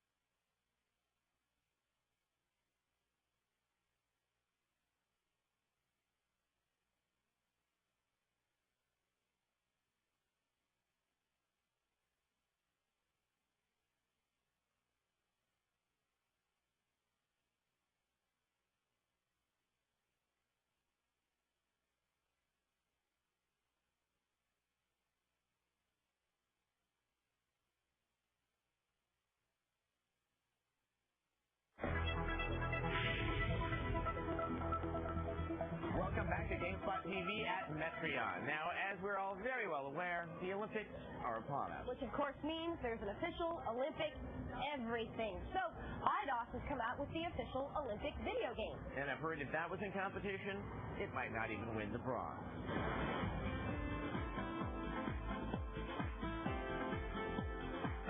To help gamers get into the spirit of the Olympics, IDOS has released the official video game of the Summer Olympics, Sydney 2000. There are 12 events to choose from, all of which can be played with up to 8 players. Let's take a look at the lineup.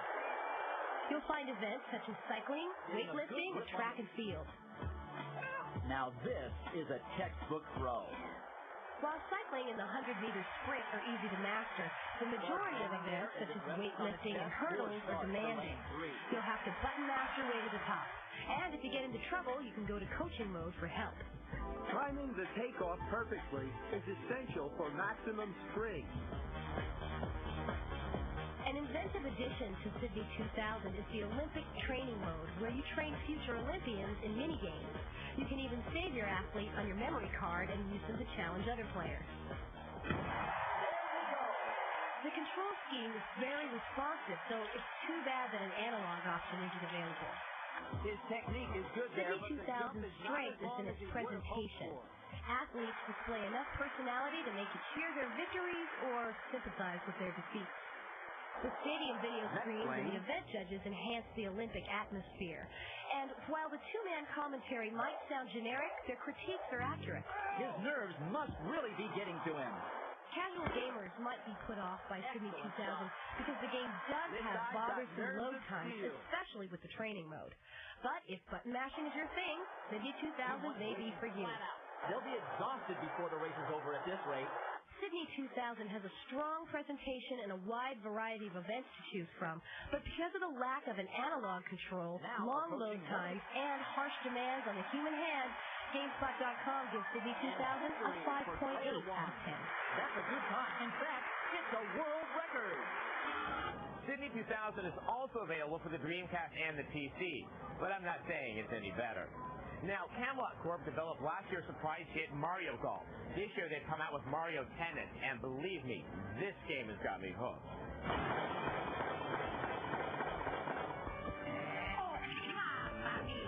Mario Tennis clearly serves up some value. You have 14 characters to choose from, plus the addition of 2 unlockable players. The game supports singles and doubles matches, so up to 4 players can get into the action. The game comes with a variety of modes. Exhibition mode lets you vary location and difficulty to allow you to get used to the play style of your characters and just perfect your game.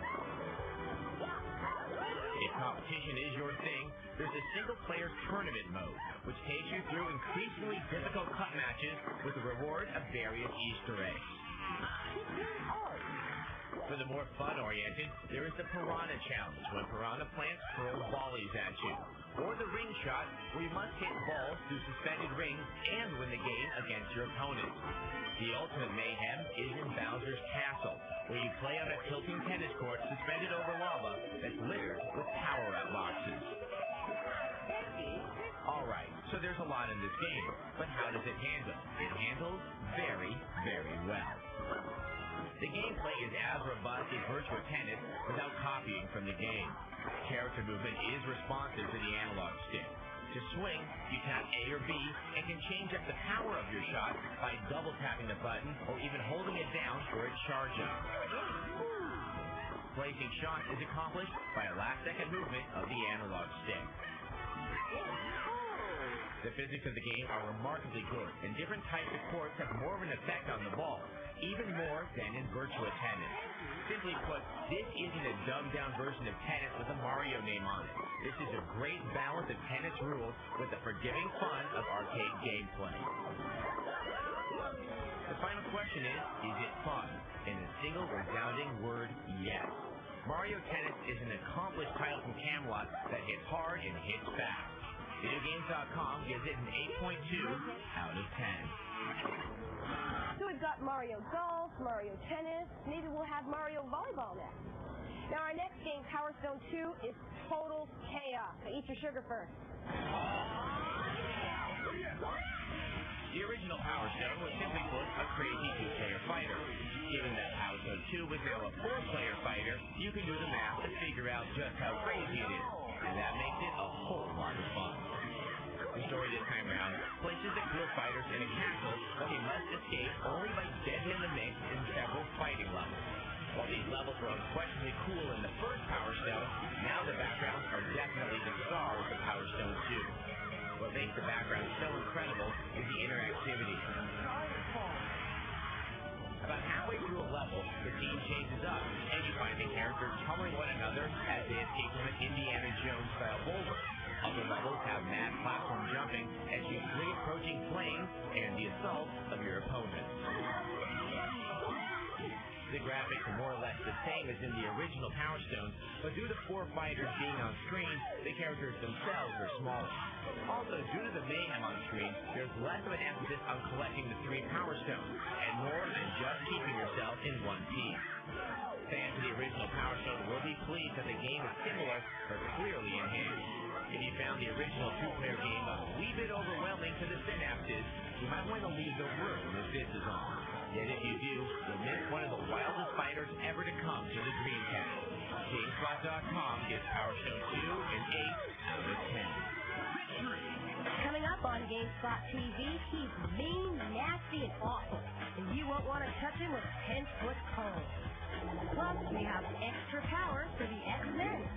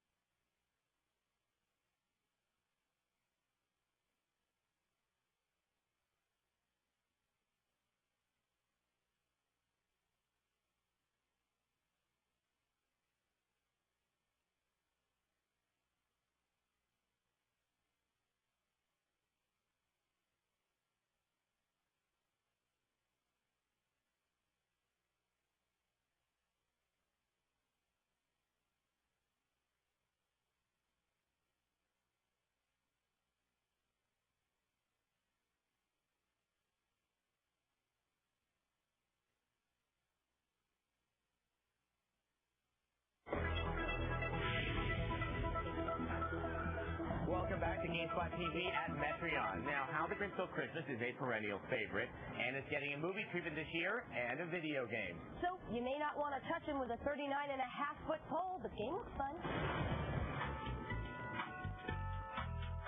Konami's The Grinch is a game based on Dr. Seuss's classic, How the Grinch Stole Christmas. From a third-person perspective, you take control of the Grinch and his faithful dog, Max, and guide them through the town of Whoville, helping them to spread their holiday next feast. The action in The Grinch is mission-based, and each level contains a list of atrocities that must be committed in order to complete it. The levels seem thoughtfully designed and possess a very Seussian style. Physically, they seem to sprawl in all directions, encouraging exploration in addition to the smashing of gifts and what have you. Damn! I forgot my keys. The Grinch's repertoire of moves is typical of what you'd expect to find in a platform adventure. The Grinch likes to break things with his robust behind. In addition to the delightful butt crunch, the Grinch is armed with a breath weapon and a variety of gadgets, including a snot shooter and a Grinch copter. Hey, Max! Listen to me, boy. The Grinch's faithful hound, Max, also factors into the gameplay. Acting as a fetcher and a scout, Max can squeeze into areas too tight for the Grinch and retrieve key objects or flick switches. Thanks, you bad boy.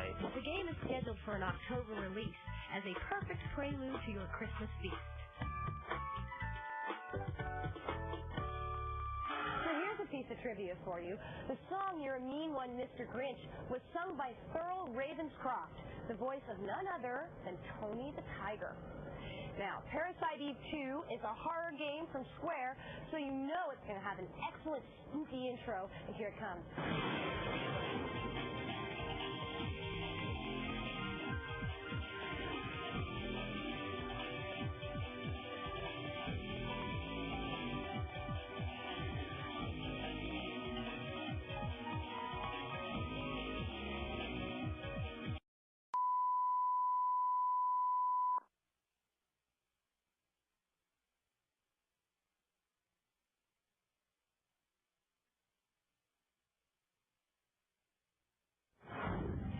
Gamespot TV, there's a new adventure in Oddworld.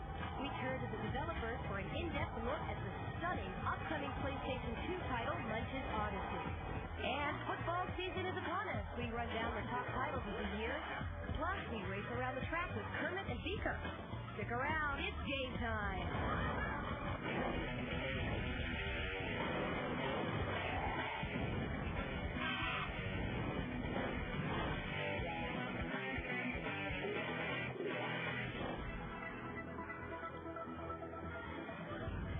Welcome to Gamespot TV at Metreon in San Francisco. I'm Kate Patello. And I'm Adam Sessler. Now, we got a chance to see Munch's Odyssey. This is the next installment in the Oddworld Quintology. We saw it at E3, and the game looked absolutely stunning. So we decided we wanted to take a closer look at the game by talking to its masterminds, Lauren Lanning and Sherry McKenna.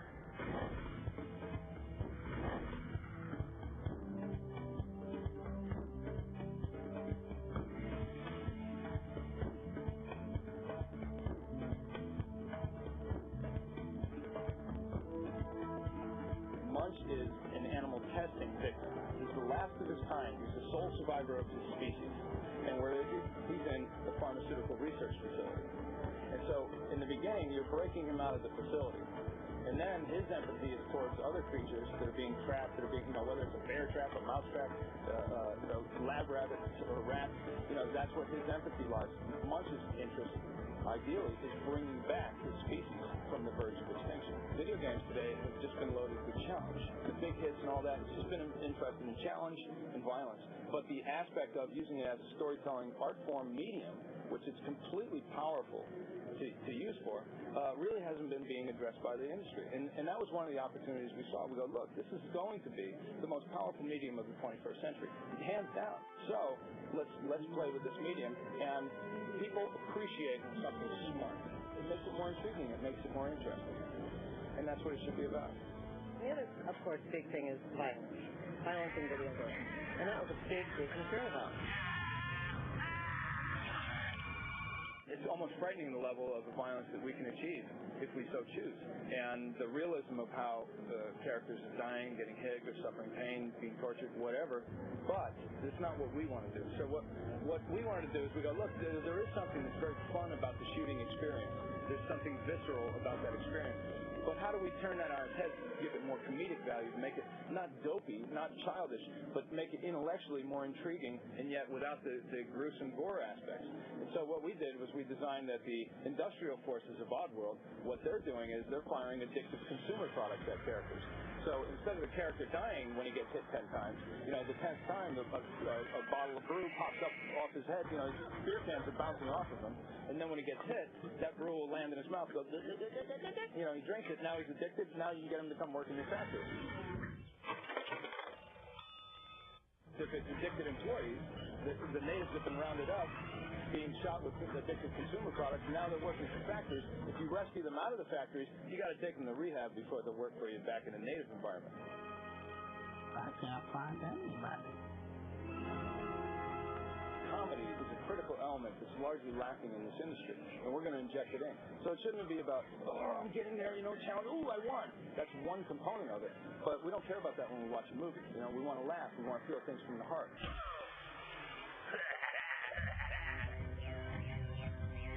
What we're doing basically is consumerism versus mysticism.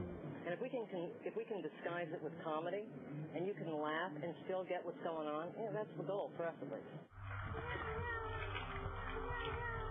It's not about being on a soapbox, it's about having richer material.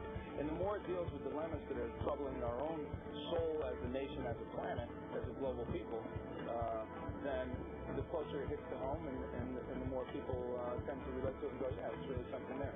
We're not saying think this, we're not saying think that, but what we are saying is think. And that's why our characters don't solve all the problems with guns and with hatchets.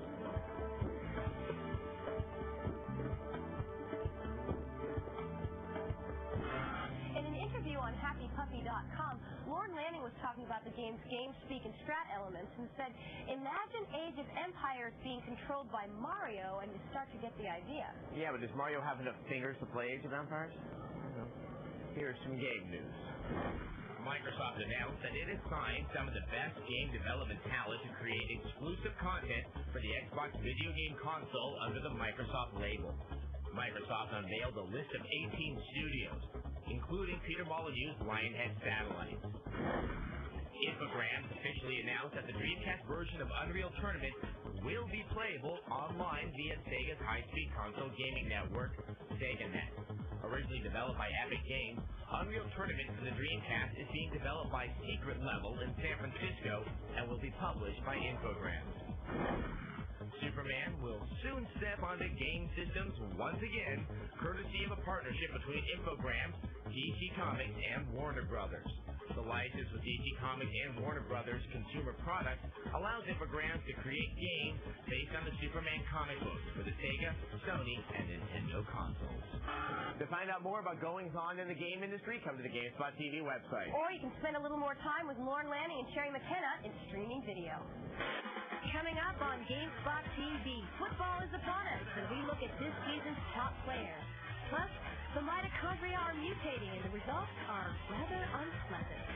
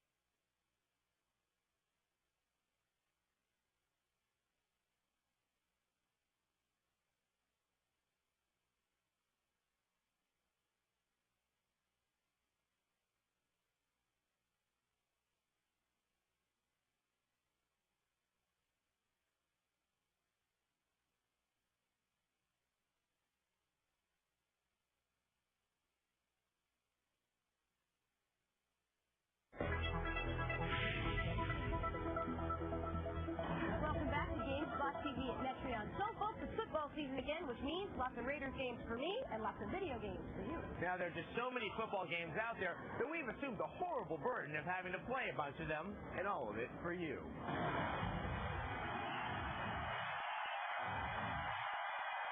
Not too much has changed from Gamebreaker 2000 to 2001, but that's not all that bad a thing considering how last year's version was pretty good. In terms of gameplay, 2001 is virtually identical to last year's incarnation. Once again, there is a wonderful control scheme that allows you to choose between the standard and more complex control setup. That is solid pass coverage all around. Where there are some clear differences is in the AI. The money plays and bugs from last year are for the most part fixed. On top of that, the computer is a little better about throwing the ball. In the end, there's nothing all that wrong with Gamebreaker 2001, but nothing all that different. So if you have last year's version and aren't a diehard fan, it may not warrant a purchase. Gamespot gives it an 8.2 out of 10. Unquestionably, one of the most popular football games is EA's Madden series, and the 2001 version is changed most noticeably in its much-needed graphical improvement. The gameplay is very similar to its predecessor, except that the inclusion of NFL coaches' actual playbooks will keep you from using certain formations unless you edit them yourself. Stewart with a man in motion. Other elements of the gameplay display some various problems. The running game forces you to rely too heavily on the juke button when cutting up field. Also, the passing is played with inconsistency on the part of receivers who seem to whimsically catch or drop the ball. The game does redeem itself with effective online play, but the control issues keep the game from being completely enjoyable or realistic. GameSpot gives it a 7 out of 10. Dawson places it long. Similar to Gamebreaker, NFL's Game Day is also very little change from last year's iteration. The gameplay is recognizably good, with its total control passing, running, and the proven gameplay of the Game Day series. The game doesn't offer much new, but it's just as good as last year's model. Similarly, the graphics are near identical to last year's game, but they do have the addition of new animations and stadium models. On top of that, the player models have improved enough to better resemble their real-life counterparts. With a laser shot there. As you can tell, the lack of big differences between this and last year's Game Day make it worth a rental first to see if the modest changes are enough for you to warrant a purchase. Nonetheless, it's a fine football game in the Game Day tradition. GameSpot gives it a 7.9 out of 10. Now, you may have noticed the absence of one particular football game. That's NFL 2K1. Do not fear, the review is on its way. Now, Parasite Eve was a horror RPG from Square. It had amazing cutscenes, but some problematic gameplay. Now, they retooled the game to make it more like a Resident Evil survival horror game. Let's see what the result is. Parasite Eve 2 is an action-adventure game with an impressive cinematic style. The sequel takes place shortly after the events of its predecessor, Parasite Eve. Parasite Eve was a genuinely spooky action-adventure title in which police officer Aya Brea saved the world from a mutated mitochondrial menace. Most of the original RPG elements have been replaced with a survival horror style a la Resident Evil. Graphically, Parasite Eve 2 definitely hits its marks. The static settings are well detailed, from ambient lighting to glossy marble floors. Detailed doesn't necessarily mean pretty. These monsters are mutated humans and animals that can give you a serious case of the creeps. Thanks to Parasite Eve 2's totally overhauled combat, you can shoot the monster first and ask questions later. Battle is in real time. Aya has more than conventional weapons at her disposal. She can often use one of her parasite energy, or PE powers. These powers are divided among 3 abilities in each of the 4 elements that cover everything from healing to immolation. Aya unlocks and improves her PE powers with the experience points she earns for killing monsters. In addition to experience, Aya gains bounty points for each kill, which she uses to buy weapons, ammo, and armor, an RPG element that shouldn't have made it into the sequel. At least Parasite Eve 2 features a helpful mapping system that keeps you from getting lost as you run back and forth to unlock new doors. Parasite Eve 2 still maintains a few of its predecessor's gameplay bogging RPG elements, but is still a definite improvement over the original. It's a stylish, well-designed title and close contender with all the latest horror-themed action-adventure games. Gamespot.com gives Parasite Eve 2 a 7.4 out of 10.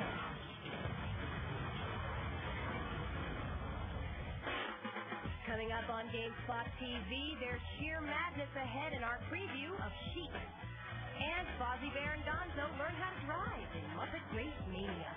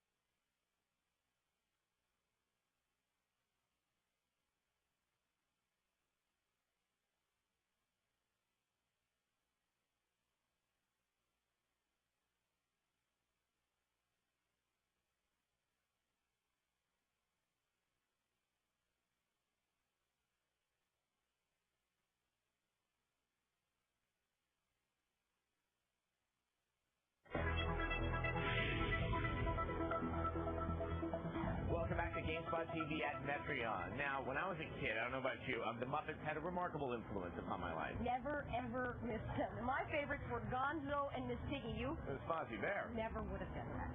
Well, now, you can take your favorite Muppets, stick them in a cart, and go racing. Hey, Kermit. Yeah? Are bears allowed no starting? What? Are bears allowed no starting? No, I don't think so. I need a bath. From the get-go, Muppet Race Mania is like any number of other kart racing games. Hi-ho, Kermit the Frog here. You pick from a group of 8 Muppets who come with their own custom vehicles. For example, Gonzo's spaceship or Miss Piggy's monster truck. And then you're off, ready to kick some Muppet butt. There are 2 things that will make this one stand out from the current kart pack, however. First, there's a great deal of variety in the game's tracks. Most are played from the standard third-person kart perspective, and there are a variety of weapons scattered around the track that can be used to take out opponents. For example, bombs and heat-seeking chickens. The most striking feature, though, is the stunt course, which is played from a side perspective and involves no opponent. The only objective in a stunt race is to finish the course, which is no small feat, since stunt courses are full of jumps, bridges, and other obstacles. I told you we'd win. Secondly, Muppet Race Mania has obvious Muppet appeal. The game's tracks are all based on the Muppet movies, and cut scenes from the respective movies accompany each of the tracks. Just leave it to me. Once you rev up your engine, it won't take long till you're humming the Rainbow Connection. The game will be available in October, so Jim Henson fans old and new can once again get in touch with their inner Muppet. Wow. If that's the Happiness Hotel, I'd hate to see what the sad one looks like. You know, somehow it just seems entirely appropriate that Miss Piggy's driving a monster truck. Now, our next game is a puzzle game out for PC and PlayStation. So, Little Bo Peep, pay attention. Once upon a a time, the ancestors of modern sheep came from outer space and were sent to Earth to pose as farm animals and study the habitat. Over the years, these alien sheep forgot their mission and became stupid, eventually becoming domesticated by man. And now, the sheep leaders have returned to Earth to round up their fellow aliens without attracting attention. Their solution? Brainwash the Earthlings and give them a driving urge to herd sheep. This is where the game begins. The sheep herder herds a flock through a variety of environments while keeping them out of trouble. The game features 4 different herder characters, 4 types of sheep, and 7 different worlds, each consisting of 4 levels full of obstacles, traps, and predators. Each of the 4 herder characters in the game have different strengths and weaknesses. Bo Peep and Adam Halfpint are humans, one a rock star, and the other a private eye. Motley and Shep are dogs. Motley has a problem with timidity, and Shep is getting slow and blind with age. The 4 types of sheep include modern pastoral, modern pastoral, long wool, and the neo-genetics. Since they aren't very bright, they're constantly getting sucked into ventilation ducts, kicked by bulls, crushed by tractors, and many other sad events. You can save them at the end of 2000 when Empire releases the game. Coming up on Gamespot TV, we show off the best downloads on the net, and we have a strategy guide for the brilliant Square RPG Chrono Cross.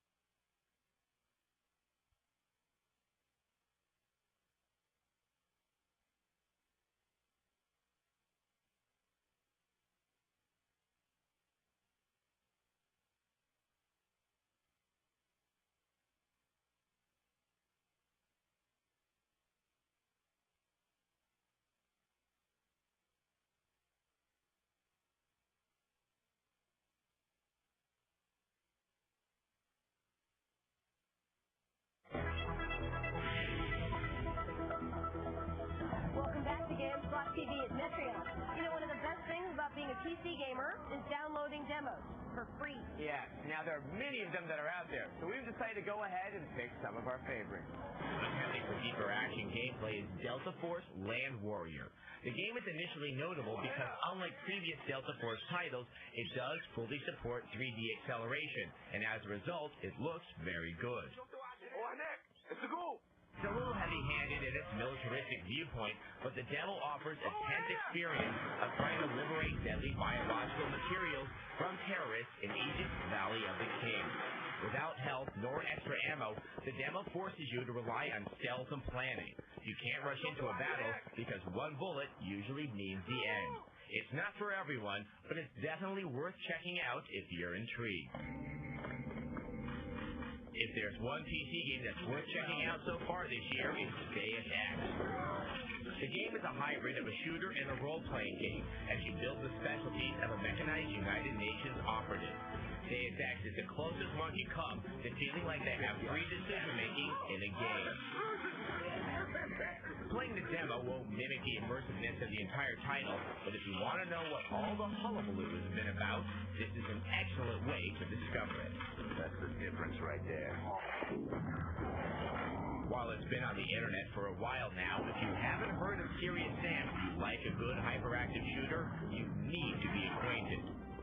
Developed by a Croatian development team called Crow Team, the game is an attempt to capture the overwhelming experience of the classic Doom. The game pits you against hordes and hordes of wonderfully inventive creatures that come at you in increasingly larger numbers as you desperately attempt to deal with them with less and less time to think. The game is also notable for its open and bright level design from an entirely original engine. No, this is not a thinking man's game, but there's a lot of adrenaline pumping after just 5 minutes of play. If you like any or all of those downloads we just showed you, they're available for your hard drive at the Gamespot TV website. Now, given the wild success of Pokemon, it would only seem natural that there be a few imitators. And our intro of the week comes from one of them, the digital version, Digimon.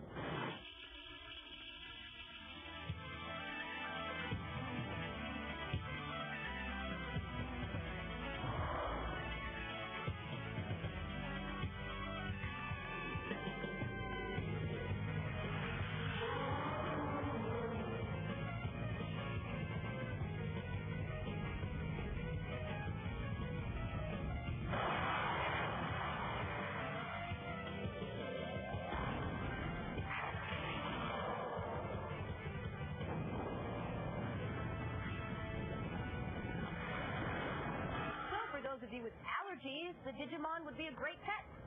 Now, Chrono Cross, of course, is a very popular game right now, beautifully done, and it's also very involved. We thought you might want a little bit of help with it, so take a look at our strategy guide. Giant poisonous insects, tree-hugging dwarfs, man-eating doors? It's just another day in the world of Chrono Cross. The baddies might have the edge, but what they did not anticipate is that we at Gamespot have a strategy guide up our sleeve. And with that, we give you the Chrono Cross Compilation Compendium.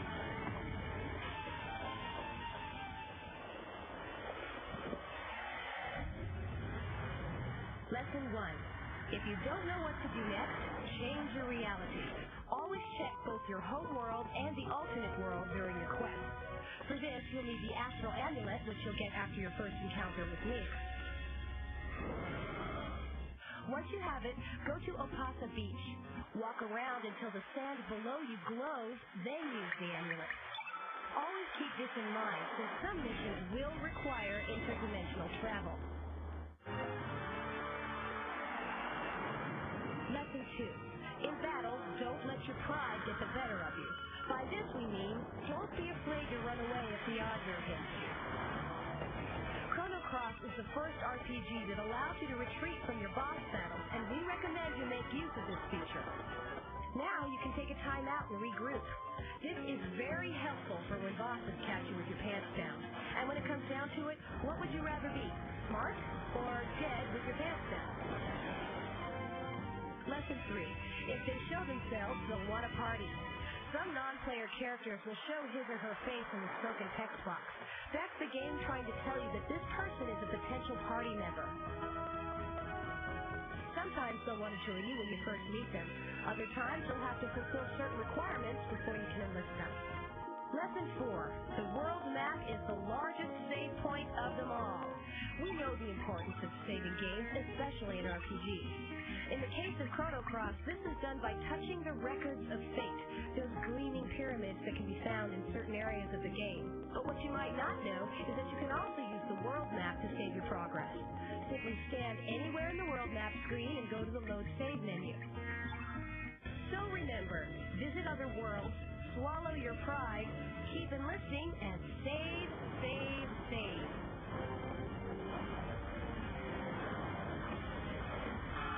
So we're betting you're going to want to take another look at that Chrono Cross strategy guide. But don't worry, it's all at techtv.com/GameSpot TV. And if you have Chrono Cross on the mind, unload your feelings at our chat, Tuesdays at 8 p.m. Eastern. We'd like to thank Metreon for hosting us today, and you can find out more about them at Metreon.com. So that's it for today, and until next week, game over.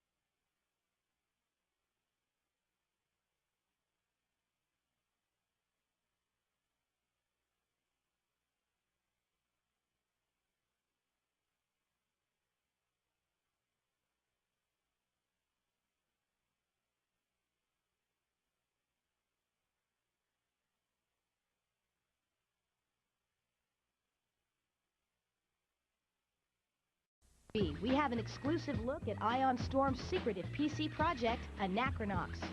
And we do the 900 in our review of Tony Hawk's Pro Skater 2. Plus, we review the magic of sacrifice. Stick around, it's game time!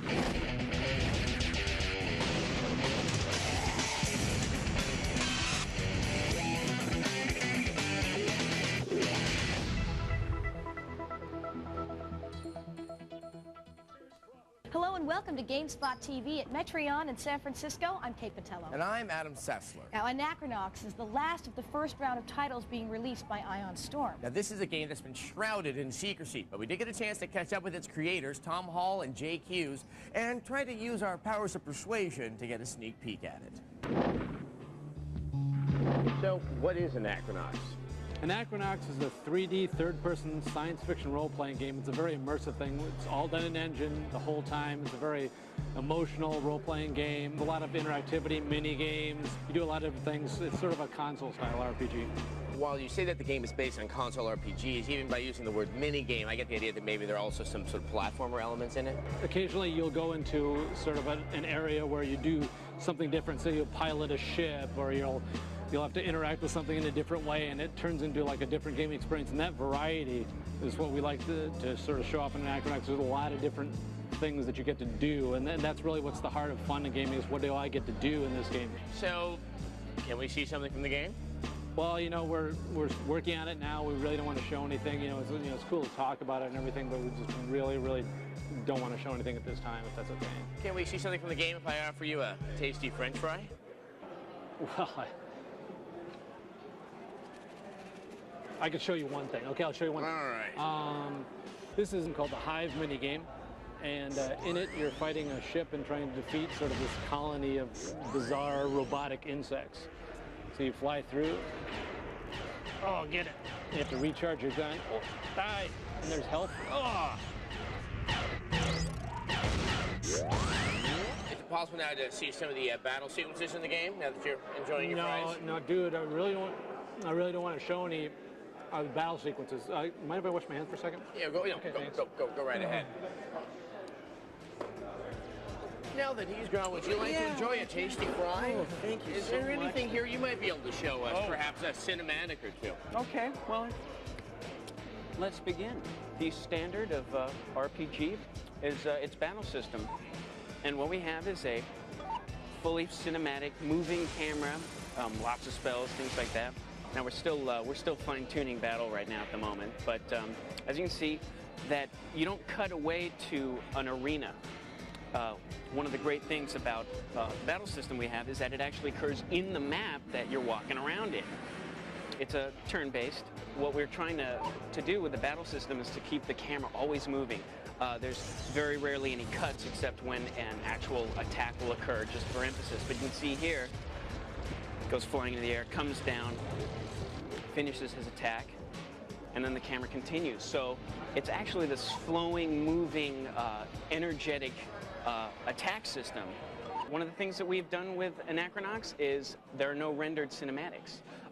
When a cinematic occurs, it uses the actual character that you've been walking around with. And one of the great things about Tom's whole vibe is that we can be, we're allowed to be funny, we can have comedy. Lonus, yeah, you're Sock. You're Sock. Here in this scene, it's actually a flashback that occurs in the game. And you can see here, we're doing lots of little special effects gags to make this all possible in engine.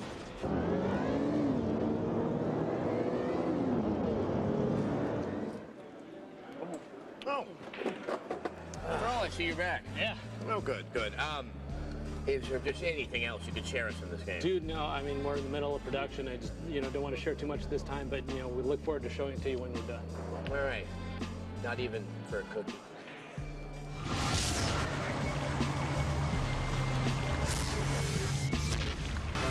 Well, Adam, you certainly have ways of getting people to talk. Well, they say the way to a developer's game is through his stomach. And now the news. After promising 1 million PS2 consoles, Sony has announced that they will only be able to deliver half that.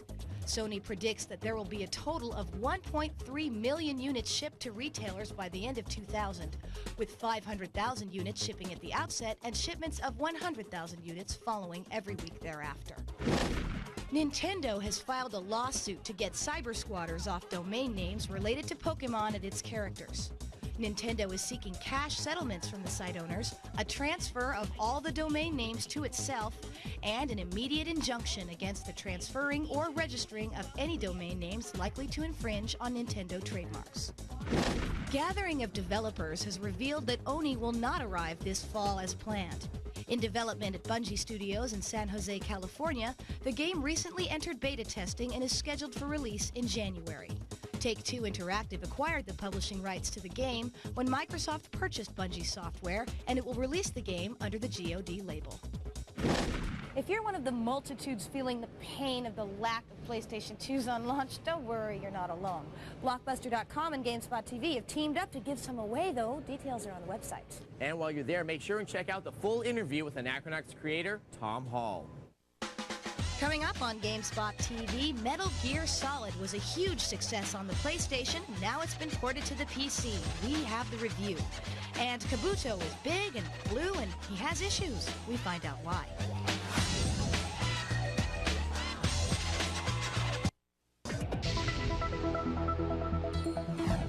Welcome back to Gamespot TV here at Metreon in San Francisco. Metal Gear Solid was one of the most popular games for the PlayStation ever. Well, now it's made the journey from the PlayStation to the PC, so let's see if anything's been lost in the translation. Snakes don't belong in Alaska. So you've mastered the Metal Gears on PlayStation, Game Boy, and even the NES. With all that out of the way, what can a gamer do to quench that undying thirst while waiting for Metal Gear Solid 2? Don't move! Play Metal Gear on the PC, of course. Metal Gear Solid continues the adventures of Solid Snake, a government super spy whose mission is to prevent a group of terrorists from unleashing Metal Gear, a weapon capable of executing a nuclear strike anywhere in the world. The name of the gameplay in Metal Gear is Stealth. Get noticed and you'll have to deal with a swarm of armed guards. What are you doing? Don't think! Shoot! Surviving requires resourcefulness. 1 minute you're crawling past infrared tripwires, the next you're facing off against a deadly sniper. It all comes down to utilizing the items Snake comes across and making use of Snake's own skills. While graphics are average by PC standards, this is the best version of Metal Gear Solid currently out there. While still looking very polygonal, the high-res quality gives it a very clean look. What happened to the music? The soundtrack has never sounded better, and the voice work is just as commendable. Can you shoot me, rookie? Careful, I'm no rookie. As an added bonus, VR missions are also included. They comprise of over 300 training missions, a mini-game that allows you to play the enigmatic stealth ninja, and the questionable snapshot mode. With such a complete package, this version really should have been titled Metal Gear Solid: The Definitive Edition. For you Metal Gear virgins out there, you have the enviable pleasure of playing the game fresh in its most ideal form. What's a Russian gunship doing here? With a breathtaking story, awesome action sequences, and a flawless translation, Gamespot.com gives Metal Gear Solid a solid 8.4 out of 10. It's interesting to play Metal Gear Solid on the PC 2 years after it came out on the PlayStation because you realize just how influential that title has been. Now, Interplay has 2 games coming out that change up traditional genres. One of them is Sacrifice. The other, Giant Citizen Kabuto, has a very interesting take on strategy and squad-based combat. Giant Citizen Kabuto is a mission-based action game that places you on a massive island where 4 different races of aliens struggle to survive. Kabuto is an enormous blue giant that doesn't rely on stealth, weapons, or magic to take out its enemies. It doesn't have any kind of long-range attack or flying abilities. It simply wades through anything in its path and eats or destroys it. The Mecharins are characters with fish-like features and heavy ammo.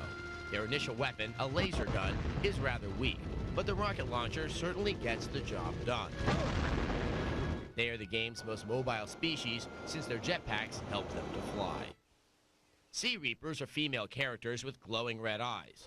Along with an ability to swim, the Sea Reapers' saving graces are their magic spells and their turbo skill, which lets them move about very quickly. The Crystal-Eyed Smarties aren't a playable race, but they do serve important functions. In single-player mode, they give you your missions, and in multiplayer mode, you must bring them back to your base so they can build additional structures for you. The storyline relies heavily on humor, similar to that found in games like MDK. You can laugh it up and learn more about the game in November when it's scheduled for release. Those Sea Reapers must be cold. Now, BMX biking is hard enough as it is, but if you're trying to be Dave Mirra, you're going to need some help. Doing totally rad bunny hops are not going to get you far in Dave Mirra Freestyle BMX. Don't trip, because we have some cheats to get you rolling straight ahead of the game. To access all bikes, at the bike selection screen, press up, left, up, down, up, right, left, right, and circle. To access all styles, at the style selection screen, press left, up, right, down, right, up, left, and circle. If you're feeling a little quirky, then have some beef jerky. Access Slim Jim. At the rider selection screen, press down, down, left, right, up, and circle. Coming up on Gamespot TV, Tony Hawk does the 900 and more in our review of the sequel to the best skateboarding title ever.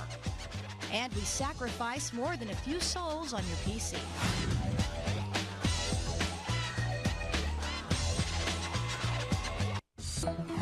Welcome back to Gamespot TV here in Metreon in San Francisco. Now, when it comes to Kate and her gaming addictions, nothing sits higher atop her list than Tony Hawk's Pro Skater. Ooh, until now. In the land of great sequels, there's been Godfather 2, Terminator 2, and now, Tony 2. Tony Hawk's Pro Skater 2 is the perfect example of how to make a sequel to an already amazing game. If the levels, tricks, and goals in the original went up to 10, the sequel cranks them up to 11. All of the professional skaters from the first game have returned, and new skaters have been added to the roster. Also, you can create your own skater, choosing from different skin and model types. All of the first game's modes are back. The career mode here is much more than the first games. Completing level goals in career mode earns cash, and you spend that cash on higher attribute points, new boards, and new tricks. There are 10 goals in each of the non-competitive levels, each with a different dollar value. Some, like spelling skate and finding the hidden tape, remain the same. You'll also pursue level-specific goals like collecting subway tokens in New York, Liberty Bells in Philly, and hall passes at the SoCal School. Your final goal in each level, 100% goals and cash, including a 6 score that starts at 75,000 points. Before you whip through a level, though, make sure to check out the scenery. The well-detailed levels are enormous playgrounds, each containing at least one hidden area. Tony Hawk 2 retains the tight and addictive gameplay of the original. Each skater can pull off new and customizable tricks, make brave new attempts at lip balance, and search for the game's many gaps to rack up points. Another very cool addition is the skate park editor. The editor gives you an empty room and lets you fill it up with enough rails, ramps, and pools to trick to your heart's content. Tony Hawk 2 will likely stand as one of the last truly fantastic games to be released on the PlayStation. Gamespot.com gives Tony Hawk's Pro Skater 2 a 9.9 out of 10. Tony Hawk Pro Skater 2 shows us what a good sequel is supposed to be like. It takes the skills learned in the first game and puts them to good and fun use in the second with the RPG elements. Now, Sacrifice is the other game coming out from Interplay that's a twist on a traditional genre. This time it's real-time strategy, and it's in a way you've never seen it before. Just when it looked like everything was taken care of, some blights flew in from nowhere to set in on the peasants. On its face, Sacrifice appears to be a real-time strategy game, but there are some significant differences. Your wizard is under attack. The most significant of which is that you play an actual character, a wizard who can summon a host of fantastic creatures and cast some rather powerful spells. This is accomplished by playing your wizard from a third-person perspective, which definitely brings the player right into the action. Similar to most real-time strategy games, you manage resources. In this case, mana, which powers your magic and health and must be channeled through particular creatures. Also, to continually replenish your troops, you need to collect souls, which are primarily gathered by beating enemies. As a result, the game doesn't make it easy to sit back and accumulate resources. You have to fight. The game also uses basic RPG elements, where your wizards gain experience, which allows for the acquisition of increasingly powerful spells, which not only obliterate enemies, but become necessary to protect your troops. The game, from Shiny, uses the Messiah engine, and is unquestionably quite a looker. Due to the engine, all this action and scenery won't cause massive slowdowns, as it's designed to adjust the detail to maintain a steady frame rate. Being from Shiny, the game also has its share of quirkiness. Pyro's factories are not iniquity. All this together stands to make Sacrifice one of the most anticipated and exciting games of the year. Your creatures are under attack. Your creatures are dying. Coming up on Gamespot TV, we help you tackle NFL 2K1 with a strategy guide and give you a few tips on raising your Seaman. I'm hungry now.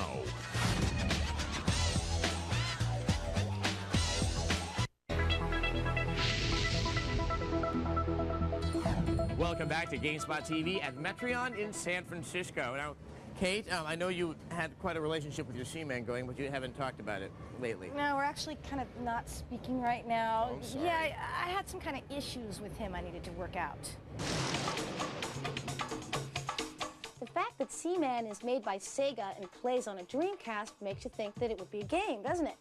Well, it's not really a game so much as it is a virtual pet simulator. And that's in really a very serious way. Quit it, it hurts. If you don't take the proper care of your Seaman, it'll die.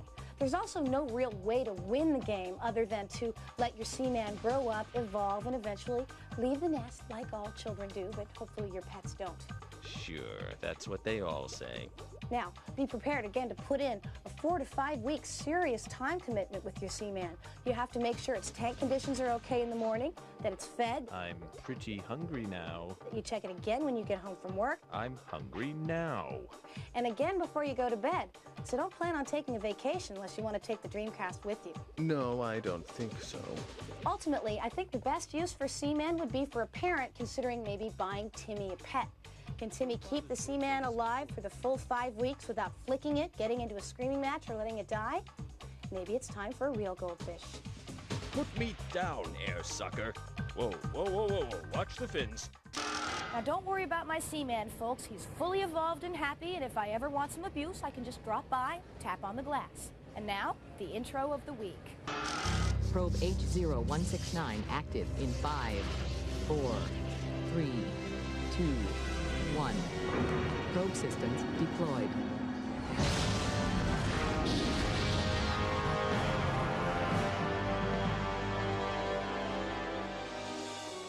Ship's log.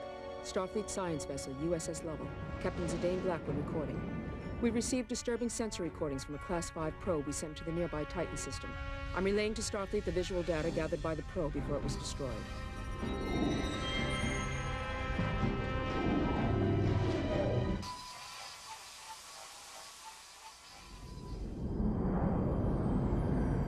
Captain's log, stardate 54111.79.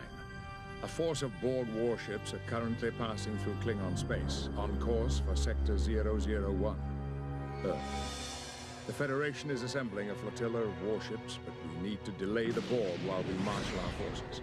Lieutenant Commander Worf will brief the elite of the Starfleet's pilots aboard the USS Typhon, a mobile outpost and carrier starship. Resistance is futile. NFL 2K1 is an improvement over NFL 2K because there's a lot more strategy and depth in how you control your players on the field. And so with that in mind, we developed these tips to help you get your game on. I'm ready! I'm ready! Go, go, go, baby! Now we gotta go! Ready to roll! Go, boys! NFL 2K1 is one of the most graphically impressive yet difficult games out there. So listen up. We know that you've been having a hard time with both computer and online opponents. Well, here are a few tips to give you an edge. Barely gets it off. He's tackled right away. Tip 1. You can't be too sneaky. Doing the opposite of what's expected is the best way to catch the opposition with their pants down. For starters, since everyone expects the run on the first down, try throwing the ball. This way you can exploit the depleted secondary. 5, 10, and he's in for the touchdown. Tip 2. Know your throwing options. The strength of the pass depends on how long you hold the passing button. For a lob, tap the button. For a normal pass, press and release as the quarterback throws. And to bullet the ball, hold the button even after the release. Tip 3. Greed is your own worst enemy. As much as you might want to have the QB in your loving arms, sacking isn't the be-all and end-all of football defense. Sack only when the play demands it. You might actually do more harm than good, especially if your sack-hungry tendencies leave men open. Same goes for interceptions. If you think you can pick off a pass, you better be sure, since you're practically saying goodbye to any chance you have of tackling the receiver. At least be sure that you have other defenders covering you. The stop. Tip 4. The clock is your friend. Hey, with 40 seconds between plays, you can do more than call a play before hurrying back to the line. Try annoying your online opponent by chewing up the clock. And believe it or not, this occasionally tires their defense. So remember, sneakiness rules, throw with variety, don't get greedy, It's loose. and chew the clock. It's up to you. And he's in for the touchdown. You can take a longer look at our NFL 2K1 playbook on the Gamespot TV website. And remember, our chat time has changed. It's now on Mondays at 6 p.m. Eastern. We'd like to thank Metreon for so graciously hosting us again. Thank you, Metreon. And as you probably heard, the PlayStation 2 is coming out at the end of the month, and we're giving some away. Thanks to the people at Blockbuster.com and your very good friends here at Gamespot TV. Details are all on the website. Yes. Well, that does it for us today. So until next time, game over.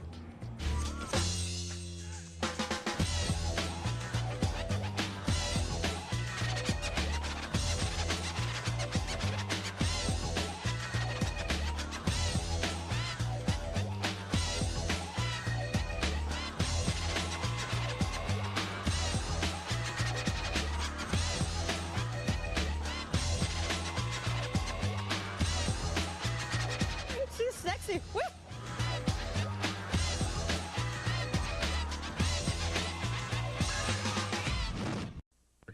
The PlayStation 2 has been launched. We look at the hardware and software for the new system. Stick around. It's game time.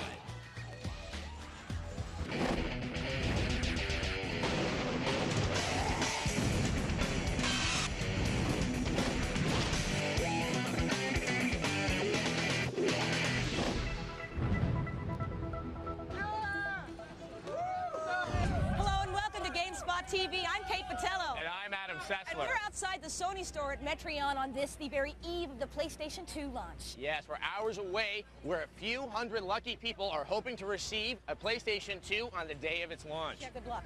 Yes. Because? Well, due to the fact that there's not that many available right now. No kidding. All these people are staying here all night in the cold and the impending rain. They don't even know if they're going to get one yet. Plus, they had to bring in these PlayStation 2s under very tight security. How tight? Well, tight enough that they'd have to kill you if I told you. Weird. Well, then, let's take a closer look at the PlayStation 2 and find out what all this fuss is about, what these people are waiting for.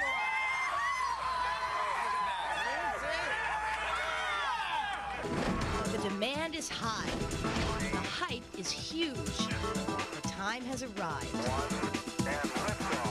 The PlayStation 2 has finally landed on U.S. soil.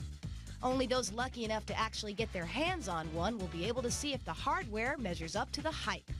The battle of the next generation consoles has officially begun.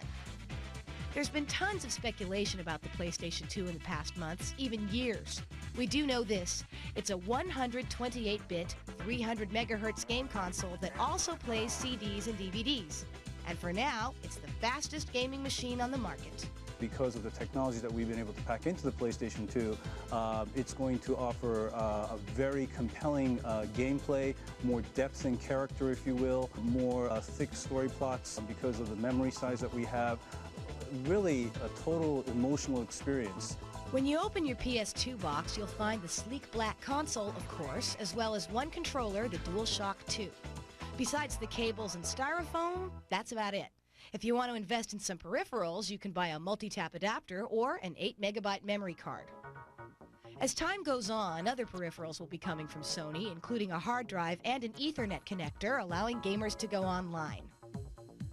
The arrival of the PS2 is the biggest consumer electronics launch in history. Sony hopes to ship 3 million units by March of 2001. So far, they've fallen short of their projected production, however. Sony originally promised that 1 million consoles would be shipped at launch. As it turns out, only half as many are coming ashore. The delay that we've experienced in the PlayStation 2 production was just a combination of component shortages that we unfortunately did not expect. The coming months will show whether or not Sony's able to make up for the production shortfall. Game developers have been hard at work creating games for the new console since its announcement. Certainly with the PlayStation 2, we've been able to, again, pack a lot of technology into it and also, therefore, give the software development teams more colors on a palette, if you will. The next generation for us as developers is extremely exciting. You know, that it's a clean sheet of paper. There's nothing there. There's no perception of what can be done. I think the PlayStation 2 is an amazing piece of hardware. I'm having a great time with it. I know that the other pieces of hardware that are coming are also amazing, and there'll be things we can do with those that you can't do with the PlayStation 2, and that's okay. That's part of the evolution of gaming. Well, the evolution of gaming has already taken casualties. Some companies have found it very challenging to develop for the PS2. Recently, Oddworld inhabitants decided not to port their new Munch's Odyssey game to the Sony console. When we heard about the Sony platform, that was basically going to be so much faster and so much more realistic and all these wonderful things, you know, we went, well, of course, that's the platform we'd like to be on. But grappling with the inherent problems that one has when they're trying to create work that looks really real, and you're working on a console that just really can't deliver the kind of reality we're looking for. A lot of things we thought would be a hell of a lot easier, and they're not. Regardless of the problems some developers have had, there's no denying that many of the games launching with the PS2 look stunning. Sony has about a year to establish the PS2 in the American gaming market before more competition arrives. Nintendo and Microsoft are watching carefully as they plan the release of their new machines. Part of Sony's strategy is to sell the PlayStation 2 as more than just a gaming console. With multiple inputs, such as USB and FireWire providing room for expansion, much more could be in store for this little black box. We're going to have some more information on the future of the PlayStation 2 coming up later in the show. But given the significance of the evening, it would be appropriate for us to address one of the most common questions asked here at Gamespot TV. Which of the next generation console systems is going to be the best? Unfortunately, we can't answer that because we need to have each one in its finished form for us to actually give a true opinion. Right, I mean, you can have the sickest list of hardware specs in the whole world, but it all comes down to the software implementation. Let me put it this way. If you have a top-of-the-line, really expensive force feedback steering wheel, but your game has a bad force feedback implementation, it's not going to be any use to you anyway. And also, one system won't be the best for all people. Certain people like certain types of games that certain systems will specialize in. So don't think that just because the PlayStation 2 is your favorite, that it should be everybody's favorite. Right, so when it comes down to it with all the next-gen consoles, show us the games. Coming up on Gamespot TV, we battle samurais in medieval Japan in what looks to be one of the most promising strategy sim titles on the PS2.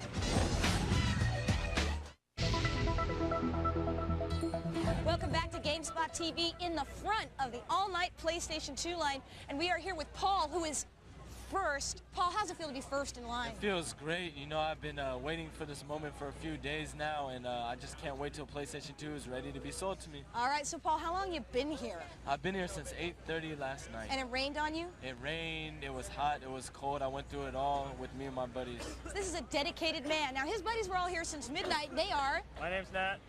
Edgar. Rich. All right, guys, so what game are you most looking forward to seeing come out on the PlayStation 2? Kessin! Okay, here it is. This battle shall decide the fate of Tokugawa. Attack! If there's one company that knows its strategy simulation games, it's Koei. Their first contribution to the PS2 is Kessin. Fire! It's a title that follows in the tradition of the Romance of the Three Kingdoms series, yet doesn't burden the player with the complexities seen in previous Koei releases. Kessin is based during the Shogun era of Japan. You initially take the role of Ieyasu Tokugawa, leading your troops to battle against Mitsunari Ishida. When engaged in battle, you can switch from the field map to the battle view. The latter can be fun to watch since the skirmishes are done in real time. Visually, the sight of hundreds of soldiers on a battlefield is awesome, showing that Koei has put the PS2's hardware to good use.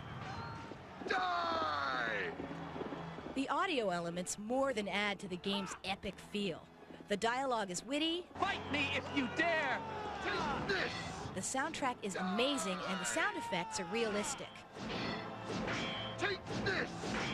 Kessin will definitely be one for the Japanese history buffs, but because of its relatively easy interface, novice gamers should also take note. This wealth of sonatas. Your life is mine! Well, here we are in line with Albert. We just saw Kessin, which is a strategy game. Do you play many strategy games? Yeah, I like strategy games. They're kind of cool. Yeah, I know that Kessin's supposed to be a lot easier to play than some of the other Koei strategy games that have been out there. But that's not your favorite type of game, is it? No, it's not really. I like the giant robot, like mech fighting games and stuff. Like, and what is behind it? Well, ever since I was little, I used to watch Robotech. I love, like, anything with big, hulking metal things blowing stuff up. Right, and there's a couple of games that are mech-oriented that are coming out for the PlayStation 2. There's Armored Core 2 and Gun Griffin Blaze.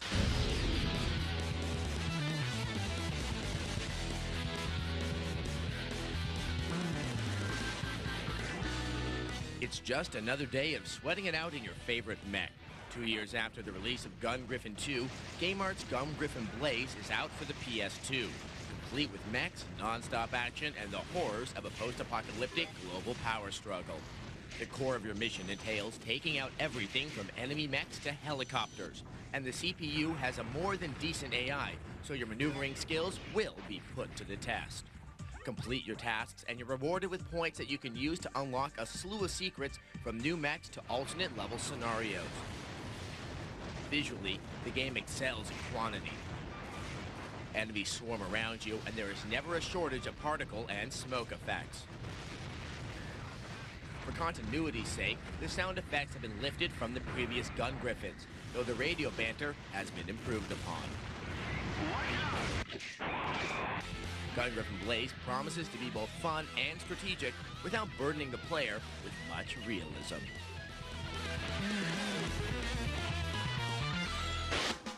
Coming up on Gamespot TV, we have football action.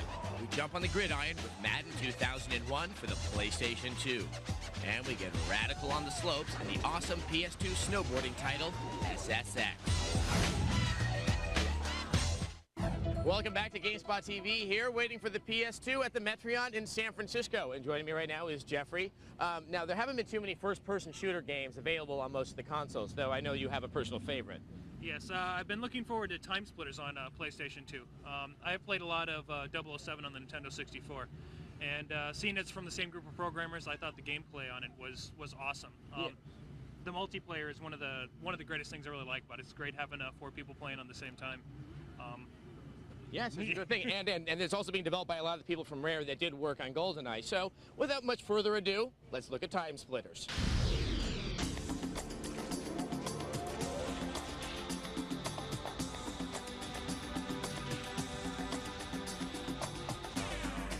Time Splitters, a first-person shooter, adopts the aesthetics of B-movies, which means kooky characters abound. Imagine cop show detectives, aliens, and robots inhabiting places like cathedrals, graveyards, and otherworldly spacecrafts. And you've got this new game for the PS2. The game focuses on multiplayer combat, which allows for some knuckle-whitening shootouts. It's not an intellectual game. Time Splitters levels seem geared towards the mowing down of opponents. Prior to the matches, you and your fellow players select your characters. Player 1 sets the parameters for the match, such as the number of kills needed to win, the weapons and bots present, and the arena in which the battle will take place. The game also includes a level editor. Arenas with up to 8 floors can be constructed, and there are a variety of texture sets with which to decorate the arenas. Many things can be tweaked, from weapon availability and bot population to lighting effects. Every console needs a good shoot-'em-up game, and Time Splitters provides the PS2 just that. So there was our look at Time Splitters, first-person shooter, classic gaming genre. Now let's move on to the fighting genre. Now I'm standing here with my new best friend, Richard. Why are you my new best friend, Richard? Because we both love DOA too. Oh, yes, we do. Oh, yes, we do. Now check it out. Look what he has right here. A blue bracelet. This means he is, in fact, getting a PlayStation 2. So why do you want DOA 2 hardcore so much? Because, for one thing, they added more polygon counts that make it smoother. Anti-alias is intact. And I love the motion capture demonstrations they did just for PS2. All right, cool. And all the new stages are totally awesome. I've got a bunch of them on tape, so let's take a look right here. Dead or Alive 2 fans rejoice. Tecmo is hard at work on the hardcore US version. Dead or Alive 2 Hardcore will feature a whopping 10 unique game modes, with everything from an arcade-style story mode to a Tekken-like tag battle mode. The fighting in DOA 2 Hardcore is the same in both the Japanese and US versions. Face buttons are for standard punch-kick attacks, including killer combos with the D-pad. The shoulder buttons switch out characters in the tag mode. The most remarkable thing about the fighting in DOA 2 is its amazing reversal system. It takes definite finesse to pull off a counter, not a move for the button masher. The game sports some gorgeous backgrounds. There are several new arenas, all of which feature interactive environments and multi-level fighting. The game features amazing motion, spectacular lighting effects, and plenty of little realistic details. The characters are refined and beautifully rendered. Dead or Alive 2 Hardcore is a definite improvement over the Japanese PS2 version. Anyone who doesn't already have DOA 2 should definitely keep an eye out for this one. Keep your mouth shut! Even if DOA 2 Hardcore is very similar to the Dreamcast version of the game, that doesn't mean that PS2 owners shouldn't have the chance to play it. Now we're being joined by Albert, Mike, and Jeremy, who are real big football fans. So guess what game we're about to talk about. First, what is the football game that you've been playing recently? For PlayStation, Madden 2001, and for Dreamcast, NFL 2K1. And you? Same here. NFL 2K1 for Dreamcast. Yes, now that's a very impressive looking game. But now we have Madden 2001 for the PlayStation 2, which has definitely taken it one step higher. On the whole, Madden 2001 follows the same formula as previous Madden outings, but this time it exploits the increased power of the PlayStation 2. The result? Simulations that some feel may be too simulated. The game uses a physics engine that is so momentum-based that a player actually has to slow down to change the direction they're running in. This might come across as slower gameplay, but that's because it's attempting to truthfully recreate a football experience. There is little doubt, however, that a football game has never looked like this. It comes close to being perfect in its replication of fields and players. Athletes actually look like their counterparts, and real-time lighting effects glare off the players' helmets. While that may just seem like gravy, the animations of the action on the field has never been so fluid, and that's where it counts. Madden has always been for the real football fans, and it looks like this version is undoubtedly for them. And those who aren't as interested still have a lot to look at. Next up, we'll look at the new console's future.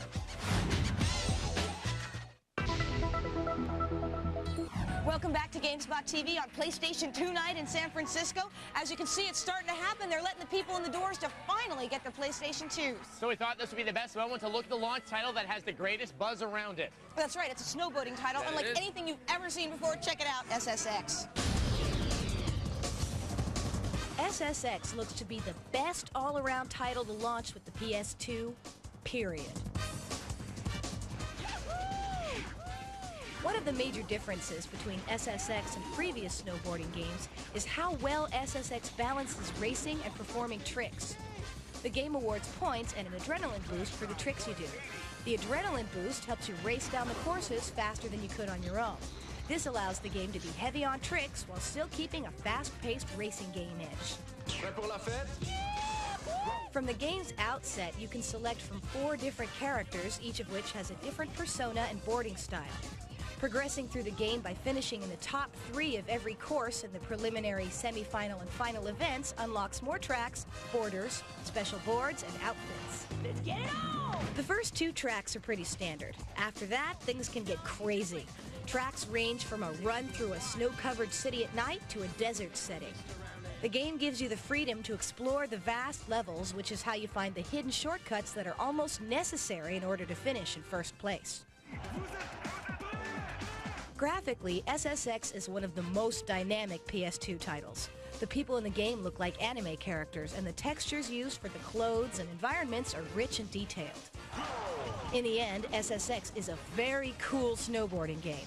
Every element comes together and makes for a game that you'll want to play again and again. We had a chance to play SSX, and I will tell you, it is a total blast, and also probably the closest I am ever going to get to actual snowboarding.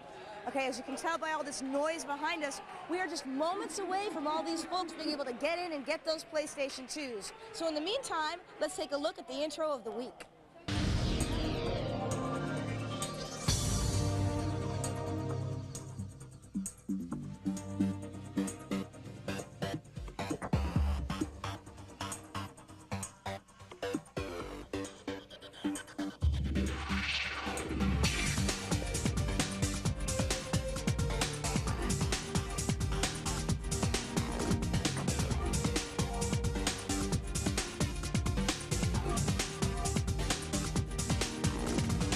Well, the moment of truth is imminent, and I'm sitting up here at the front of the line with Nat. How are you doing? I'm doing fine, Adam, but I'm a little tired. Yes, I can understand that. You've been sitting out in the rain, you've been sitting here, you've been jumping through flaming hoops, but are you ready? Do you have your money? Yes, I do. I brought $460, and 40 of it is in change in this bag right here with me.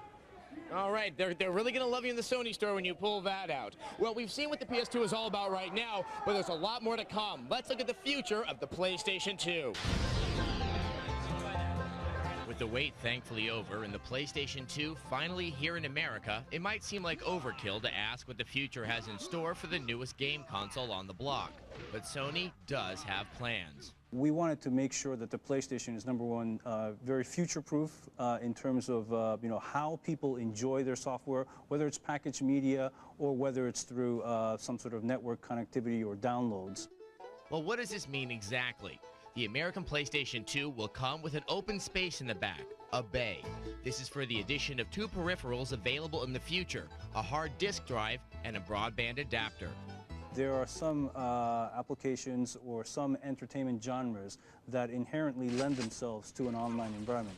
And that would be, for example, exchanging information real time with the people that you're playing games with. In other words, you can deathmatch with multiplayer shooter titles like Quake and Unreal Tournament, among other things.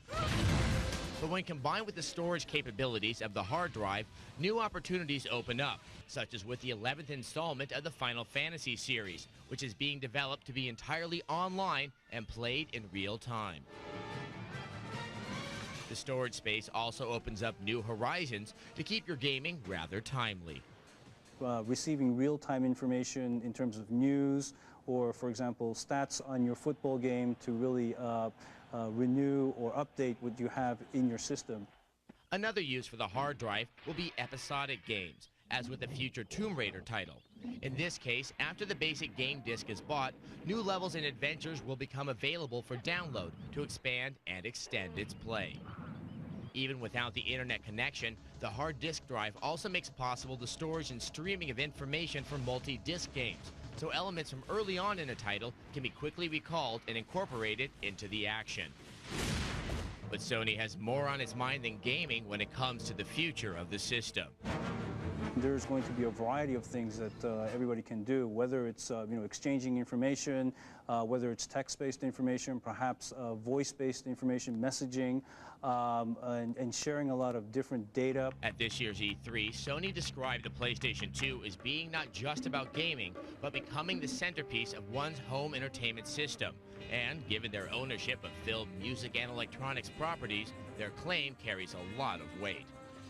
At its heart, the PlayStation 2 still looks to be mainly about games. But when it comes to the future, we can rest assured it's anything but downhill.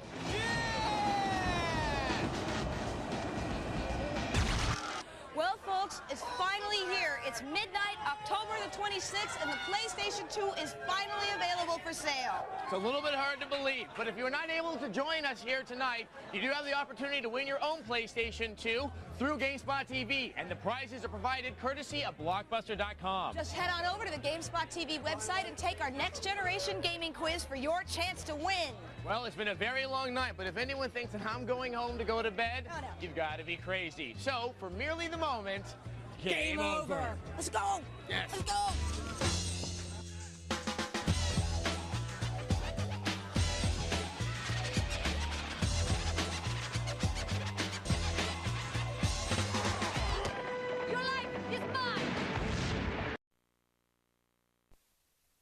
Today on Gamespot TV, witches, zombies, and vampires come out to play in our special horror edition.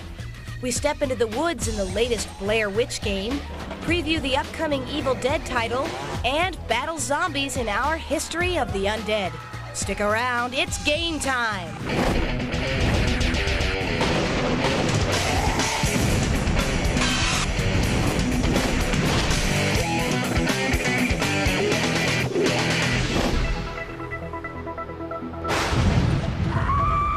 Hello and welcome to Gamespot TV here at the Winchester Mystery House in San Jose, California. I'm Adam Sessler. And I'm Kate Patello. So, what makes the Winchester Mystery House so mysterious?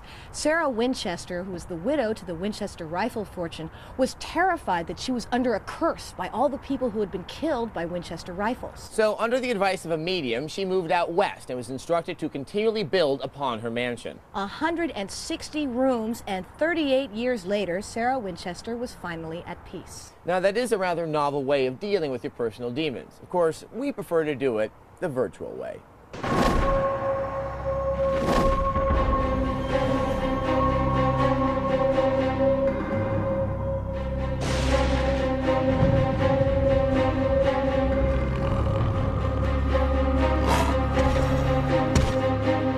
Fear resides in many places.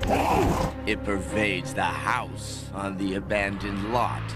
It lurks in the corridors of a darkened alley. What is this? It waits in the shadows of the woods. The Gothic castle. The high seas. Horror comes from unknown ghouls, demons, forces of evil, and sometimes from within.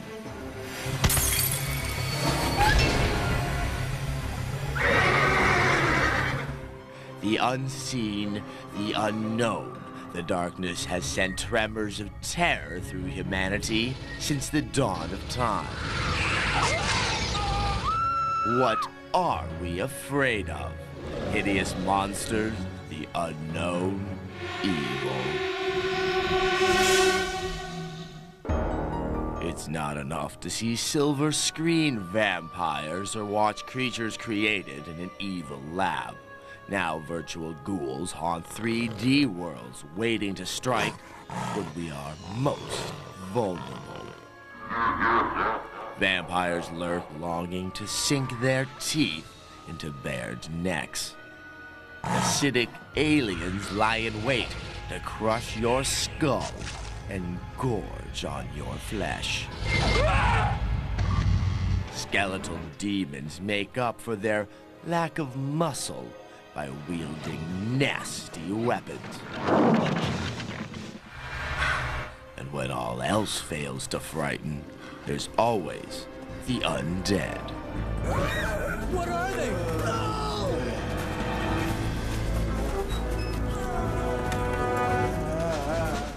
In the interactive world of video games, you are able to face your biggest fears and annihilate them before they devour you.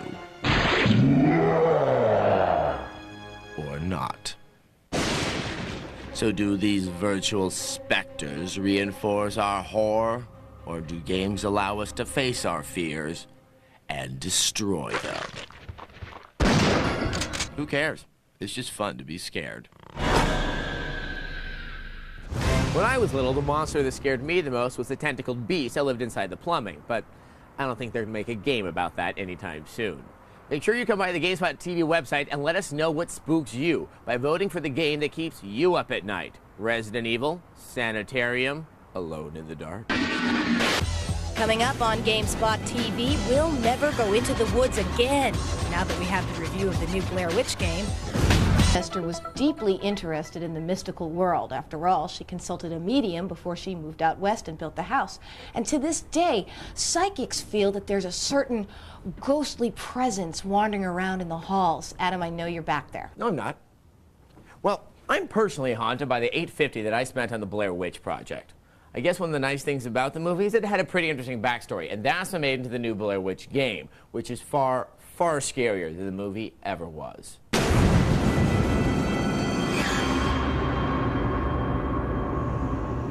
Blair Witch Volume 1, Rust in Par, is a mixture of both adventure and Resident Evil-style action.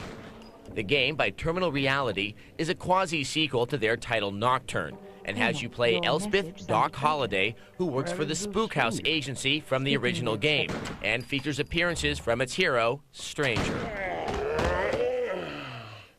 Not surprisingly, the game also uses the Nocturne engine, which means its problems are very present. Like all games of this type, it uses a shifting third-person perspective, which makes combat frustrating and difficult. The designers have one suggestion, and that is, find a better camera angle. Finding a better design would have been nicer. Combat is further hampered by the inconsistent auto-aiming that can leave you shooting at the clouds in a tense battle. Luckily, the game isn't all about combat, and when the game is more about adventure and subtlety, the creepiness is very effective. One good example is an early scene where you hear and investigate a noise from your bathroom. It's gleefully tense by just suggesting something bad. Once you finally see the creatures, it feels like overkill. A Daemite? One of the true benefits of the Nocturne engine is its remarkable lighting and shadow rendering abilities. This game is driven by atmosphere, and there's little question that this is the game engine to do it with. Rust in Par is inconsistent, but fun. The scary parts and good puzzles make it possible to overcome the problematic combat.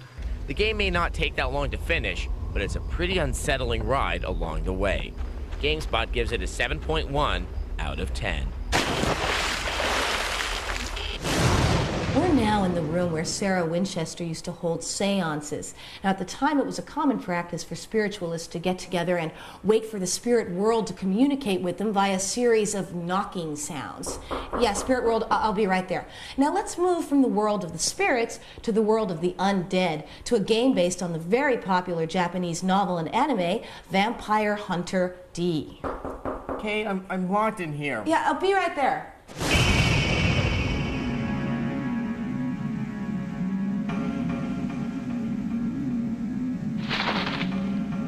Vampire Hunter D is an action-adventure game based on the anime by Hideyuki Kikuchi. You are a vampire hunter named D, the offspring of human and vampire hired to rescue a kidnapped girl. The game is similar to Resident Evil, especially in gameplay and control, with the addition of a few extra moves. The main character can jump, guard, and strafe, which would seem like an advantage, but is it? The control in this game is almost out of control. Take jumping, for instance. It's hard to judge distances on a flat graphic, so aiming your jump is a trial. You'll also want to jump to attack flying enemies, but may end up doing a backflip instead. Being faced with multiple enemies is difficult as well. There's no auto-target function in Vampire Hunter D. In many instances, the best move you can pull off is a 180. How dare you hunt us for the humans? Shame on you! The graphics are nothing to backflip over either. The bulk of detail goes to D himself, leaving everyone else looking blocky. D draws his sword with a satisfying flourish, but that's about it. There's nothing satisfying about the music either. The generic techno score is totally uninspiring. Overall, much like most other Resident Evil clones, the game just doesn't capture the magic of the Resident Evil series.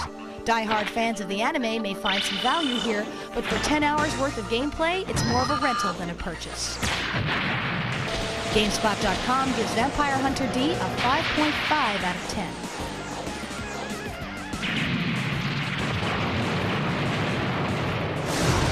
How about them vampires, huh? Vampire the Masquerade Redemption. Good, spooky RPG, but it did have some gameplay problems. But you know what? Nothing fixes gameplay problems like a good old-fashioned cheat. Playing Vampire the Masquerade Redemption and feeling like a fledgling? Here's some cheats to take you from neonate to elder before the sun comes up. First, you have to play the game in console mode. In your Windows Run menu, type the path and executable for Vampire and add the line console after the quotation marks. After you've launched the game, type a tilde to access the console. To play in infallible Vampire God mode, type God 1. For more experience points, type XP and the number of points you want. Need some cash? Type cash and the amount of cash you want. To learn the whole spellbook, type Add All Disciplines. For full health, type Revive. I am awakened. And if you can't take it anymore, kill yourself off by typing Kill Me.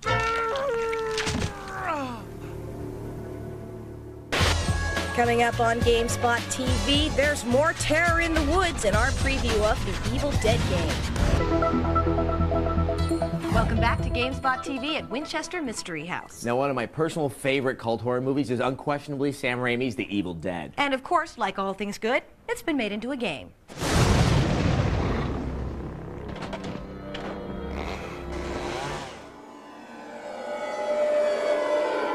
We're incorporating elements of the first two movies into a new storyline that sort of continues the ongoing saga of Ash and the Book of the Dead, the Necronomicon. The game story takes place about 8 years after the events of the last movie, and in this new story, he actually goes back to the cabin that's, you know, the familiar location from Evil Dead 1 and 2, and the game basically starts there. It's a survival horror game very similar to Resident Evil, where you have a combination of action, puzzle solving, and exploration, all within the confines of the Evil Dead universe. It is a little bit more true to Evil Dead 1 and 2 in that it's first and foremost a scary game, you know, with the pop-up scares and whatnot, but it will incorporate a lot of the humorous elements that really came from Bruce Campbell and the one-liners and the whole character of Ash being such a smartass, basically. What's that? Oh, your mama's calling. The first half of the game takes place in the woods. It starts off at the cabin, which will provide a familiar environment to all the fans. But that's just a starting point. While you can go through all the different rooms in the cabin, and we've really, been faithful to the movie. It's a, accurate representation of what it looked like. We've added new locations within the woods, but really it's only about half the game. The second half of the game takes place in ancient Damascus. So it's really, these two halves. I know Evil Dead fans are very protective of Ash and everything from the films, and that's why we're really trying to remain true to it all, because that's what fans would want, that's what we obviously want. If you've seen the Evil Dead movies, you know they're really funny. Disgusting, but really funny. Now, of course, the living dead is a classic fear. Here's another one for you. The monster rustling in the bushes. How about a really, really big monster?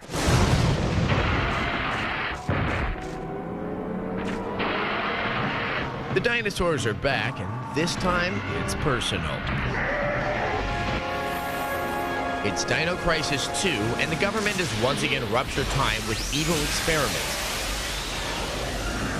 A cleanup crew of operatives arrives to save the day, but only 3 survive. Your roles alternate between the surviving operatives, Regina and Dylan, dino hunters, and David, a support character. Yeah! Each has unique abilities, and they'll need them. This is one serious dino crisis. There are many types of dinosaurs on the island, and sometimes they run in packs. Capcom has devised a completely new combat system for Dino Crisis 2. It's fast and simple with an urgent pace. You win points for each dinosaur you kill, earning a combo bonus for neutralizing more than one in a short period of time. That's much easier when you can run and shoot at the same time. And the new battle system lets you do just that. Presuming you've lived long enough to hit the select button, you can access the inventory screen to manage items, read files, or hit the first aid kit for a hemostat. The fear in Dino Crisis 2 is made palpable by excellent graphics and sound. The pre-rendered emerald jungles are lush and rife with danger. Velociraptors burst from the shadows, allosaurs shake the ground beneath them, and the effects are genuinely scary. Dino Crisis 2 avoids the stereotypes of the survival horror genre and delivers a novel take on the third-person action shooter. Gamespot.com gives Dino Crisis 2 a 9.2 out of 10.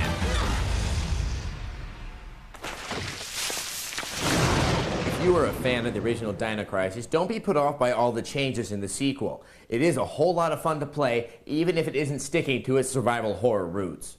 Now, another game that many people know is a whole lot of fun to play is Diablo 2. But one thing that gets overlooked are the incredible CG sequences in the game. So here's a look at the intro, because it's pretty creepy.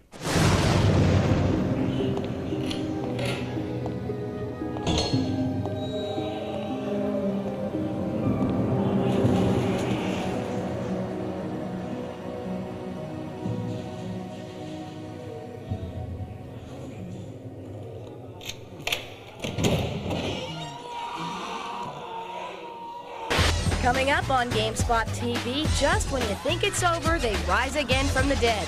The zombies just keep coming. We find out why. Welcome back to Gamespot TV at the Winchester Mystery House. Right now, we're in the Winchester Ballroom, which was built specifically for a visiting orchestra that never actually arrived. In human form. Now, Sarah Winchester, of course, had all of these mystical leanings that have incorporated themselves all over the house. She was clearly not a triskaidekaphobic. In human form. There are 13 gas lamps in the chandelier, 13 panels in the ceiling, 13 stairs leading to the 13th bathroom. What are you going to say in human form now? No, I'm going to talk about Resident Evil, which is, of course, not the first horror game, nor will it be the last, but one of the most celebrated. And so this is a small valentine to those games that kept me up at night. In human form.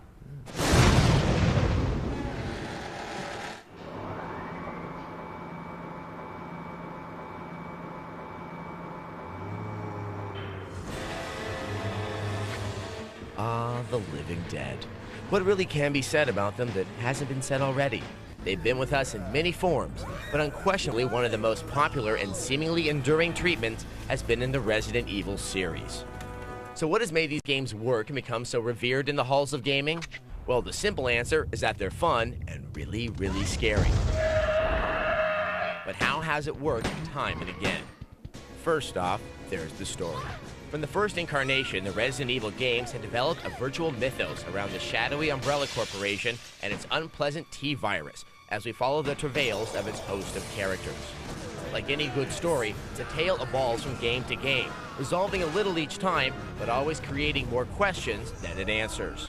And there's something just plain unsettling when humans seem to number fewer and fewer. But good stories are best in their natural states, books. What's important is how it's designed as a game.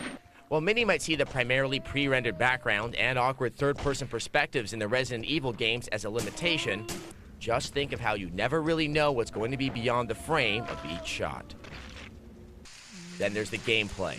Rather than just be a straightforward action shooter, the pacing is more dramatic and rhythmically broken up by acquiring information and solving several puzzles, albeit many ridiculous ones. This way, when things get hairy, it's not always expected, and hence, rather frightening. But perhaps the most celebrated aspect of the Resident Evil games has been their sound.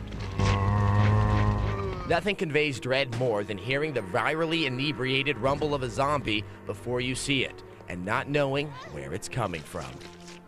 The quiet footsteps you emanate down dark and empty hallways succeed in making you all too aware of just how alone you are. Captain Wesker, but with our attention paid towards audio issues, there's also the now beloved voice acting. Don't open that door! It's so gloriously obvious and ridiculously atrocious. Hey, I'm no ordinary civvy. I'm a member of STARS. Maybe it would be nice to have true feelings expressed from these characters. It was dirty work, but this area is now clean. But after this long, it might take away from the campy fun of it all. Chris is our old partner, you know. And that's what the Resident Evil series is all about. The campy joy of all those horror movies we know and love, and the chance to be part of them and get scared all over again. Well, now that we've had a look at Resident Evil games, let's take a look at a game that's Resident Evil-esque. Parasite Eve 2. Very scary, mutant mitochondria on the loose. Believe us, you're going to want some help, so here's our strat guide. I'm not scared. Keep trying. There's nothing like unloading rounds into mutated neo-mitochondriatic scum. The freaks of Parasite Eve 2 might have strength in numbers, but you have mad skills, a heavy-duty arsenal, and most importantly, Gamespot TV on your side. Use these tips to get you and Aya through the missions while keeping your stomach intact. Tip 1. Don't stop looking. You'd be surprised what you can find in the game if you just keep pressing X, which is your inspect button. Don't hesitate to search everything. From store shelves to recently deceased SWAT team members, who knows what you might come across with a simple press of the X. If a part of a room looks like it might contain an item, it most likely will. A keen eye is a must, especially when it comes to solving the game's puzzles. Tip 2. Remember your parasite energy. PE helps in conserving your ammo, and at least you won't have to deal with reloading your gun.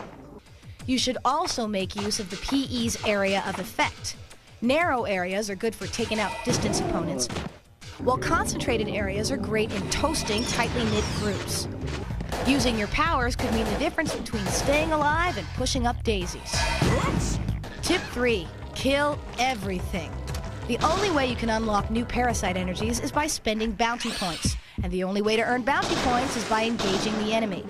While you might want to get through your objectives as quickly as possible, you'll be doing yourself a favor by passing through infested areas and spring cleaning. Always check your map periodically. Any area colored in red means that enemies in that area are waiting to eat lead. So remember, keep looking, be a black magic woman, and kill everything, if you can. For another look at our Parasite Eve 2 strategy guide, head on over to the Gamespot TV website. And while you're there, don't forget we're giving away 14 PlayStation 2s. The prizes are provided by Blockbuster.com. So if you want to be the coolest kid on your block, head on over to the site and take our next generation gaming quiz for your chance to win. We'd like to give a great big thanks to everyone here at Winchester Mystery House for hosting us today. And if you want to find out more about this incredible place, go to WinchesterMysteryHouse.com. Well, that's about it for this edition of Gamespot TV. Yes, it is. Until next time, time. Game over. Man, quit it.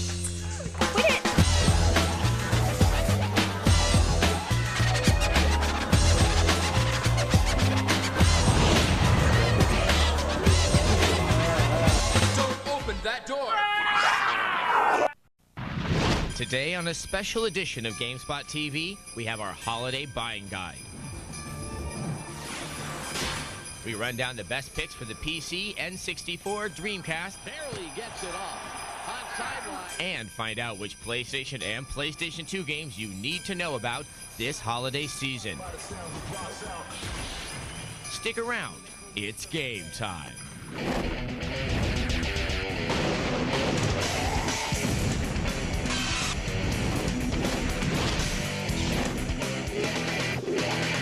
Hello and welcome to Gamespot TV. I'm Adam Sessler. And I'm Kate Patello. As you can see, the holidays are upon us once again, so we're trying to figure out what kind of cool prezzies we're going to give our gamer friends this year. Yeah, considering how many platforms there are and how many games there are available for them, it can be a little bit difficult to find that perfect gaming gift for your perfect gaming buddy. Yeah, like what about your Dreamcast buddy? Sega's had a great year for the Dreamcast with some really unique titles like Seaman, Space Channel 5, and Echo the Dolphin. And now Sega Net's out, which allows you to share in your gaming experiences with people all over the world. And, well, that's what the holidays are all about. Sharing? Yes. Then let's share some more.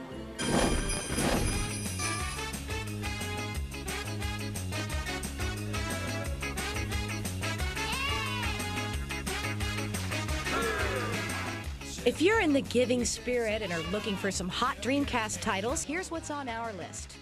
Got rhythm? Want to prove it? Move over, Ricky Martin. It's time to start playing Samba de Amigo. This Latin-flavored music game is a sure way to add a little picante to anyone's living room. Samba de Amigo is best played with Sega's peripheral maracas. While they're expensive, around $80 for one set, they're worth it. Here's how you play. As you listen to one of Samba's catchy tunes, you shake your maracas at specified areas on the screen. Score points by keeping in rhythm in the right spots and striking a pose. Samba de Amigo is sure to heat up any New Year's Eve party. The approach of New Year's means, what else? The Super Bowl is coming up and there's no way to get in the spirit like playing a great football game. For the football fan in your life, NFL 2K1 for the Dreamcast is your #1 draft choice. Run, throw, tackle, and spin your way down the field with motion-captured precision.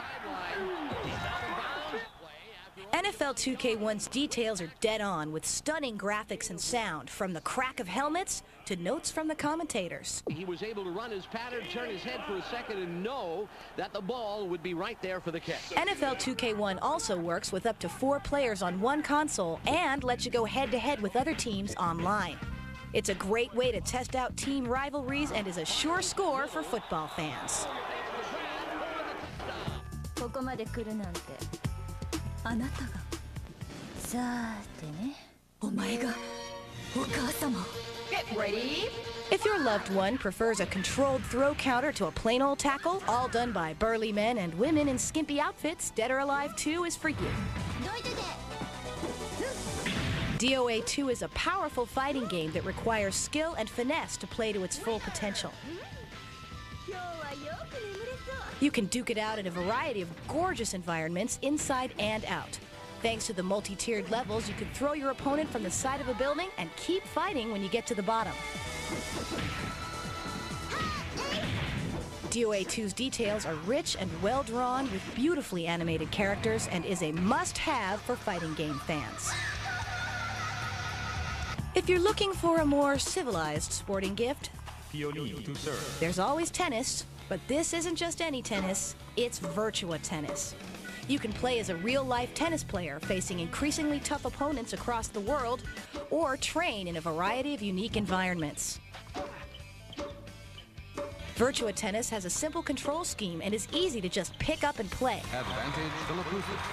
This would make a great stocking stuffer for anyone on your list. But be careful. 21st century Pong is addictive and you may not see your friend again for a long time. If you're looking for a beautiful cinematic gift for the Dreamcast, you can't beat Shenmue. It's about Ryo, a young man trying to solve the mystery of his father's murder. Shenmue plays like an adventure game, and thanks to its full reactive eyes engine, Ryo can interact with everything and everyone he sees. In between plot-driven scenes, Ryo keeps himself busy with classic Sega arcade games. Keep your wits about you. Ryo faces quick-timed events that require a split-second reaction and uses his best martial arts skills against 70 thugs in succession. With its gorgeous interactive backgrounds and engrossing story, Shenmue will keep anyone happily occupied. Tell you what, I'm looking forward to spending some long, cold winter nights with Shenmue myself. Well, I was really looking forward to basking from the fire playing the Dreamcast version of Half-Life, but unfortunately it's been delayed until 2001.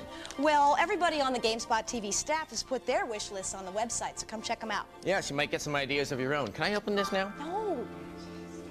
Coming up on Gamespot TV. Whether you're into first-person shooters or good action narrative, there's something for everyone in our holiday picks for the PC.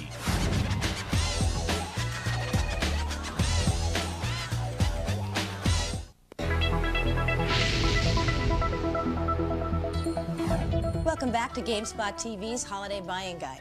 Now, we know there's all different kinds of gamers in the world. Some people like console games, some people like PC games. And there's been quite a few good PC titles that have come out this year. Yeah, Diablo 2, Escape from Monkey Island. There's Homeworld Cataclysm, a really good add-on pack, and I was quite surprised with how good Star Trek Voyager Elite Force was. So the problem isn't really so much with the games, just having a computer fast enough to run most of them. No, it's a very good point. Can I open this now? No. If you know a PC gamer, then you know they're a picky gamer. But here are some picks to please even the pickiest player. Even though it's been out for a while, just about any PC gamer would love to receive this must-have title, Ion Storm's Deus Ex. This game places you as an operative of a United Nations police force battling shadowy organizations in a very troubled near future. Deus Ex is an excellent title for a rookie gamer that wants to experience a more involving and challenging game, as well as any hardcore gamer that hasn't tried it yet. The game uses role-playing elements that don't bog down the experience with character management. This raises it well above the usual run-and-kill style of first-person shooters. One thing to consider, though, is that the game does demand quite a lot of a PC's resources. If you're looking for a new title for the burgeoning or established strategy gamer, it's Sacrifice. Part real-time strategy, part straight action, this game forces the player to engage in fast-paced tactical battles encased in a wonderfully realized fantasy setting. The game is a novel introduction to the real-time strategy style of gaming, with its third-person perspective and intuitive controls, although it may be overwhelming to one new to PC gaming. While the game is among the most visually impressive ever, it uses a scalable engine that adjusts to the power of an individual PC to maintain a consistent frame rate. Also, the game is designed for online play, which promises a longer residence in one CD-ROM drive. One game that will easily find a warm berth in any role-playing gamer's heart is Baldur's Gate 2. This sequel takes what made the first game work and refines it into what is considered the finest role-playing experience to date. Taking place in the advanced Dungeons & Dragons Forgotten Realms, Baldur's Gate 2 offers hours and hours of play in sumptuously articulated fantasy environments. The game will be familiar to anyone who has played other Black Isle titles and offers a tutorial for the uninitiated. Having said that, be forewarned, the game is not for the easily frustrated, as it is quite difficult in many places. Nonetheless, this is one of the finest crafted games of the year and should be appreciated by any devoted gamer. Those who yearn for an alternative to such commitment-minded games can find freedom with Motocross Madness 2. This motocross racing game is a highly addictive one, with 70 environments and an unbelievably wild physics engine. Any gamer of any level can find ways to appreciate the game with its gorgeous graphics detailing the environments. Furthermore, animations of the bike and rider itself make watching the over-the-top crashes just as fun as landing a string of unbelievable combos. The game is an excellent title for anyone who just wants something to have fun with, but its online multiplayer options and number of competition categories complement the player who gets more involved. One note, the game does play better with the peripheral rather than just with the mouse and keyboard. The one PC game this year that can stuff the stockings for the hardcore and the occasional gamer alike is The Sims. This is from the group that gave us SimCity, and it focuses on the micromanagement of virtual suburbanites. You control their time management and hygiene, as well as attend to their emotional well-being while supervising relationships with others. Oh, voila. The limited graphical demand and open-ended quality of the play make the game accessible to many people who might like to have something interactive and fun on their computer. For those who already purchased the game, the new expansion pack, Live Enlarge, provides a wide array of new furnishings and character skins to give more life to an already vibrant gaming experience. Coming up on Gamespot TV, we run down our picks for the N64 this holiday season. Mario, anyone?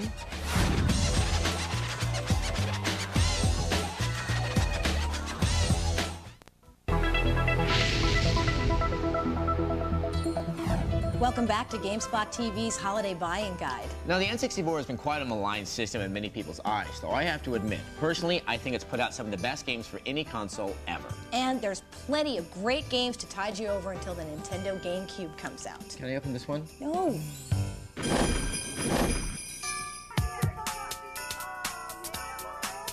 So, a loved one has an N64, the holiday season is rapidly approaching, and you wouldn't know a good Nintendo cartridge from a hole in your head.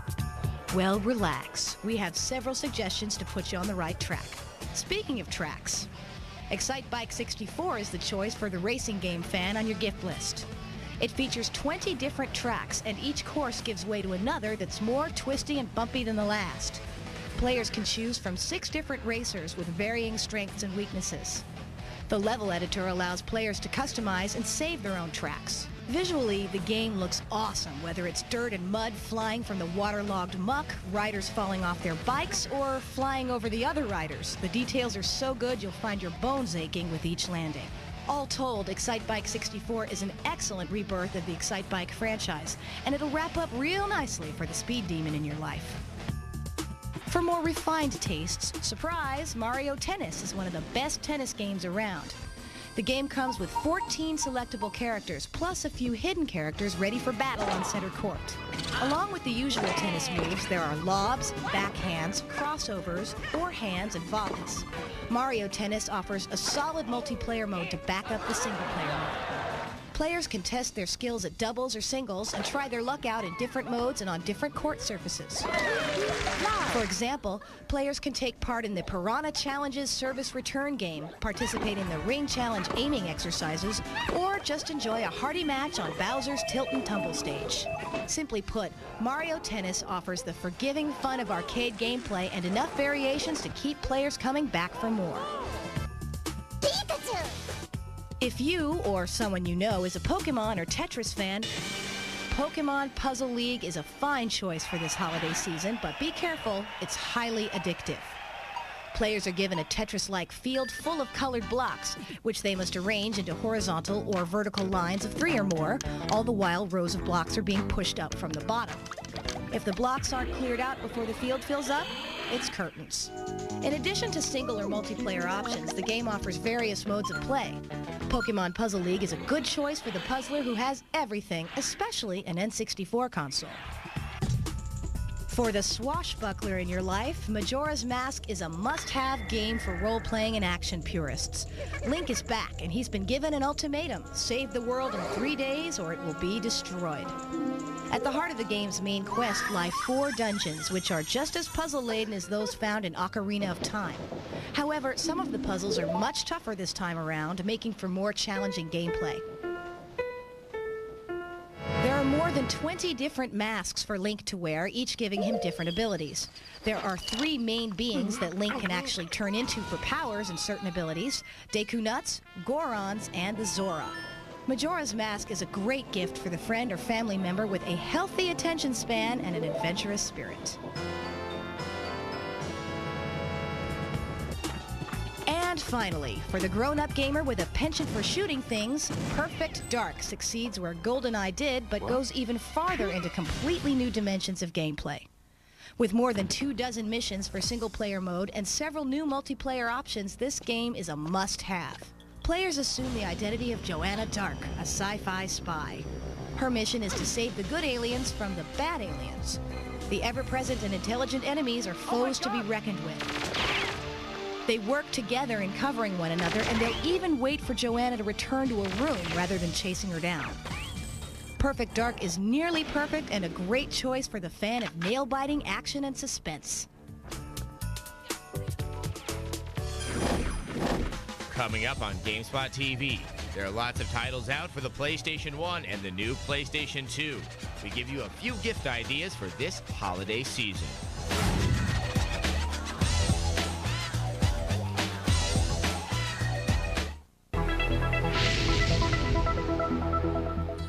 Welcome back to Gamespot TV's Holiday Buying Guide. I'm Adam Sessler. Now, we think with the release of the PlayStation 2 that we've seen the last of good games for the PlayStation 1, but that's definitely not the case. Even this year, we've seen some great games, like Vagrant Story and Ape Escape, and there's still good titles that are in development, like Matt Hoffman's Pro BMX. So I think it's safe to say it's not over for our good friend. Now I'm just gonna see what's inside of this. Don't open that.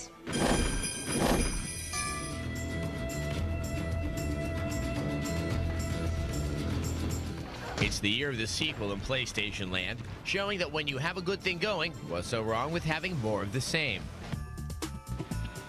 This year, nothing says more better than Tony Hawk 2, the follow-up to the blockbuster hit of last year. New skaters? This game's got it. New levels? How about larger levels? And if that's not enough, you can make your own skate park with the level editor. The game controls just as well as its predecessor and adds a number of new trick variations that allows you to link combos for higher scores.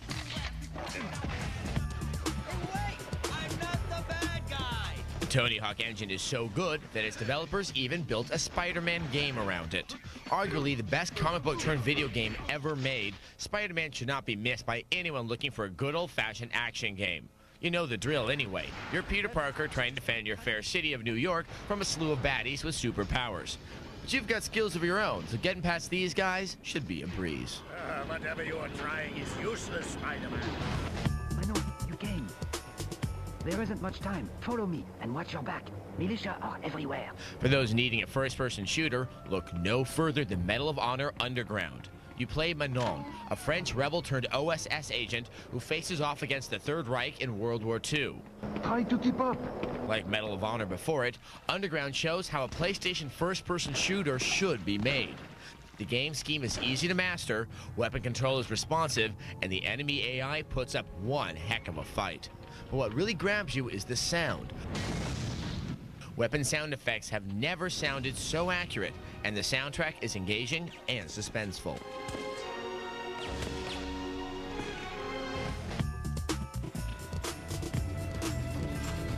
If you're looking for an RPG to stuff a stocking, leave it to Squaresoft to meet your sword-slashing spell-casting needs. There's Chrono Cross, a title that will keep your gamer locked in his room until Groundhog Day.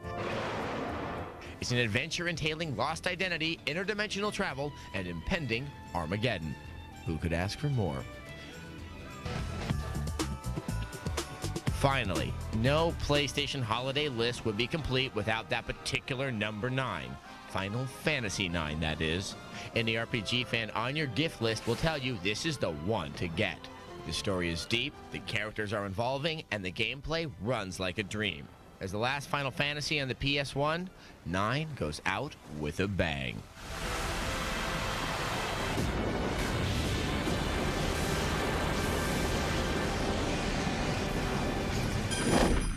We can't talk about the PlayStation 1 without at least paying some attention to the PlayStation 2. Now, of course, we know that most of you don't have one yet, so just think of this as something to look forward to.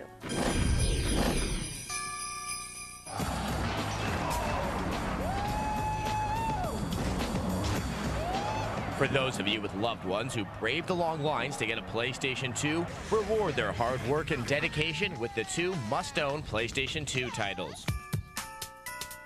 For the football lover in your life, Madden 2001 is the way to go. It follows the reliable formula of previous Madden games and also takes advantage of the capabilities of the PlayStation 2. What results is a football game that's so real that it would be safe to call it a simulator. That might throw off the player at first, but in the long run, the realism will be much appreciated. Not only is the gameplay true to life, but so are the graphics. The players look so real, they're recognizable, and even the helmet lighting alone is worth salivating over.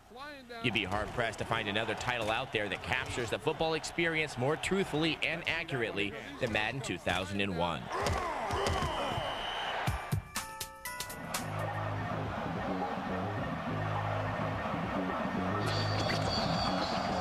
A definite must-own on any PS2 shopping list is SSX.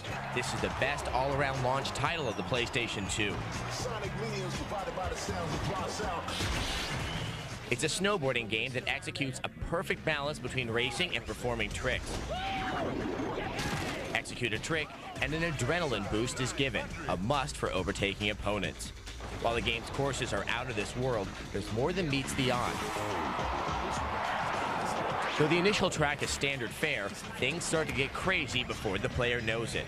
Shortcuts abound and must be used in order to have any chance in winning. And don't worry about fights over the controller. The two-player feature ensures that not one person will be hogging the television during the holidays. Graphically, SSX is one of the most dynamic PS2 titles. Everything from the course details to the character designs are well done. With every element coming together, SSX makes for a title that any gamer in your life will want to play again and again. For another look at all the games we've recommended, come on by the Gamespot TV website. And while you're there, make sure you take our Best of GameSpot TV 2000 poll. That's right, the end of the year is rapidly coming, and so that means we want you to tell us which was your favorite of our Spotlight segments. Yes, was it the good and the bad, the ugly? Or perhaps it was Beats for Geeks, or maybe our Seaman feature. The segment that wins the most votes is going to show up on the Best of 2000 episode. So, until next time. Oh, actually, got you a little present. Oh, goody, goody, goody, goody, goody. Yes, what is it? What is it? What is it? What is it? Oh, it's the Mary-Kate and Ashley Olsen game. This is perfect. This is going to go so well with my John Stamos Moose application simulation. Yay. Thank you. Oh, you're welcome.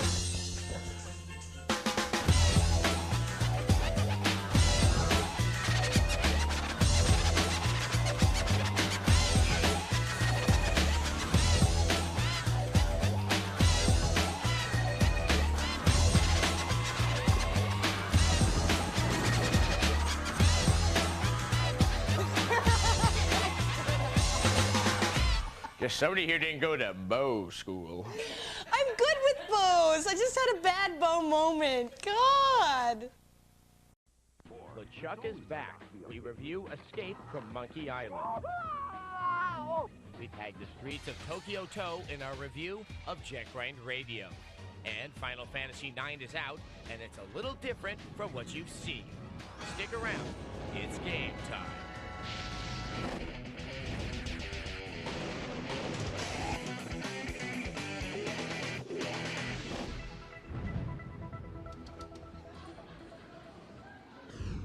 Hello and welcome to Gamespot TV at Metreon in San Francisco. I'm Kate Patello. And I'm Adam Sessler. Now, we've seen a lot of peripherals on the show, everything from steering wheels to joysticks, but what about gaming devices for the disabled? Now, this is a question we actually get asked a lot, so we decided to go out and explore the different ways that people with disabilities have been able to get in on the gaming front. This is a miniature trackball for someone who would have limited motion.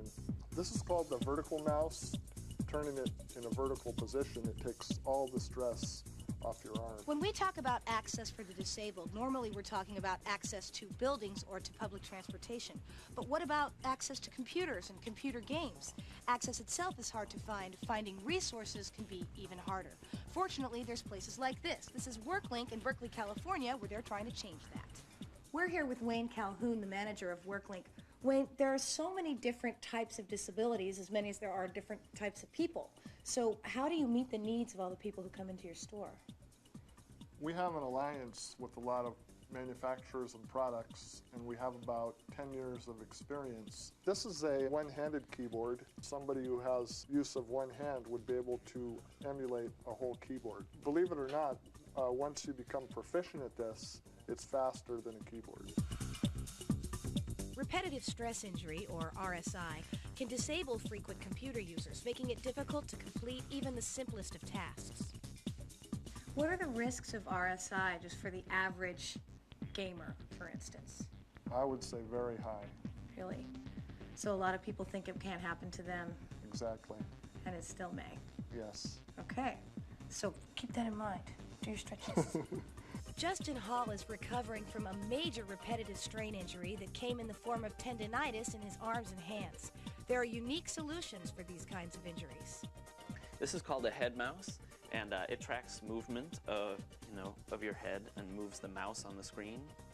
There's a sensor in here that moves along with your head. And so when I put it on, I then move my head around and the mouse moves with me. I could control my units in StarCraft pretty easily just by moving my head and clicking with my foot and then dragging to select which units I wanted and then moving over and clicking with my other foot to move them. That all worked pretty well. The Sims was also pretty friendly.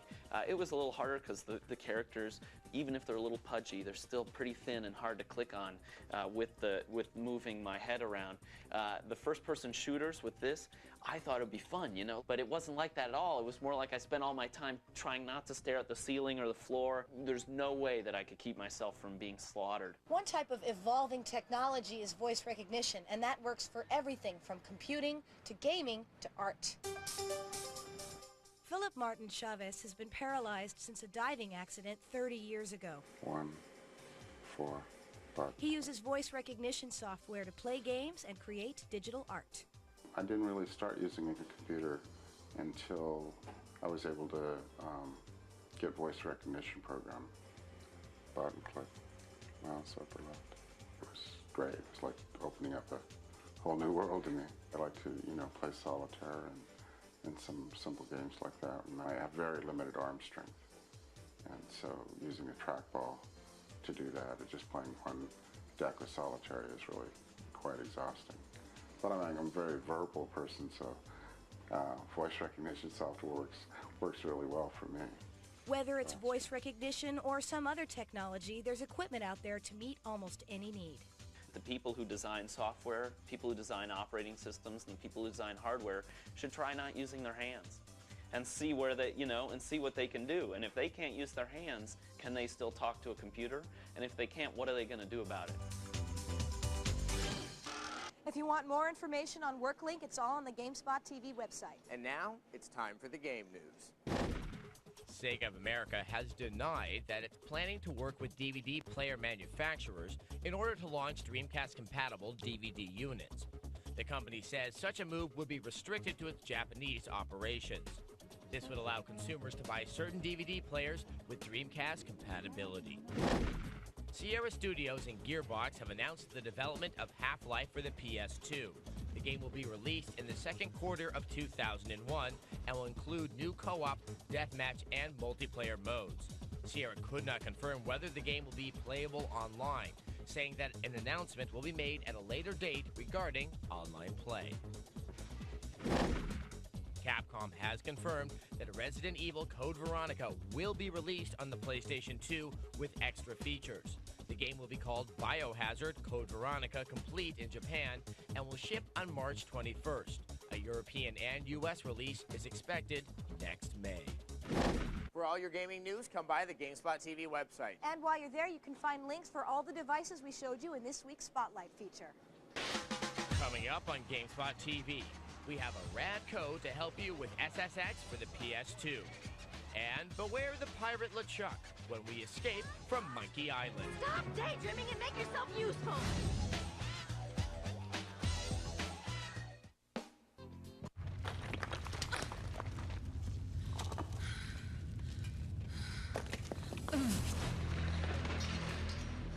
My name is Lara Croft, and I'm about to die. I regret that part of my story remains untold, buried for all time. Discover Tomb Raider Chronicles: The Lost Adventures of Lara, the first new Tomb Raider game of the millennium, and very possibly the last. Rated T for Teen. Welcome back to Gamespot TV here at Metreon in San Francisco. Now, last year around this time, we saw the release of two top-of-the-line first-person shooters meant for multiplayer play. They were Quake 3 and Unreal Tournament. Well, they came, saw, and conquered our PCs, but now they're available for consoles. Quake 3 for the Dreamcast and Unreal Tournament for the PlayStation 2. Let's see how they fared in the conversion. Unreal Tournament for the PlayStation 2 is more or less a scaled-down version of the PC hit. The single-player mode is basically a training ground to perfect your skills for multiplayer. The game comes with the modes from the original PC version, and it has mutators that allow players to tweak the gameplay. The controls can be hard to adjust to, and you can only use one of the preset configurations. The game also uses auto-aim that can't be disabled. The graphics aren't as sharp as on the PC version, but they still look nice, and the game maintains a consistent frame rate. The largest difference between the two versions is the lack of online play. You can play multiplayer matches with up to 4 players or use the iLink to connect 2 PS2s. Nonetheless, the game offers satisfying shooter action. GameSpot gives it an 8.2 out of 10. Quake 3's single-player mode is also used to hone your skills as you move through competitive tiers. On the difficult levels, the bots do put up a fight. But multiplayer is where the game is focused, and you have the option to battle it out with up to 4 players on one Dreamcast or up to 4 players while playing online. The controls are intuitive, and the game really functions as a pick-up-and-play title. The game is a remarkable graphical translation from the PC version, with some textures almost looking superior. Most importantly, the frame rate is rock solid and fast. The online play suffers from normal problems like slow servers, but if you can deal with NFL 2K1, you can deal with Quake 3. If you want a shooter, you just can't go wrong here. GameSpot gives it a 9.4 out of 10. Nothing is further from a first-person shooter, really, than an adventure game. Take, for instance, the Monkey Island series. Now, one of my favorite things about that series is its ability to make fun of itself. So if you're playing the game and you're paying very close attention, you can find all sorts of little digs at the developer, LucasArts. So now, let's take a look at the 4th game in this series, Escape from Monkey Island.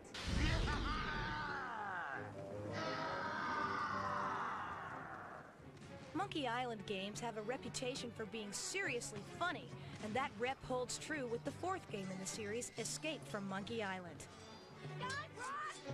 Stop daydreaming and make yourself useful! Guybrush Threepwood, a mighty pirate, and his new bride, Governor Elaine Marley, have returned from their honeymoon to find that Elaine has to run for governor again. The governor's dead, ma'am. And might actually lose. Remember, a vote for me is a vote against demon-spawned hell pirates. Combine politics with the yuppification of the pirate islands. Star Buccaneers Coffee, home of expensive espressos and gentrified Java. Throw in a quest for the ultimate insult. The ultimate insult! And you have a lot of errands for Guybrush to run. Stop the insanity. Check. Escape from Monkey Island uses 3D characters and 2D backgrounds a la Grim Fandango, as well as a keyboard interface. The puzzles in Escape from Monkey Island primarily involve using your inventory in creative and sometimes bizarre ways. Many of these puzzles are good. Some, though, make no sense at all.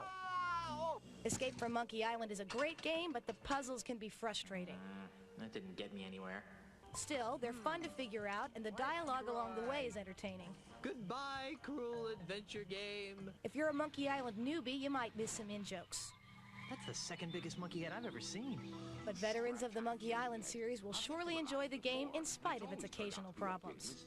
Gamespot.com gives Escape from Monkey Island an 8.1 out of 10. Bear this in mind. If you get stuck on one of Monkey Island's strange and arbitrary puzzles, remember that it's all right to use the walkthrough. The game is supposed to be about you having fun. Now, SSX has wowed everybody at the GameSpot TV offices. And if you want as much out of the game as we found, here are a few cheat codes to help you along your way.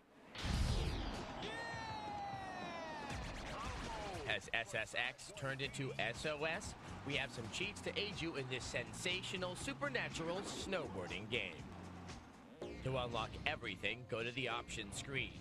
Hold L1, L2, R1, R2, and press down, left, up, right, X, circle, triangle, square. To get maximum attributes, hold L1, L2, R1, R2, and press X 7 times, then square. And finally, this code redefines the term Goofy Foot. Hold L1, L2, R1, R2, and press square, triangle, circle, X, square, triangle, circle, X. If you entered any of the codes correctly, you'll hear a sound. Repeat the code to disable it. Coming up on Gamespot TV, we go tagging in our review of Jet Grind Radio. And we review the last Final Fantasy for the PlayStation 1.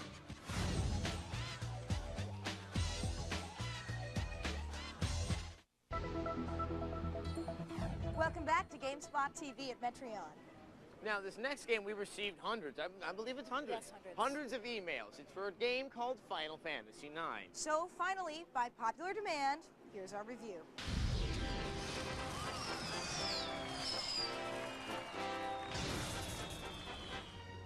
Recognized as a return to the series' roots, Final Fantasy IX serves as a summation to all the things that have made players enjoy this franchise for the past decade.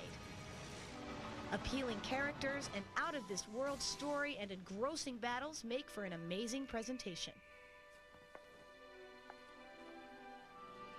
We begin on the Mist continent in the Kingdom of Alexandria. Zidane, a member of a rogue theater troupe called Tantalus, goes over the group's plan to capture a princess. Things get complicated when he realizes that she actually wants to be kidnapped. What happens next? That's for you to experience. The Final Fantasy series has never seen a better combat system. Each party member has their own unique skills that can be expanded upon by equipping objects. Spells like the gorgeous summons are easily executable. With every installment, Final Fantasy improves visually. In 9, backgrounds are rich and vibrant, and the full motion video has never looked better.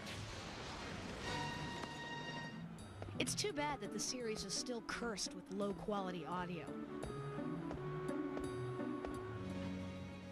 While the songs are well done in composition, the presentation sounds dated. Compared to parts 7 and 8, Final Fantasy IX is a throwback to the more traditional role-playing aesthetics of the 8 and 16-bit generations.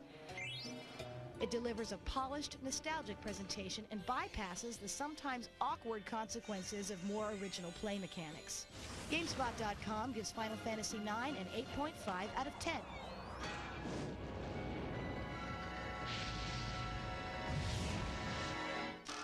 There's a lot more Final Fantasy to look forward to. The movie's in production, and the PlayStation 2 is going to have Final Fantasy X and 11, which is rumored to be exclusively online.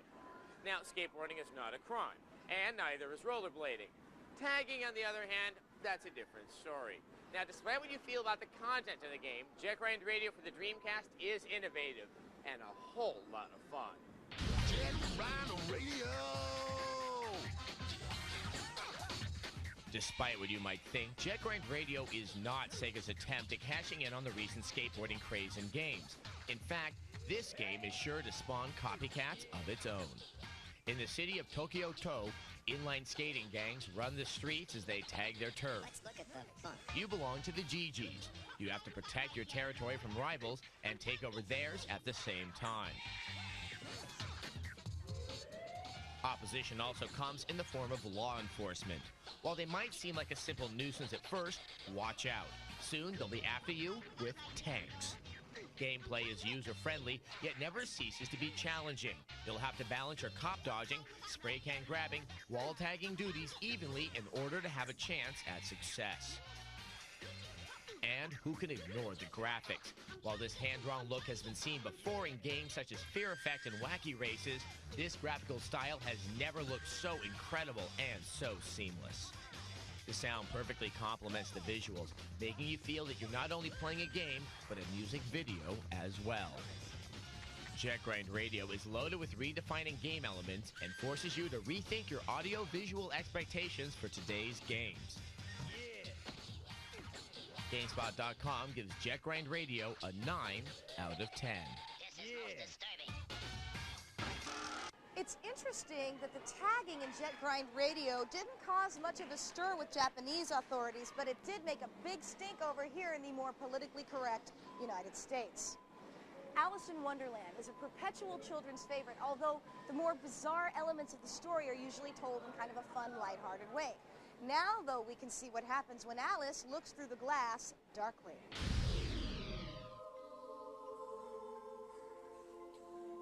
Alice in Wonderland is coming to the PC, and thanks to designer American McGee, Wonderland has gotten more wondrous and more terrible. You play Alice from a third-person perspective as she tries to conquer the Queen of Hearts. In order to free Wonderland from its state of decay, you must use a set of bizarre weapons to do away with the freaks that stand in your way.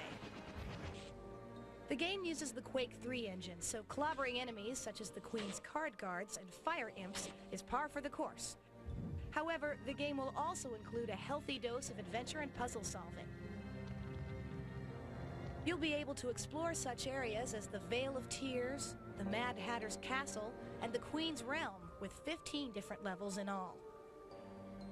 Of course, you'll be changing shape and size depending on the level, as Alice is known to do, which means you can expect some nifty camera tricks while you're on your journeys. If you're looking for a quirky gaming experience, this unique re-rendering of the Lewis Carroll classic will be out in the beginning of December. Well, what are you waiting for? Coming up on Gamespot TV, we have a very cool peripheral to help you frag your friends. And we help you get your game on with a handy cheat code.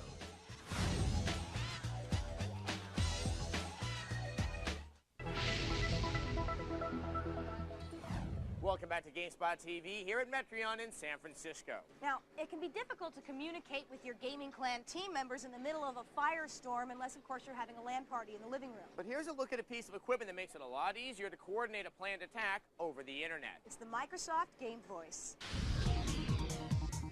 Have you ever been playing Unreal Tournament with a bunch of your friends online and you wanted to tell Ray to go left and Ryan to go right and Tisha to go back without having to type anything? Well, now you can with one of these. So what is this? This is the Microsoft Sidewinder Game Voice. It's a really interesting little unit. Comes in two pieces, the headset with the microphone and the controller unit. Now this is really helpful because you can map each individual member on your team to a button on the unit. So I can say, go left, Ray. Go right, Ryan, and Tish, straight like your little heart depends on it. Of course, you can also talk to every member of your team at the same time by just hitting the magical team button. Say you get in a really good frag, you want to gloat, hit all, everybody in the session hears you say, take that, sucker! It's a good thing. Now, if not everyone you're playing with has one of these, it's still useful if you have one all by yourself. Why is that? This magic command button right here. This comes with an excellent voice recognition software that'll allow you to put commands in for gaming that are activated by the command button. For instance, if you're playing Unreal Tournament and you want to switch to your shock rifle, you can just hit the command button and say, shock rifle, and that's it. This whole unit should set you back about 50 bucks. Cut! The Microsoft Game Voice might also prove useful to people who have limited use of their hands. The voice command feature is very powerful and works for movement as well as switching weapons. Now, our intro of the week is for the latest Bond game, The World Is Not Enough.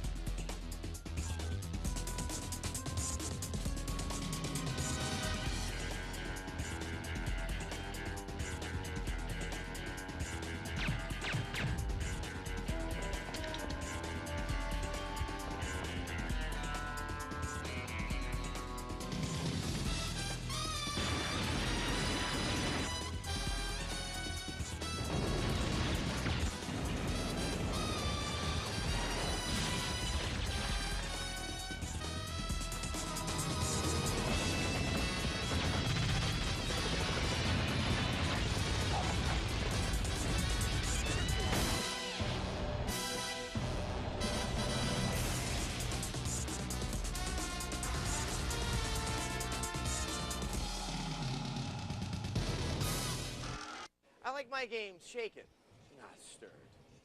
Since most of us aren't Bond, it can be a little bit sticky when you get stuck in a game. So, thank goodness for cheat codes. Star Trek Invasion presents you with a tough expedition, but we have a code to unlock all the difficult missions. At the stellar cartography screen, press up, left, down, right, up, right, down, left, up, L1, R1, L2, R2. The screen will flash. But wait, there's more. When you pause, a cheat screen option will appear at the bottom of the menu with various selections. You will be assimilated. Resistance is futile. If you want more cheats, you can find them all at the Gamespot TV website. And while you're there, don't forget to take our poll. Let us know what was your favorite feature segment we did this year, and we'll put it in our Best of 2000 show. We'd like to give a great big thanks to Metreon for having us today. And so, until next week, Game over.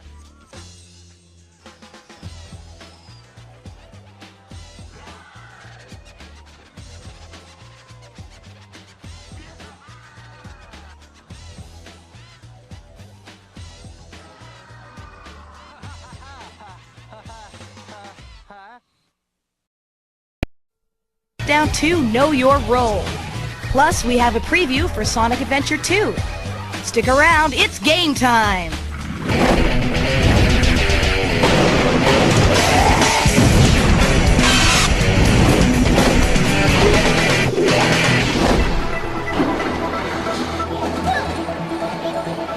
Hello and welcome to our show from GameWorks on the Las Vegas Strip. I'm Kate Patella. And I'm Adam Sessler, and we're here during the 2001 Consumer Electronics Show. Now, of course, the real reason we're here is for the big buzz from Microsoft. Yes, Bill Gates revealed more about the Xbox, and we got a chance to spend some quality time with it. Today, for the first time, we're unveiling the Xbox. Bill Gates gave the keynote address at this year's Consumer Electronics Show in Las Vegas. He chose this stage to give the world its first glimpse at the next big console to blast on the scene, Xbox. Microsoft's first gaming console and the first American console since the Atari Jaguar. Gates went on to reveal more of what we can expect when the console ships in the fall. If you want to play a game with this thing, you simply push the eject button here, stick the disc in, and boom, within 8 seconds, you're up and running in that game. We have a hard disk, and so the information about the game will already be stored. You don't have to load it off the disk or load it as you move from level to level. What you're seeing on the front, 4 game ports. That was one of the big pieces of feedback, was people didn't want to be limited to 2. We support HDTV. We've also got an Ethernet connector at the back. This thing is a broadband gaming device. Gates isn't the only one excited about his new system. The computing muscle of Xbox has created a flurry of anticipation from the gaming community. The Xbox looks like it's going to be the next big thing. It looks like it's going to be the hot toy for 2001. It's not like a learning curve where they're staggering around trying to get into this business. They're coming in, boom, and trying to hit everyone really hard. The design of the console evolved by talking with gamers and developers about what they desire in a gaming unit. Even the controller evolved over time, reflecting Microsoft's top-secret research. As an adult with big hands, you can hold it farther back and it's really comfortable and cool. But in fact, if your hands are smaller, you'll see people naturally just move their hands up and around, and it fits them all. The controller features 2 analog sticks, a D-pad, 6 buttons grouped together on the right side, 2 triggers, and 2 memory card slots. But a controller doesn't mean much without a decent game to play. It's designed to enable the game artists, the creators, to make their visions come true. Microsoft showed off 2 impressive games still in development for the console. One was the latest version of Munch's Odyssey from Oddworld Inhabitants. The game's designers recently pulled the game from the PlayStation 2 because of the difficulty of developing for the Sony console. Clearly, the game's come a long way since we last saw it. In Munch's Odyssey, they intend for you never to see a load screen. And that's entirely doable on an Xbox, right? Because you can be constantly streaming off that DVD. Microsoft also gave a first look at Malice, the new game from Argonaut. The demo that Microsoft showed displayed objects that cast shadows that moved and folded in real time. The anti-aliasing capability of the Xbox was well demonstrated in this footage. Developers are obviously finding it possible to create impressive new games for this console.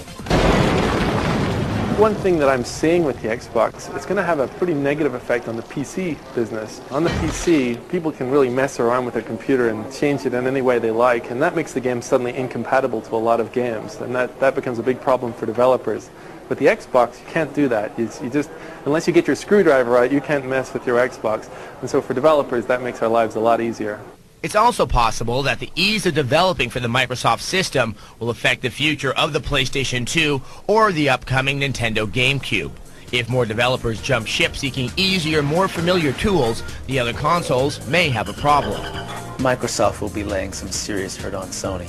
And I'm a Sony fan, but the machine has just got all the components that the PlayStation 2 is missing to be a true next-generation online playable console.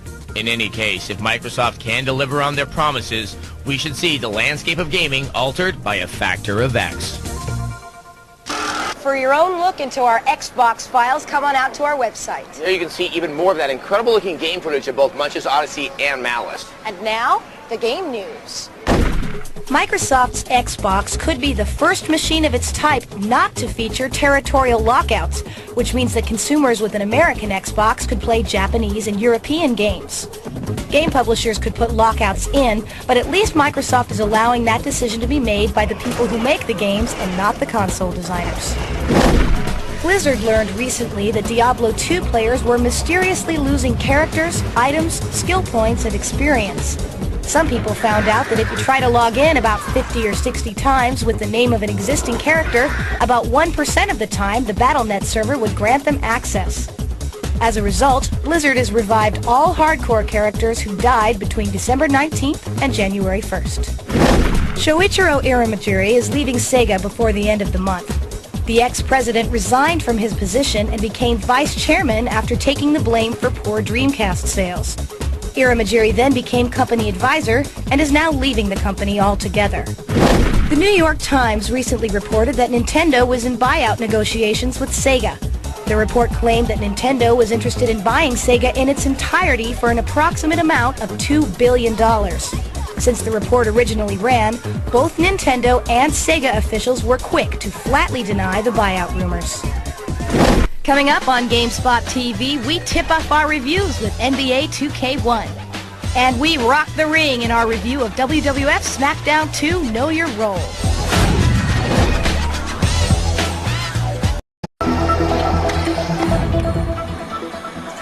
You know, I've always wanted to be a firefighter. This way I can actually rescue people when I'm playing a game instead of killing them. And I've always wanted to stop, drop, and roll. Well, you know, football season is almost over, but don't worry, we can still celebrate with NFL 2K1, which is one of the greatest sports games ever. And basketball season is now upon us, and it looks like Sega has another winner to go along with it. Last year's NBA 2K for the Dreamcast was fun, but it also was hampered by AI problems. Now comes the sophomore release by Visual Concepts and Sega Sports. Though there are still some kinks to work out, we are dealing with a dynamic and addictive basketball game. The 3D visuals are quite solid. The player models are fairly realistic, if a little exaggerated. The ball is a nice bumpy orange, and the coaches look like their real-life counterparts. The well-lit arenas are all faithfully done, complete with shiny wood courts and individually rendered fans. What would an NBA game be without trash talking? It would be like a sandwich without the bread. In addition to players calling each other out on the court, there's a good amount of yelling from the sidelines, too. The defensive AI can be troublesome in spots, like stealing the ball. Why try to steal the ball if it ends up being called a foul 80% of the time? And don't try juking your defender if you're winning late in the game. It doesn't matter if you're a superstar being guarded by a second-string rookie. You'll lose the ball every time. You can get deep with season and franchise modes, or take it loose to the streets. This is also the first basketball console game to be online compatible, so you can hone your skills in your living room and then take it to the internet court. Between the graphics, fluid gameplay, new animation, and dunks, NBA 2K1 is simply a joy to play. Fix a little crooked computer AI, beef up the stats a touch, and maybe next year's version will be perfect. This year's is pretty close. Overall, we give NBA 2K1 a 4 out of 5. You know, basketball games are among the hardest to translate into video game form, although they've done a really good job with NBA 2K1. As far as wrestling goes, most wrestling games are kind of fair to middling in translating the happy hysteria that is pro wrestling. Last year, there was WWF SmackDown. This year, there's SmackDown 2. 1, 2, is this on? The newest game in the WWF franchise is WWF SmackDown 2 Know Your Role for the PlayStation. This game will take you as deep into the WWF as you want to go. There are dozens of modes to bring you into the game. Of course, you can always just throw Mankind and The Undertaker into a steel cage and watch the sparks fly. The graphics in SmackDown 2 Know Your Role aren't awe-inspiring. The wrestlers are heavily pixelated, but mostly recognizable. And all your favorites are included. If you smell what The Rock is cooking. The sound design is so-so, but the bright spot happens as the wrestlers make their way to the ring. Treat me for just You're limited to a control scheme of punch, grab, and kick, with the D-pad adding a variety of special moves. It works, but isn't particularly intuitive. The true creativity of the game comes into play when you make your own wrestler. You can choose from hundreds of options, from looks to allies. Though the game has options galore, they have little to do with gameplay. What keeps the playability level up is the large stable of wrestlers and arenas. If you're sick of one-on-one on the standard mat, try Tag Team, a Royal Rumble, or a backstage battle with couches. When it comes down to it, though, you're still just wrestling. It's a pro wrestling sim, and just like its real-life counterpart, the hype often overshadows the actual competition. Overall, we give SmackDown 2 a 3 out of 5. For you wrestling game fans that might be worried that Microsoft won't have any titles for the Xbox, take heart. THQ just announced WWF Raw is War. Now, Unreal Tournament is a pretty dark, hardcore game, but here are a few cheats for the PS2 version that'll help lighten the mood. There's nothing like friendly fire to get the blood flowing in Unreal Tournament on the PS2. To add more spice to your game, we have a code that'll unlock a mutator option called Fat Boy in the multiplayer mode. Congratulations, you are the winner. To unlock it, at the title screen, enter circle, circle, circle, up, down, down, up, circle, circle, circle. Go to multiplayer mode, choose mutator, there you can select Fat Boy. Every time you frag someone, you get fatter. But if you're the one who gets fragged, you get skinnier. Coming up on Gamespot TV, we explore the vast realms of Phantasy Star Online, blaze with the Blue Hedgehog in Sonic Adventure 2, and capture the checkered flag in Gran Turismo 3.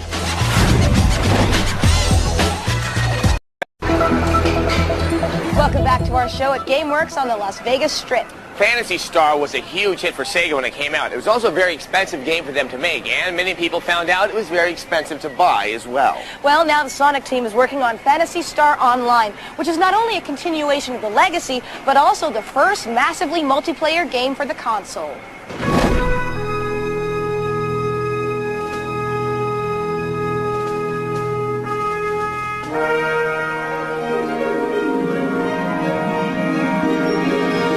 Six years. Yup, that's how long it's been since gamers had a Phantasy Star title. Well, Phantasy Star is back, and not only do we get to see it next-gen style, but now it's online. Developed by Sonic Team, Phantasy Star Online is the first console-based multiplayer RPG, and this game is about as online as you can get. Phantasy Star allows you to assemble a 4-person party from all parts of the globe. Communication with foreign players won't be a problem because Sega's Phantasy Star online servers will have translation capabilities. That's right, what you type on your system will appear on each party member's screen in their own language. As for characters, you can create your own with practically limitless design options. You'll start off by selecting one of 9 character types, each distinguished by occupation and race. You'll then have numerous variables to choose from, including hairstyle, skin color, and even body proportions. As for the control scheme, a simple 4-button layout executes commands when in the midst of combat. You'll be able to initiate weak and strong attacks, use items, and conjure eye-popping magic spells. At the same time, you'll be able to chat with the rest of your party and implement new strategies in the middle of the battle. Phantasy Star Online also has an offline feature that uses the same environments as its online mode. Playing solo offline will not be as exciting, but will give you the chance to build up your stats and come back online pumped and ready to go. Get ready to say goodbye to the real world and hello to a world unlike anything you've ever seen when Phantasy Star Online hits the shelves in early February.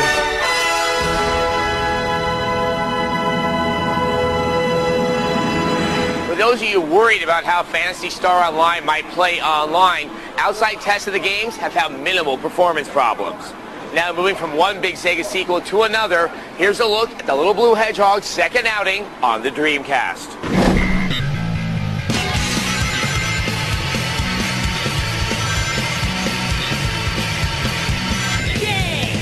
Once again, it's time to clear the way for the world's most famous hedgehog. That's right, Sonic is back in his latest adventure, and this time, he don't break for nobody. Currently, not much is known of the plot of Sonic Adventure 2, but you can be sure that the evil Dr. Robotnik will be involved somehow, and will be up to no good, as usual.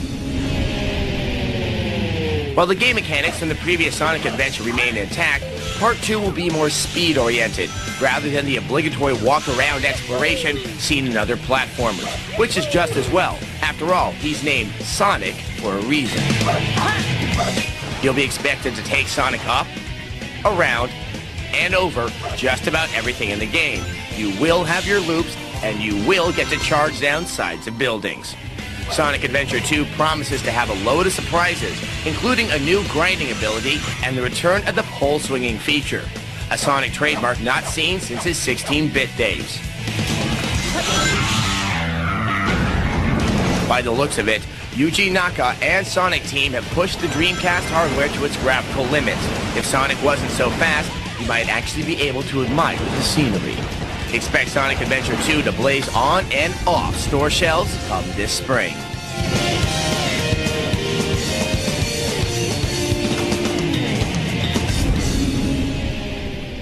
You know, it's always fun to play as the Little Blue Hedgehog. Now, Gran Turismo is pretty much considered the big A-list car racing simulation. They tried to take that up a notch higher with Gran Turismo 2, but didn't really quite get there. Polyphony, the developer, is trying to do just that with Gran Turismo 3.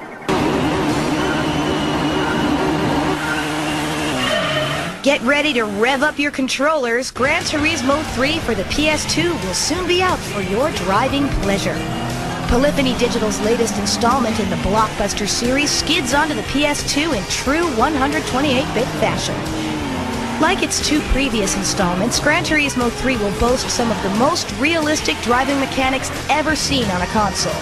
Now more than ever, subtle driving elements such as torque and wheel spin become important factors in placing first.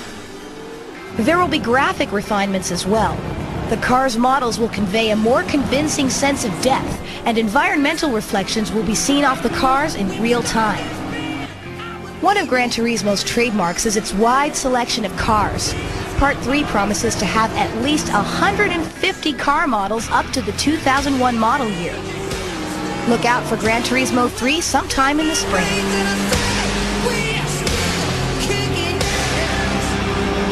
Coming up on Gamespot TV, we look at the best game gear and have a cheat code that'll put you in the lead.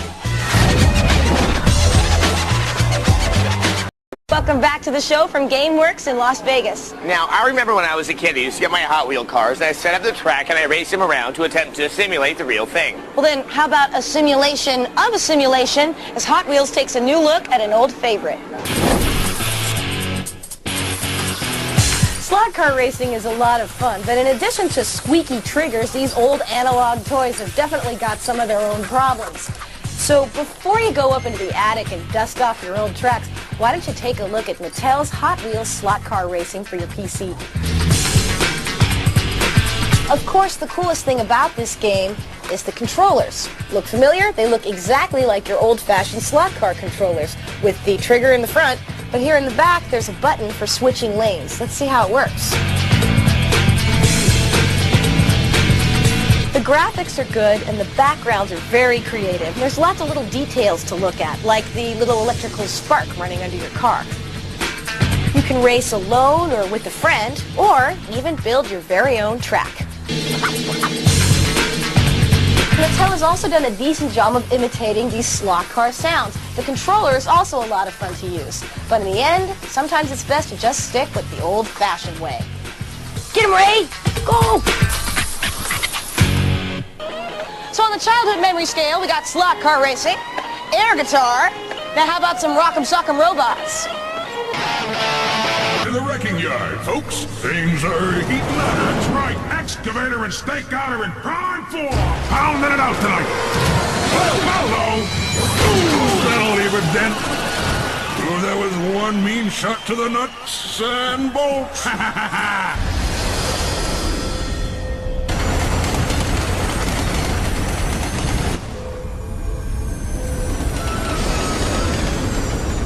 Winding up for the pitch. Oh! Excavator steamroll stakeout. Knocks him right on his can.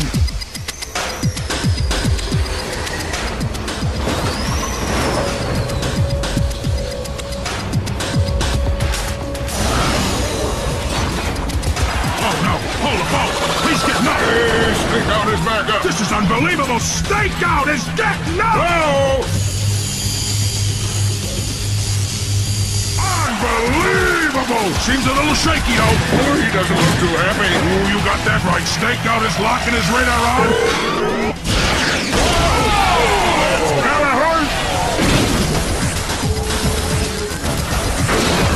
Well, I guess that's just a chip off the old block. Now, a recent Star Wars game that just came out is Star Wars Demolition. And if you're playing the game and find yourself getting banged up too much, here's some cheats to help you out.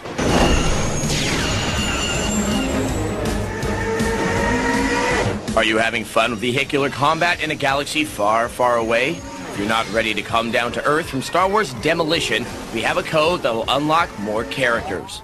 Choose your game.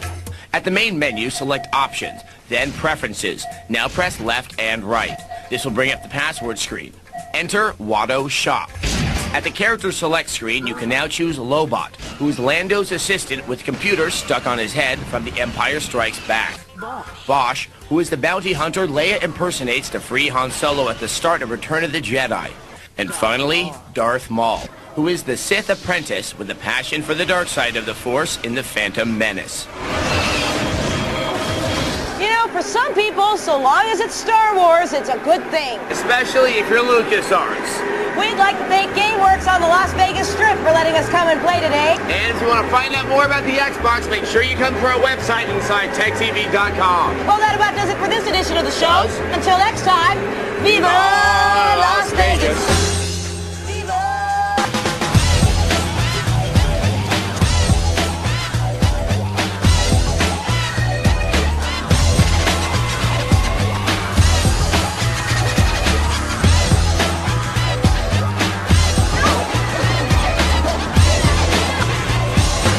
Boom, boom, boom. This game in the Myst series. Plus, you walk the halls of Castle Wolfenstein with Drew Markham. And grab your battle axes for our review of Room, the Nordic fantasy title from Human Head Studios. Stick around. It's game time.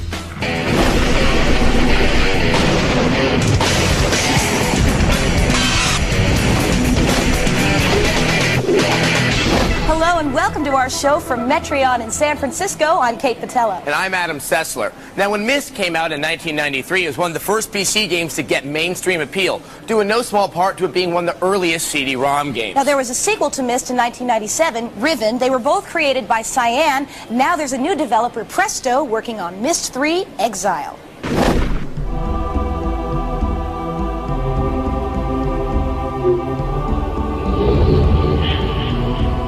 When Myst debuted in 1993, it revolutionized adventure gaming. Interactivity and gameplay were taken to a new level. Myst is the top-selling game of all time. Riven was the successful sequel that expanded the look and scope of the Myst realm. The reins of the Myst universe have been transferred from Cyan Studios, who developed the first two games, to Presto Studios. Presto is hard at work on the third installment of the Myst series, Exile.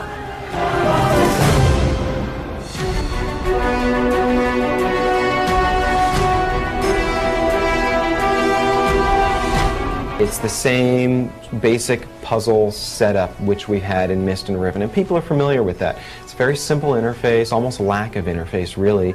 Sort of click around the world, wander around, stumble across a puzzle, have that as a challenge, let that take you on. It's so amazing being able to pan around in these worlds. While animations are playing, you can still look around, you can still pan around. The story of Exile picks up 10 years after Riven ends. Atris and Catherine have moved into a new home, and they're trying to start a new life together and forget a lot of the problems of their past. The player's going to have to go through about 5 different worlds. The player's going to have to go through these ages and investigate the past and the story behind this villain in order to stop him from getting his revenge. Oh, Atris. An age is one of the environments in the game. And what we've attempted to do is to try to create as many distinct environments as possible so that the player has a real sense of traveling to a lot of very different exotic locales. For example, we have ages that are completely organic, where all of the puzzles, all of the what would normally be mechanical devices are actually grown into the age.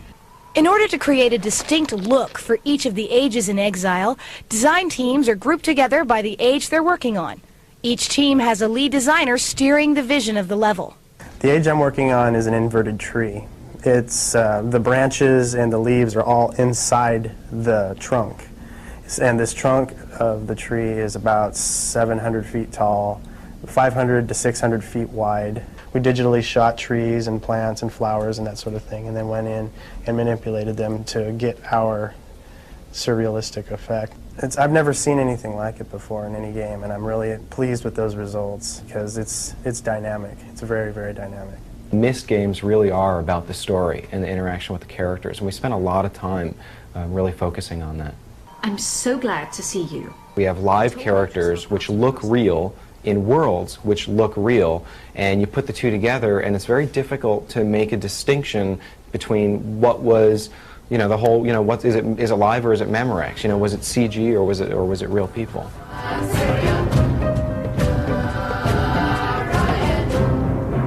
In addition to seeing characters and backgrounds, the player will also hear impressive new music composed for the game.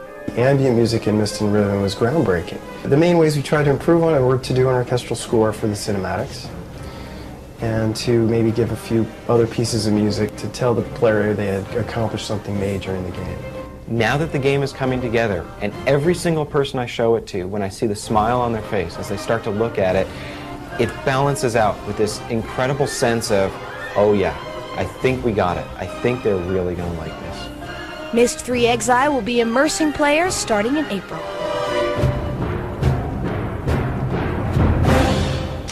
Now, we know that Myst is kind of considered a 4-letter word for a lot of hardcore gamers. Now, it's interesting, though, how the game is going to be received when it's released, given how many changes have happened in PC gaming since we saw Riven. And considering how few adventure games are out on the market to begin with, it ought to be a welcome addition. Well, only time will tell. But until then, here's some game news.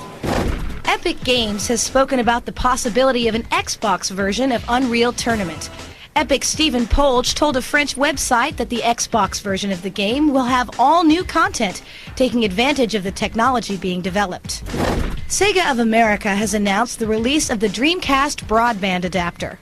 The peripheral replaces the 56K modem on the back of the Dreamcast and is compatible with most existing high-speed ISPs and includes support for static IP, DHCP, and PPP over Ethernet. Ergosoft announced that it will ship its PlayStation 2 browser on March 29th in Japan. The browser is developed by Planet Web, the company that developed the Dreamcast web browser. With the use of a USB modem, users can browse the internet, send email, and play MP3s with their PS2. Activision will bring Tony Hawk to the Xbox in the form of Tony Hawk's Pro Skater 2X. The game will be more populated with objects thanks to the Xbox's polygonal capabilities.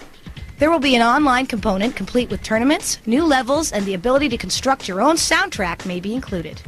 If you want more coverage of the Xbox, make sure you visit our website, InsideTechTV.com. We've got Bill Gates' keynote from CES introducing the new system, as well as a full-length interview with Seamus Blackley, the Director of Advanced Technology at Microsoft. Not to mention the footage we have of both Munch's Odyssey and Malice.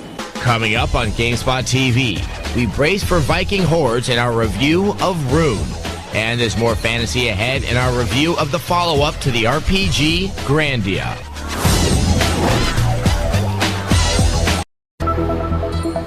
Welcome back to our show from Metreon in San Francisco. Norse mythology is filled with epic battle and adventure. Not to mention the mead and the boasting. So it would seem the perfect setting for a game. You know, it's actually kind of funny, isn't it, that there aren't more Viking-themed video games? Very true, but at least Gathering of Developers has given us Rune. Stand and face me, boy! From the beginning, Rune had its use of Norse mythology to help make it stand out from the usual fantasy action fare that is continually churned out by PC game developers. Unfortunately, by the time you've seen only a few of the game's 50 levels of caves and mountain fortresses, you'll feel like you've seen it all before. Not that it doesn't look good. Using the Unreal Engine to great effect, the graphics are very clean and attractive. Unfortunately, it's what they are representing that shows a lack of inventiveness. Pretty rocks and lava flows only impress for so long. This is in addition to enemy models that change hue far more than they do actual design. Soon you will find yourself playing just to see if the next level is different. It never is. But playing the game does offer some satisfaction. This is due to the fact that Rune may finally have resolved the camera issues that plague third-person PC action games. As you play the main character Ragnar, you'll find the camera always at his back, preventing any deaths due to its inopportune placement. The actual gameplay of the game is primarily a lot of hack and slash mixed with basic puzzle solving and platforming. The combat is strictly melee-based and offers little complexity, reducing much of the action to hitting your mouse repeatedly. Rune offers nothing new, but also it isn't much of a setback in its genre. The Viking elements might seem novel, but they do little to distract you from the well-executed, mindless action. We give it a 3 out of 5. Well done, warrior. The trial is over. You know, it's interesting to note that Rune's gameplay style is ideal for a console, and now that there's all these next-gen console systems out, they'd be able to handle those stunning graphics. Now, Grandia was released for the Saturn in Japan in 1997 and was considered the really true competitor to Final Fantasy VII. It never made it to the Saturn in the US, but was released for the PlayStation. Now, though, for all you Dreamcast owners, there's a sequel out in the States. Freezing range! Long-time gamers can be a jaded group.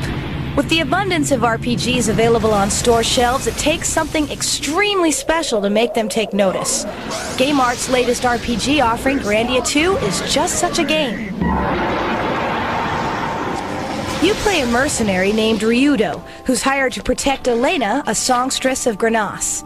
His job gets complicated when it's learned that Valmar, the god of darkness, is reawakening, and Elena may be the key to preventing this from happening.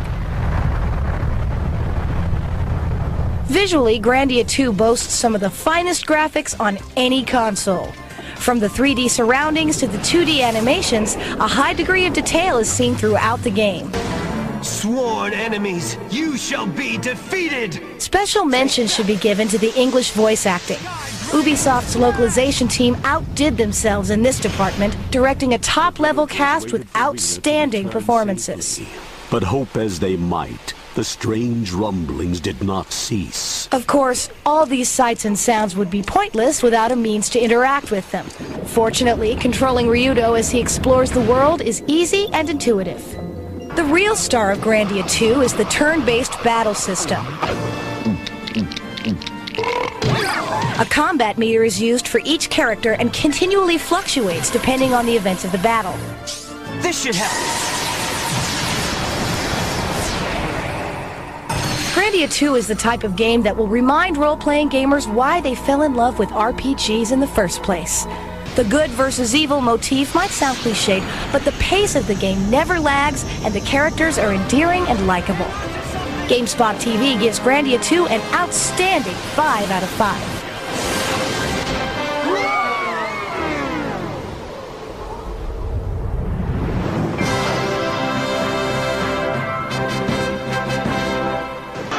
For all you PlayStation 2 owners out there that are salivating over Grandia 2, you may have a chance to put your drool cup away because there's rumors that it's in development for your system. Coming up on Gamespot TV, we return to the Castle Wolfenstein with Drew Markham and get down and dirty with our import review of Sin and Punishment.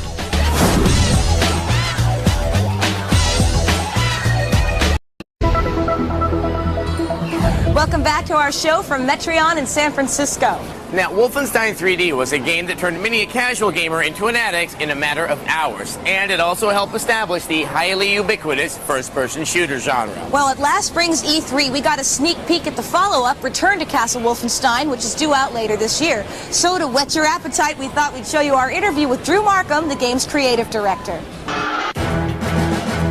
Castle Wolfenstein was the game that started the first-person shooter. It was arguably the first game to sort of let you move around in the first person, which means looking out of your own eyes as opposed to seeing the character.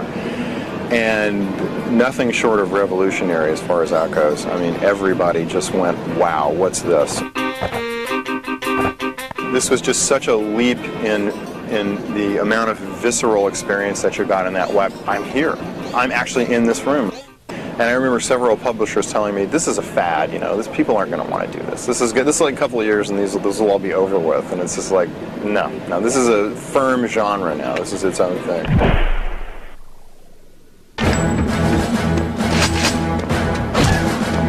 When we started the design process for Wolfenstein, the biggest thing that we wanted to carry over was fun. And that was the thing that people seemed to have the most in the first game, a good time.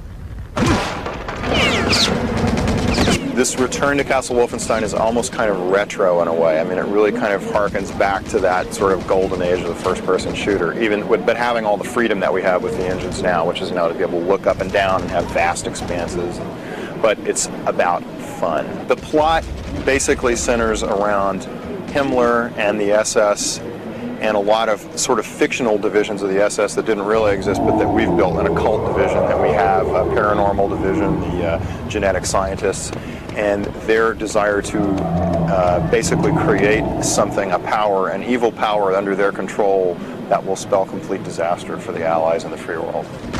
We have the Nazis able to pick up grenades and throw them back at you. You throw a grenade at them, they'll pick it up and they'll throw it back. First and foremost, this is a single-player experience. That's the main thing that we want to have be really, really, really great, is that you can sit by yourself in a room with the lights turned down and the sound turned up and get really creeped out and really immersed and really have a great time. Now, if the attractive griminess of Castle Wolfenstein looks familiar, it's because many members of the development team are formerly from the company Xatrix, the ones that gave us Kingpin. Now, Treasure is the Japanese game company that gave us Gunstar Heroes for the Genesis and Radiant Silvergun for the Saturn. Now they have a new title, except it's only for Japanese players. Here's a look at the import, Sin and Punishment. Saki! Oh, Saki! Good morning, Saki. Good morning, Irene. Feast your eyes on one of the best games of last year. Let's go! Don't recognize it? No surprise, unless you're a gamer living in Japan. Treasure's latest offering comes in the form of a frantic arcade shooter that features addictive gameplay and twisted plot lines. Enter Sin and Punishment, Successor of the Earth.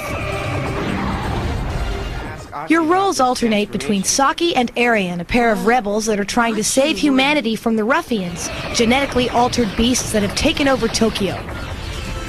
The controls are simple. You attack by holding down the Z button and press the B button to change aiming between auto and manual.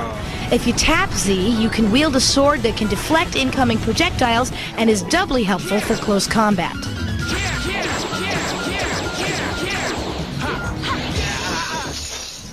One of Treasure's strengths has always been in the visual department, and Sin and Punishment continues this tradition. At times, there'll be so much on-screen chaos that you may not believe that your N64 was ever capable of such processing power. You're crazy. You ruined Tokyo. Will you destroy the world, too? Don't worry. The most surprising feature in Sin and Punishment is its voice acting, done by American voice actors. I'll check it out. Wait here. You're tough, Saki. Currently, no plans have been made to release Sin and Punishment in the States, but don't let that stop you from finding it on import. Wait! Stop! It'll be worth your while to pick this up, especially if you're a fan of classic arcade-style shoot-'em-ups. Gamespot TV gives the Japanese version of Sin and Punishment, Successor of the Earth, a 4 out of 5. Coming up on Gamespot TV, we show you a peripheral that could make your PlayStation more portable and help you get your game on with a handy-dandy cheat code.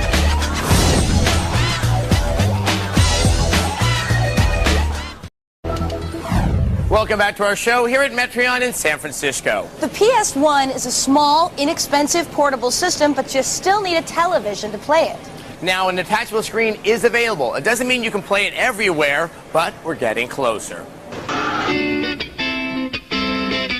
If you got yourself one of the pint-sized PS1s recently, you've probably been anticipating the release of the LCD screen to help make a rather portable system a little more portable. Well, Pelican has beat Sony to the punch by releasing their LCD screen first. It's the game screen for the PlayStation 1. And what it offers is a 4-inch TFT LCD screen. The 480 by 220 pixel screen just doesn't give the same kind of quality that you would find on your TV set.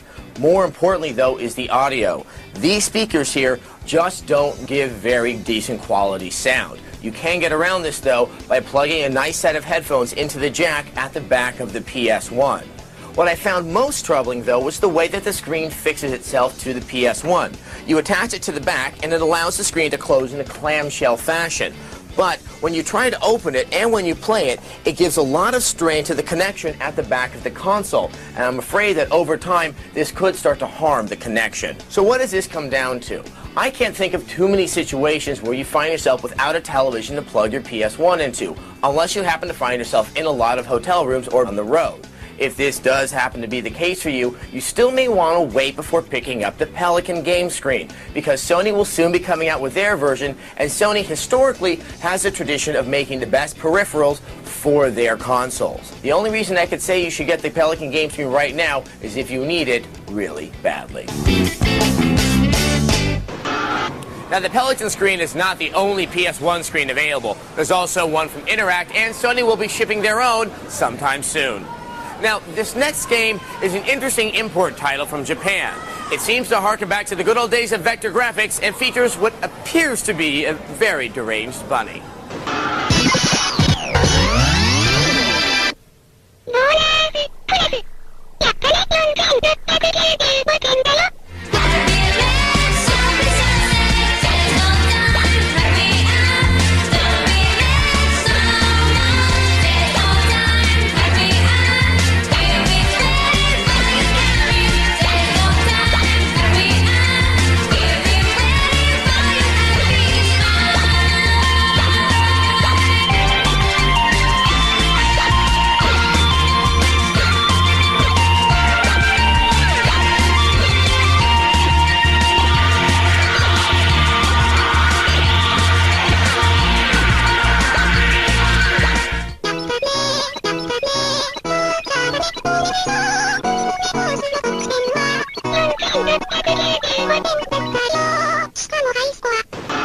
Now, that artistic style isn't totally out of left field. Vib Ribbon was created by the same guy who brought you Parappa the Rappa and Jammer Lammy. Now, if you've ever been sitting around wondering when you were playing a game what the developers were thinking while they were making it, you can find out with this code for Battle for Naboo. I'm under fire. My man. Have you ever wished video games had extras like DVD movies? Maybe you never thought of the idea. Well, here's a code for Star Wars Episode 1 Battle for Naboo that lets you hear commentaries during the game.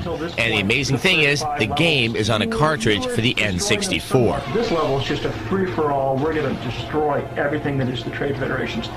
Go to Options, then Passcodes, and enter Talk to Me. During missions, you'll hear the developing team make comments and tell you tips during each level. Early on, we had a bug where all the different characters either were enemy or friendly. We had no civilian, so the staffs that were flying around on the roadway would actually shoot down the birds. It was pretty nasty. Poor little innocent birds just getting shot out of the sky. It's the only game with flaming birds. I think we can handle it now.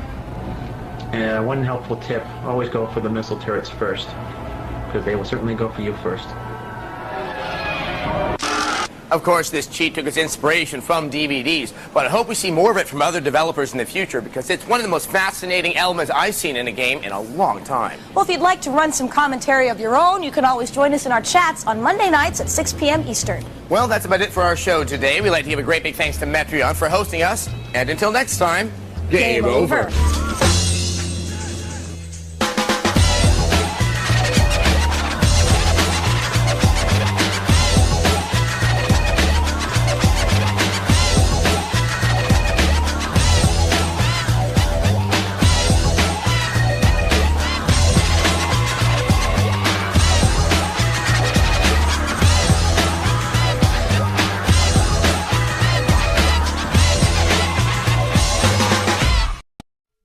Shows us how to score every time in Madden 2001. And we put the spotlight on massively multiplayer worlds. And we return to a galaxy far, far away in our review of Battle for Naboo. Stick around, it's game time.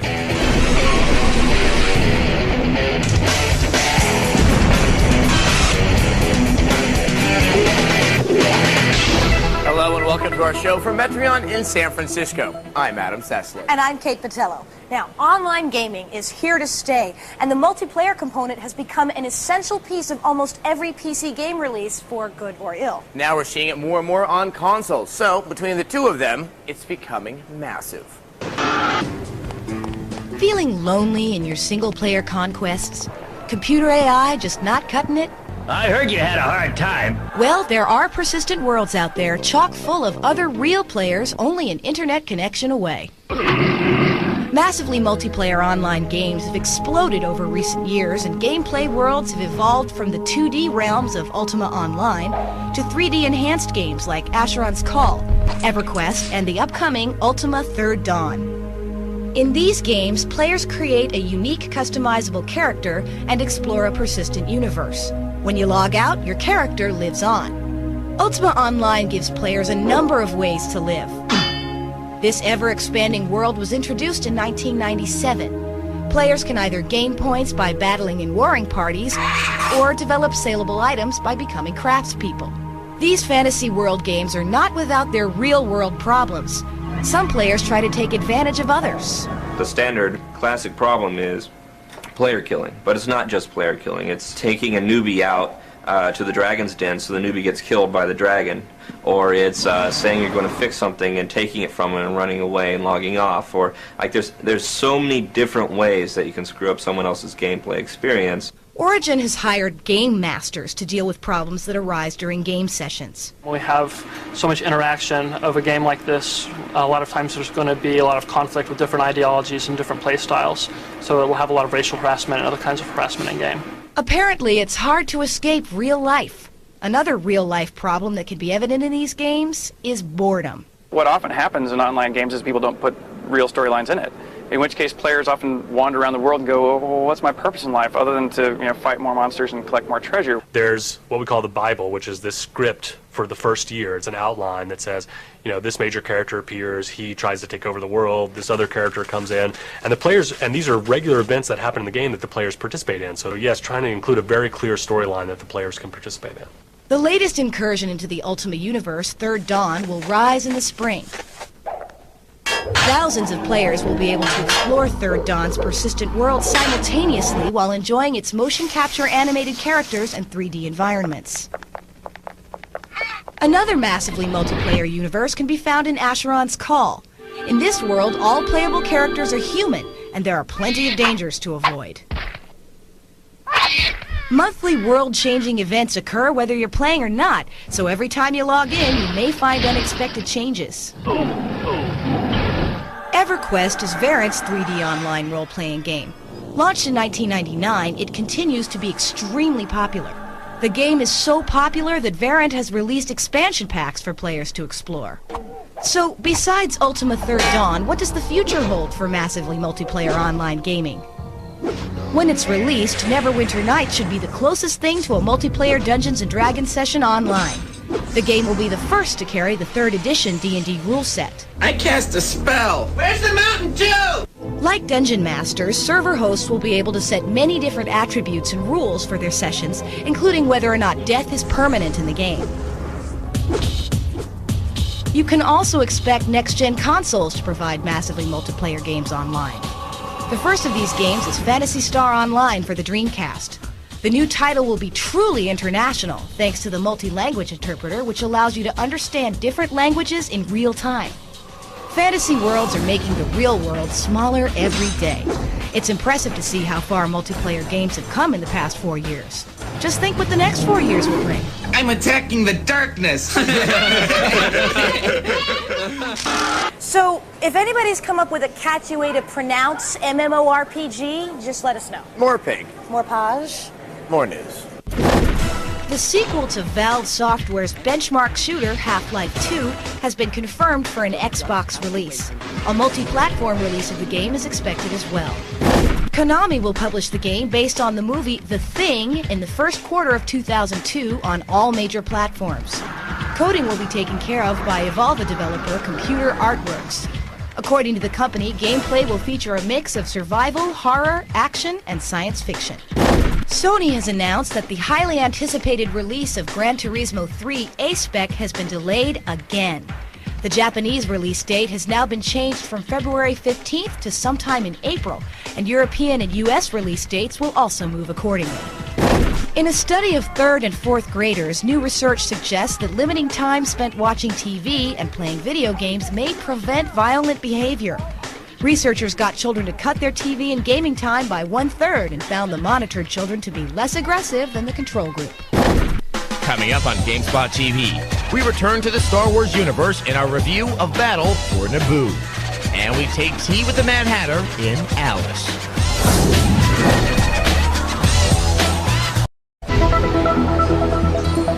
Welcome back to our show from Metreon in San Francisco. Well, we've had a chance to look at all of the games based on Star Wars Episode 1, The Phantom Menace, and I think we can comfortably say that the quality has been varied at best. Well, why don't we see what happens when the citizenry rises up against the Trade Federation and has a battle for Naboo? This is Panaka. We're under attack. We need assistance. Using an enhanced version of the Rogue Squadron engine, Battle for Naboo gives you a taste of life as a typical Naboo security officer, caught in the middle of the Trade Federation's assault on the planet. My family could be in that camp. I'm going in. Battle for Naboo's visuals take full advantage of the RAM expansion pack. The horizon stretches for ages over the countryside. Gunships glide over deep blue waters. I copy. Factor 5's specialty is sound, and it shines here. I've lost my droid. Sound effects are crystal clear and straight from the film. Blaster bolts whine, droid fighters howl, and the score rumbles powerfully in the background. The controls in the game are simple, with steering on the analog stick and buttons for other maneuvers. You can test your piloting skills with the many different ships in your squadron. New ships open up as you progress. Battle for Naboo is not without shortcomings. Mission goals tend to be more about guarding the action than being in the middle of it. Protect the convoy as it retreats. Still, screaming through space in a swarm of droids is an immersive adrenaline rush. There's too many of them! And makes you feel like a full citizen of the Phantom Menace universe. Overall, we give Battle for Naboo a 4 out of 5. We're trapped! When you look at the clean and impressive graphics that Factor 5 was able to achieve on Battle for Naboo for the N64, it almost makes you shudder to think of what they might pull off on the GameCube. Now, speaking of graphics, many people have been eagerly anticipating American McGee's Alice, and there's no question this is one of the most impressive looking games I have ever seen. Unfortunately, graphics are not all that a game is about. Save us, Alice! American McGee's Alice takes the already demented world of Lewis Carroll's Alice in Wonderland and Through the Looking Glass and dements it further. The result is a game that is both stunning in its graphical prowess and art design. McGee's rendering of the story is significantly darker and very hallucinogenic. Character designs and animations are wonderfully expressive. And early in the game, you'll catch yourself proclaiming out loud how cool it looks. Complementing the visuals is the sound. Please don't dawdle, Alice. We're very late indeed. The voice acting is top-notch and adds both twisted humor and menace to the experience. You've gone quite mangy, Cat, but your grin's a comfort. And you've picked up a bit of an attitude. Unfortunately, that begins to give way to the experience of actually playing the game. Most of the problems are in the controls. It becomes very apparent early on that Alice doesn't respond in a very timely nor accurate manner to your commands, making the numerous jumps and other time-sensitive actions unnecessarily aggravating. Also, there is the combat, which takes up a large portion of the game's action. It's best described as sluggish and unsatisfying. Long-range weapons take a while to recharge, and in the meantime, you have to use the poor controls to dodge your enemy's attacks. So, Alice ends up being a game that's wonderful to look at, but not terribly thrilling to play. It's not unplayable by any means, and Patience rewards you with great visuals. But gamers with a limited budget can find far more well-rounded games. Overall, we give American McGee's Alice a 3 out of 5. You've taken your sweet time. Well, unfortunately, Alice fell a little bit too far down the rabbit hole.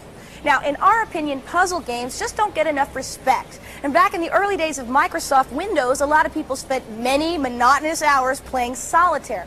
Thankfully, though, Microsoft has broken that up a bit with their own collection of classic board games, perfect for a rainy day.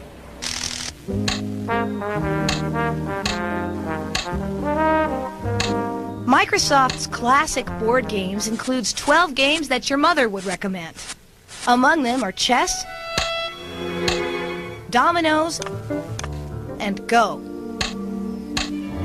Visually, you'll find 2D representations of the game's counterparts. The graphics do the job with an easy-to-use interface. Music consists of the same 14 songs for each game. And the sound effects are a bare minimum.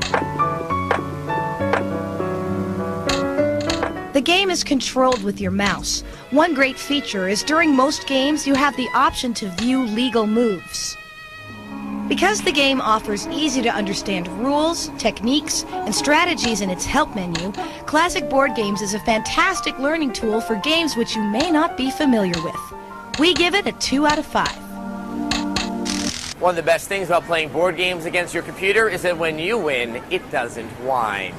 The Smuggler's Run involves you attempting to outrun the authorities, and with this following cheat, you're given one of the best ways to cross the border undetected. If you're down with the underground lifestyle of Smuggler's Run on the PS2, then you won't mind some cheats to add some funkiness to your mission. To enter any cheats, first pause the game. To gain invisibility, press R1, L1, L1, R2, L1, L1, L2. And to grab more air, press L1, R1, R1, L2, R2, R2. Coming up on Gamespot TV, Capcom's Mega Blue Man has a new game out, and we wonder, what's up with the floating heads? And we get to drive in our preview of 18-Wheeler.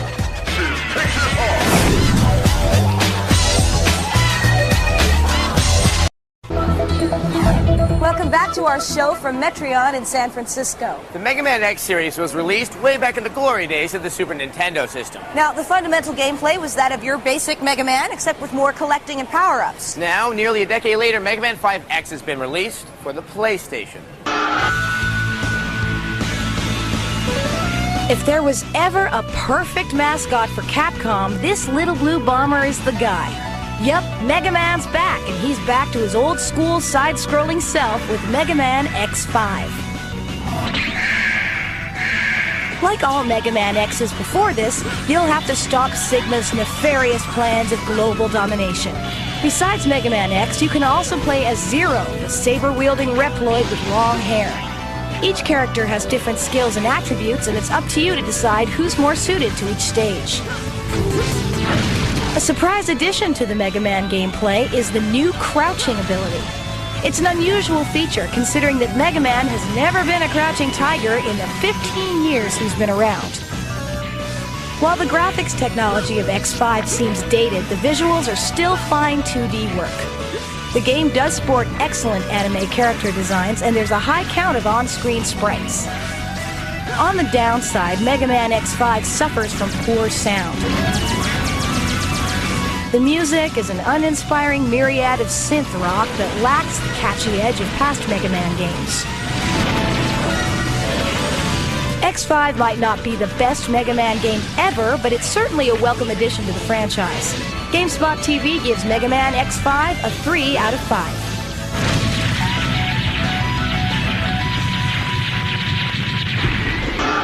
With Street Fighter and the Mega Man series, Capcom has perfected the art of releasing multiple iterations of basic game concepts.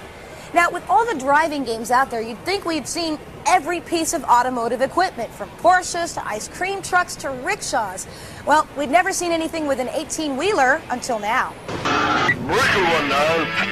This is Texas Hawk. Anybody out there copy? 18-wheeler. 18-Wheeler American Pro Trucker is an arcade game that puts you behind the big wheel, and then you race across the states. The Dreamcast port will give you the chance to haul stuff from the comfort of your own couch. So grab a six-pack of Jolt Cola, your potty mouth, and a wooden ball seat cover, because it's time to get trucking. The premise of the game is pretty straightforward. You're a newbie trucker who must prove himself or herself by hauling cargo along various routes. Your destination for this job is Key West. Your main objective is to beat the clock and your rival, a competing trucker who drives a fast and evil-looking rig. And he's a big jerk, too.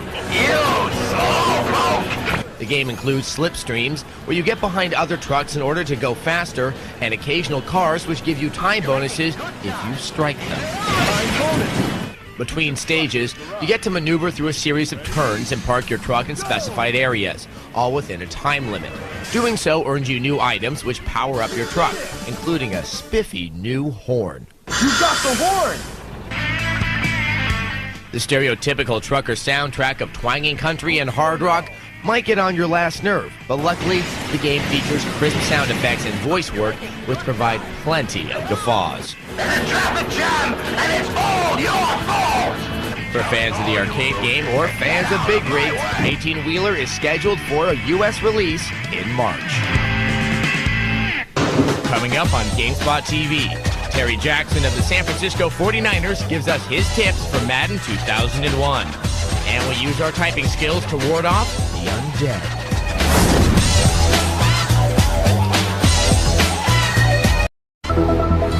Welcome back to our show here at Metreon in San Francisco. House of the Dead 2 is a really difficult game and not one that you would normally consider conducive to educational purposes. But the folks over at Sega have yet again let their bizarre creative juices overflow and have found a way to mix learning and the undead. Most people don't have fond memories of their typing class. Can't really say that it was graphically intensive, nor did it get your pulse pounding. But that's a little bit different when you play Typing of the Dead from Sega. It takes House of the Dead 2, and instead of giving you a light gun, you have a keyboard. Certain phrases appear on the screen, and if you type them in fast enough and correctly, you will kill the zombies that are coming after you.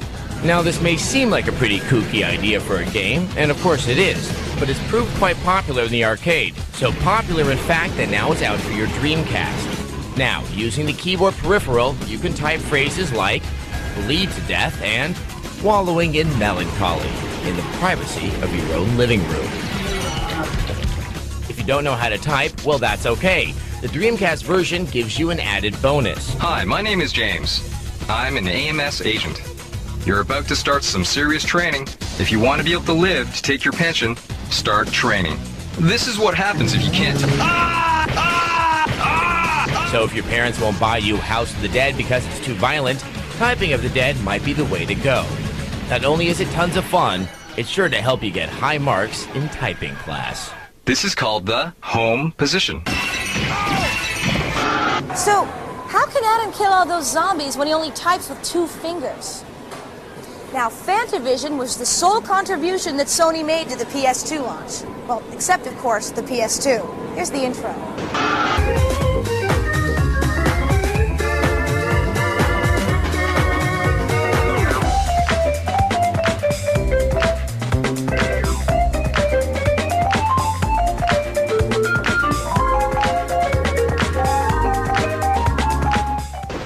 There's nothing like new technology going retro.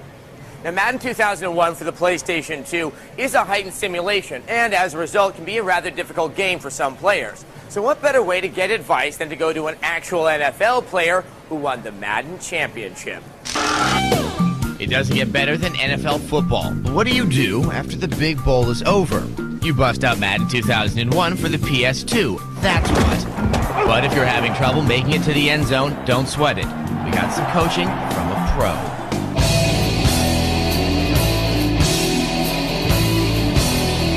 Well, here we are at the San Francisco 49ers training facility, and with me right now is Terry Jackson, who plays for the San Francisco 49ers and also happens to be the champion of the 2000 Madden Bowl that occurred back in January of this year. So what are the three most important things for any Madden player to be thinking about to ensure that they're going to have a good chance of winning when playing Madden football? Basically, find a good defense. That's your number one thing.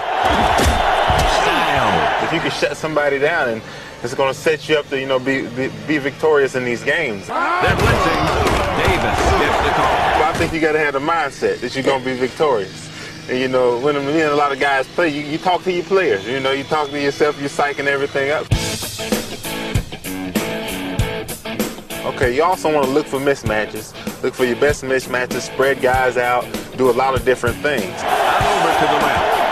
And he's got his man. If a team has a linebacker guarding a receiver, then you take advantage of that and you go for that position. You know, you have like fast running backs or something like that. You got to use that person, the best player on your team, to make the best plays. I use the Jacksonville Jaguars, and I actually used a buddy of mine to kill everybody, Fred Taylor. He's one of the faster running backs in the game, so I used him to just totally dominate, and I gave it to him pretty much every play, and I couldn't get stopped. If you have a play that nobody can stop, keep going with it. When I play with the 49ers, I definitely give it to myself every time. What happens though if you get a little bit too predictable? If you always are tossing to... Then you're going to get beat. I mean, if you know what somebody's going to do, it makes it very easy as a defensive player to stop that person. You can do hot routes. And this is very key to the game. This was very key to my success. When they have the plays, they have regular routes. You press the top button here, the triangle, and look at the receiver I want to, and I can change his route while I'm at the line.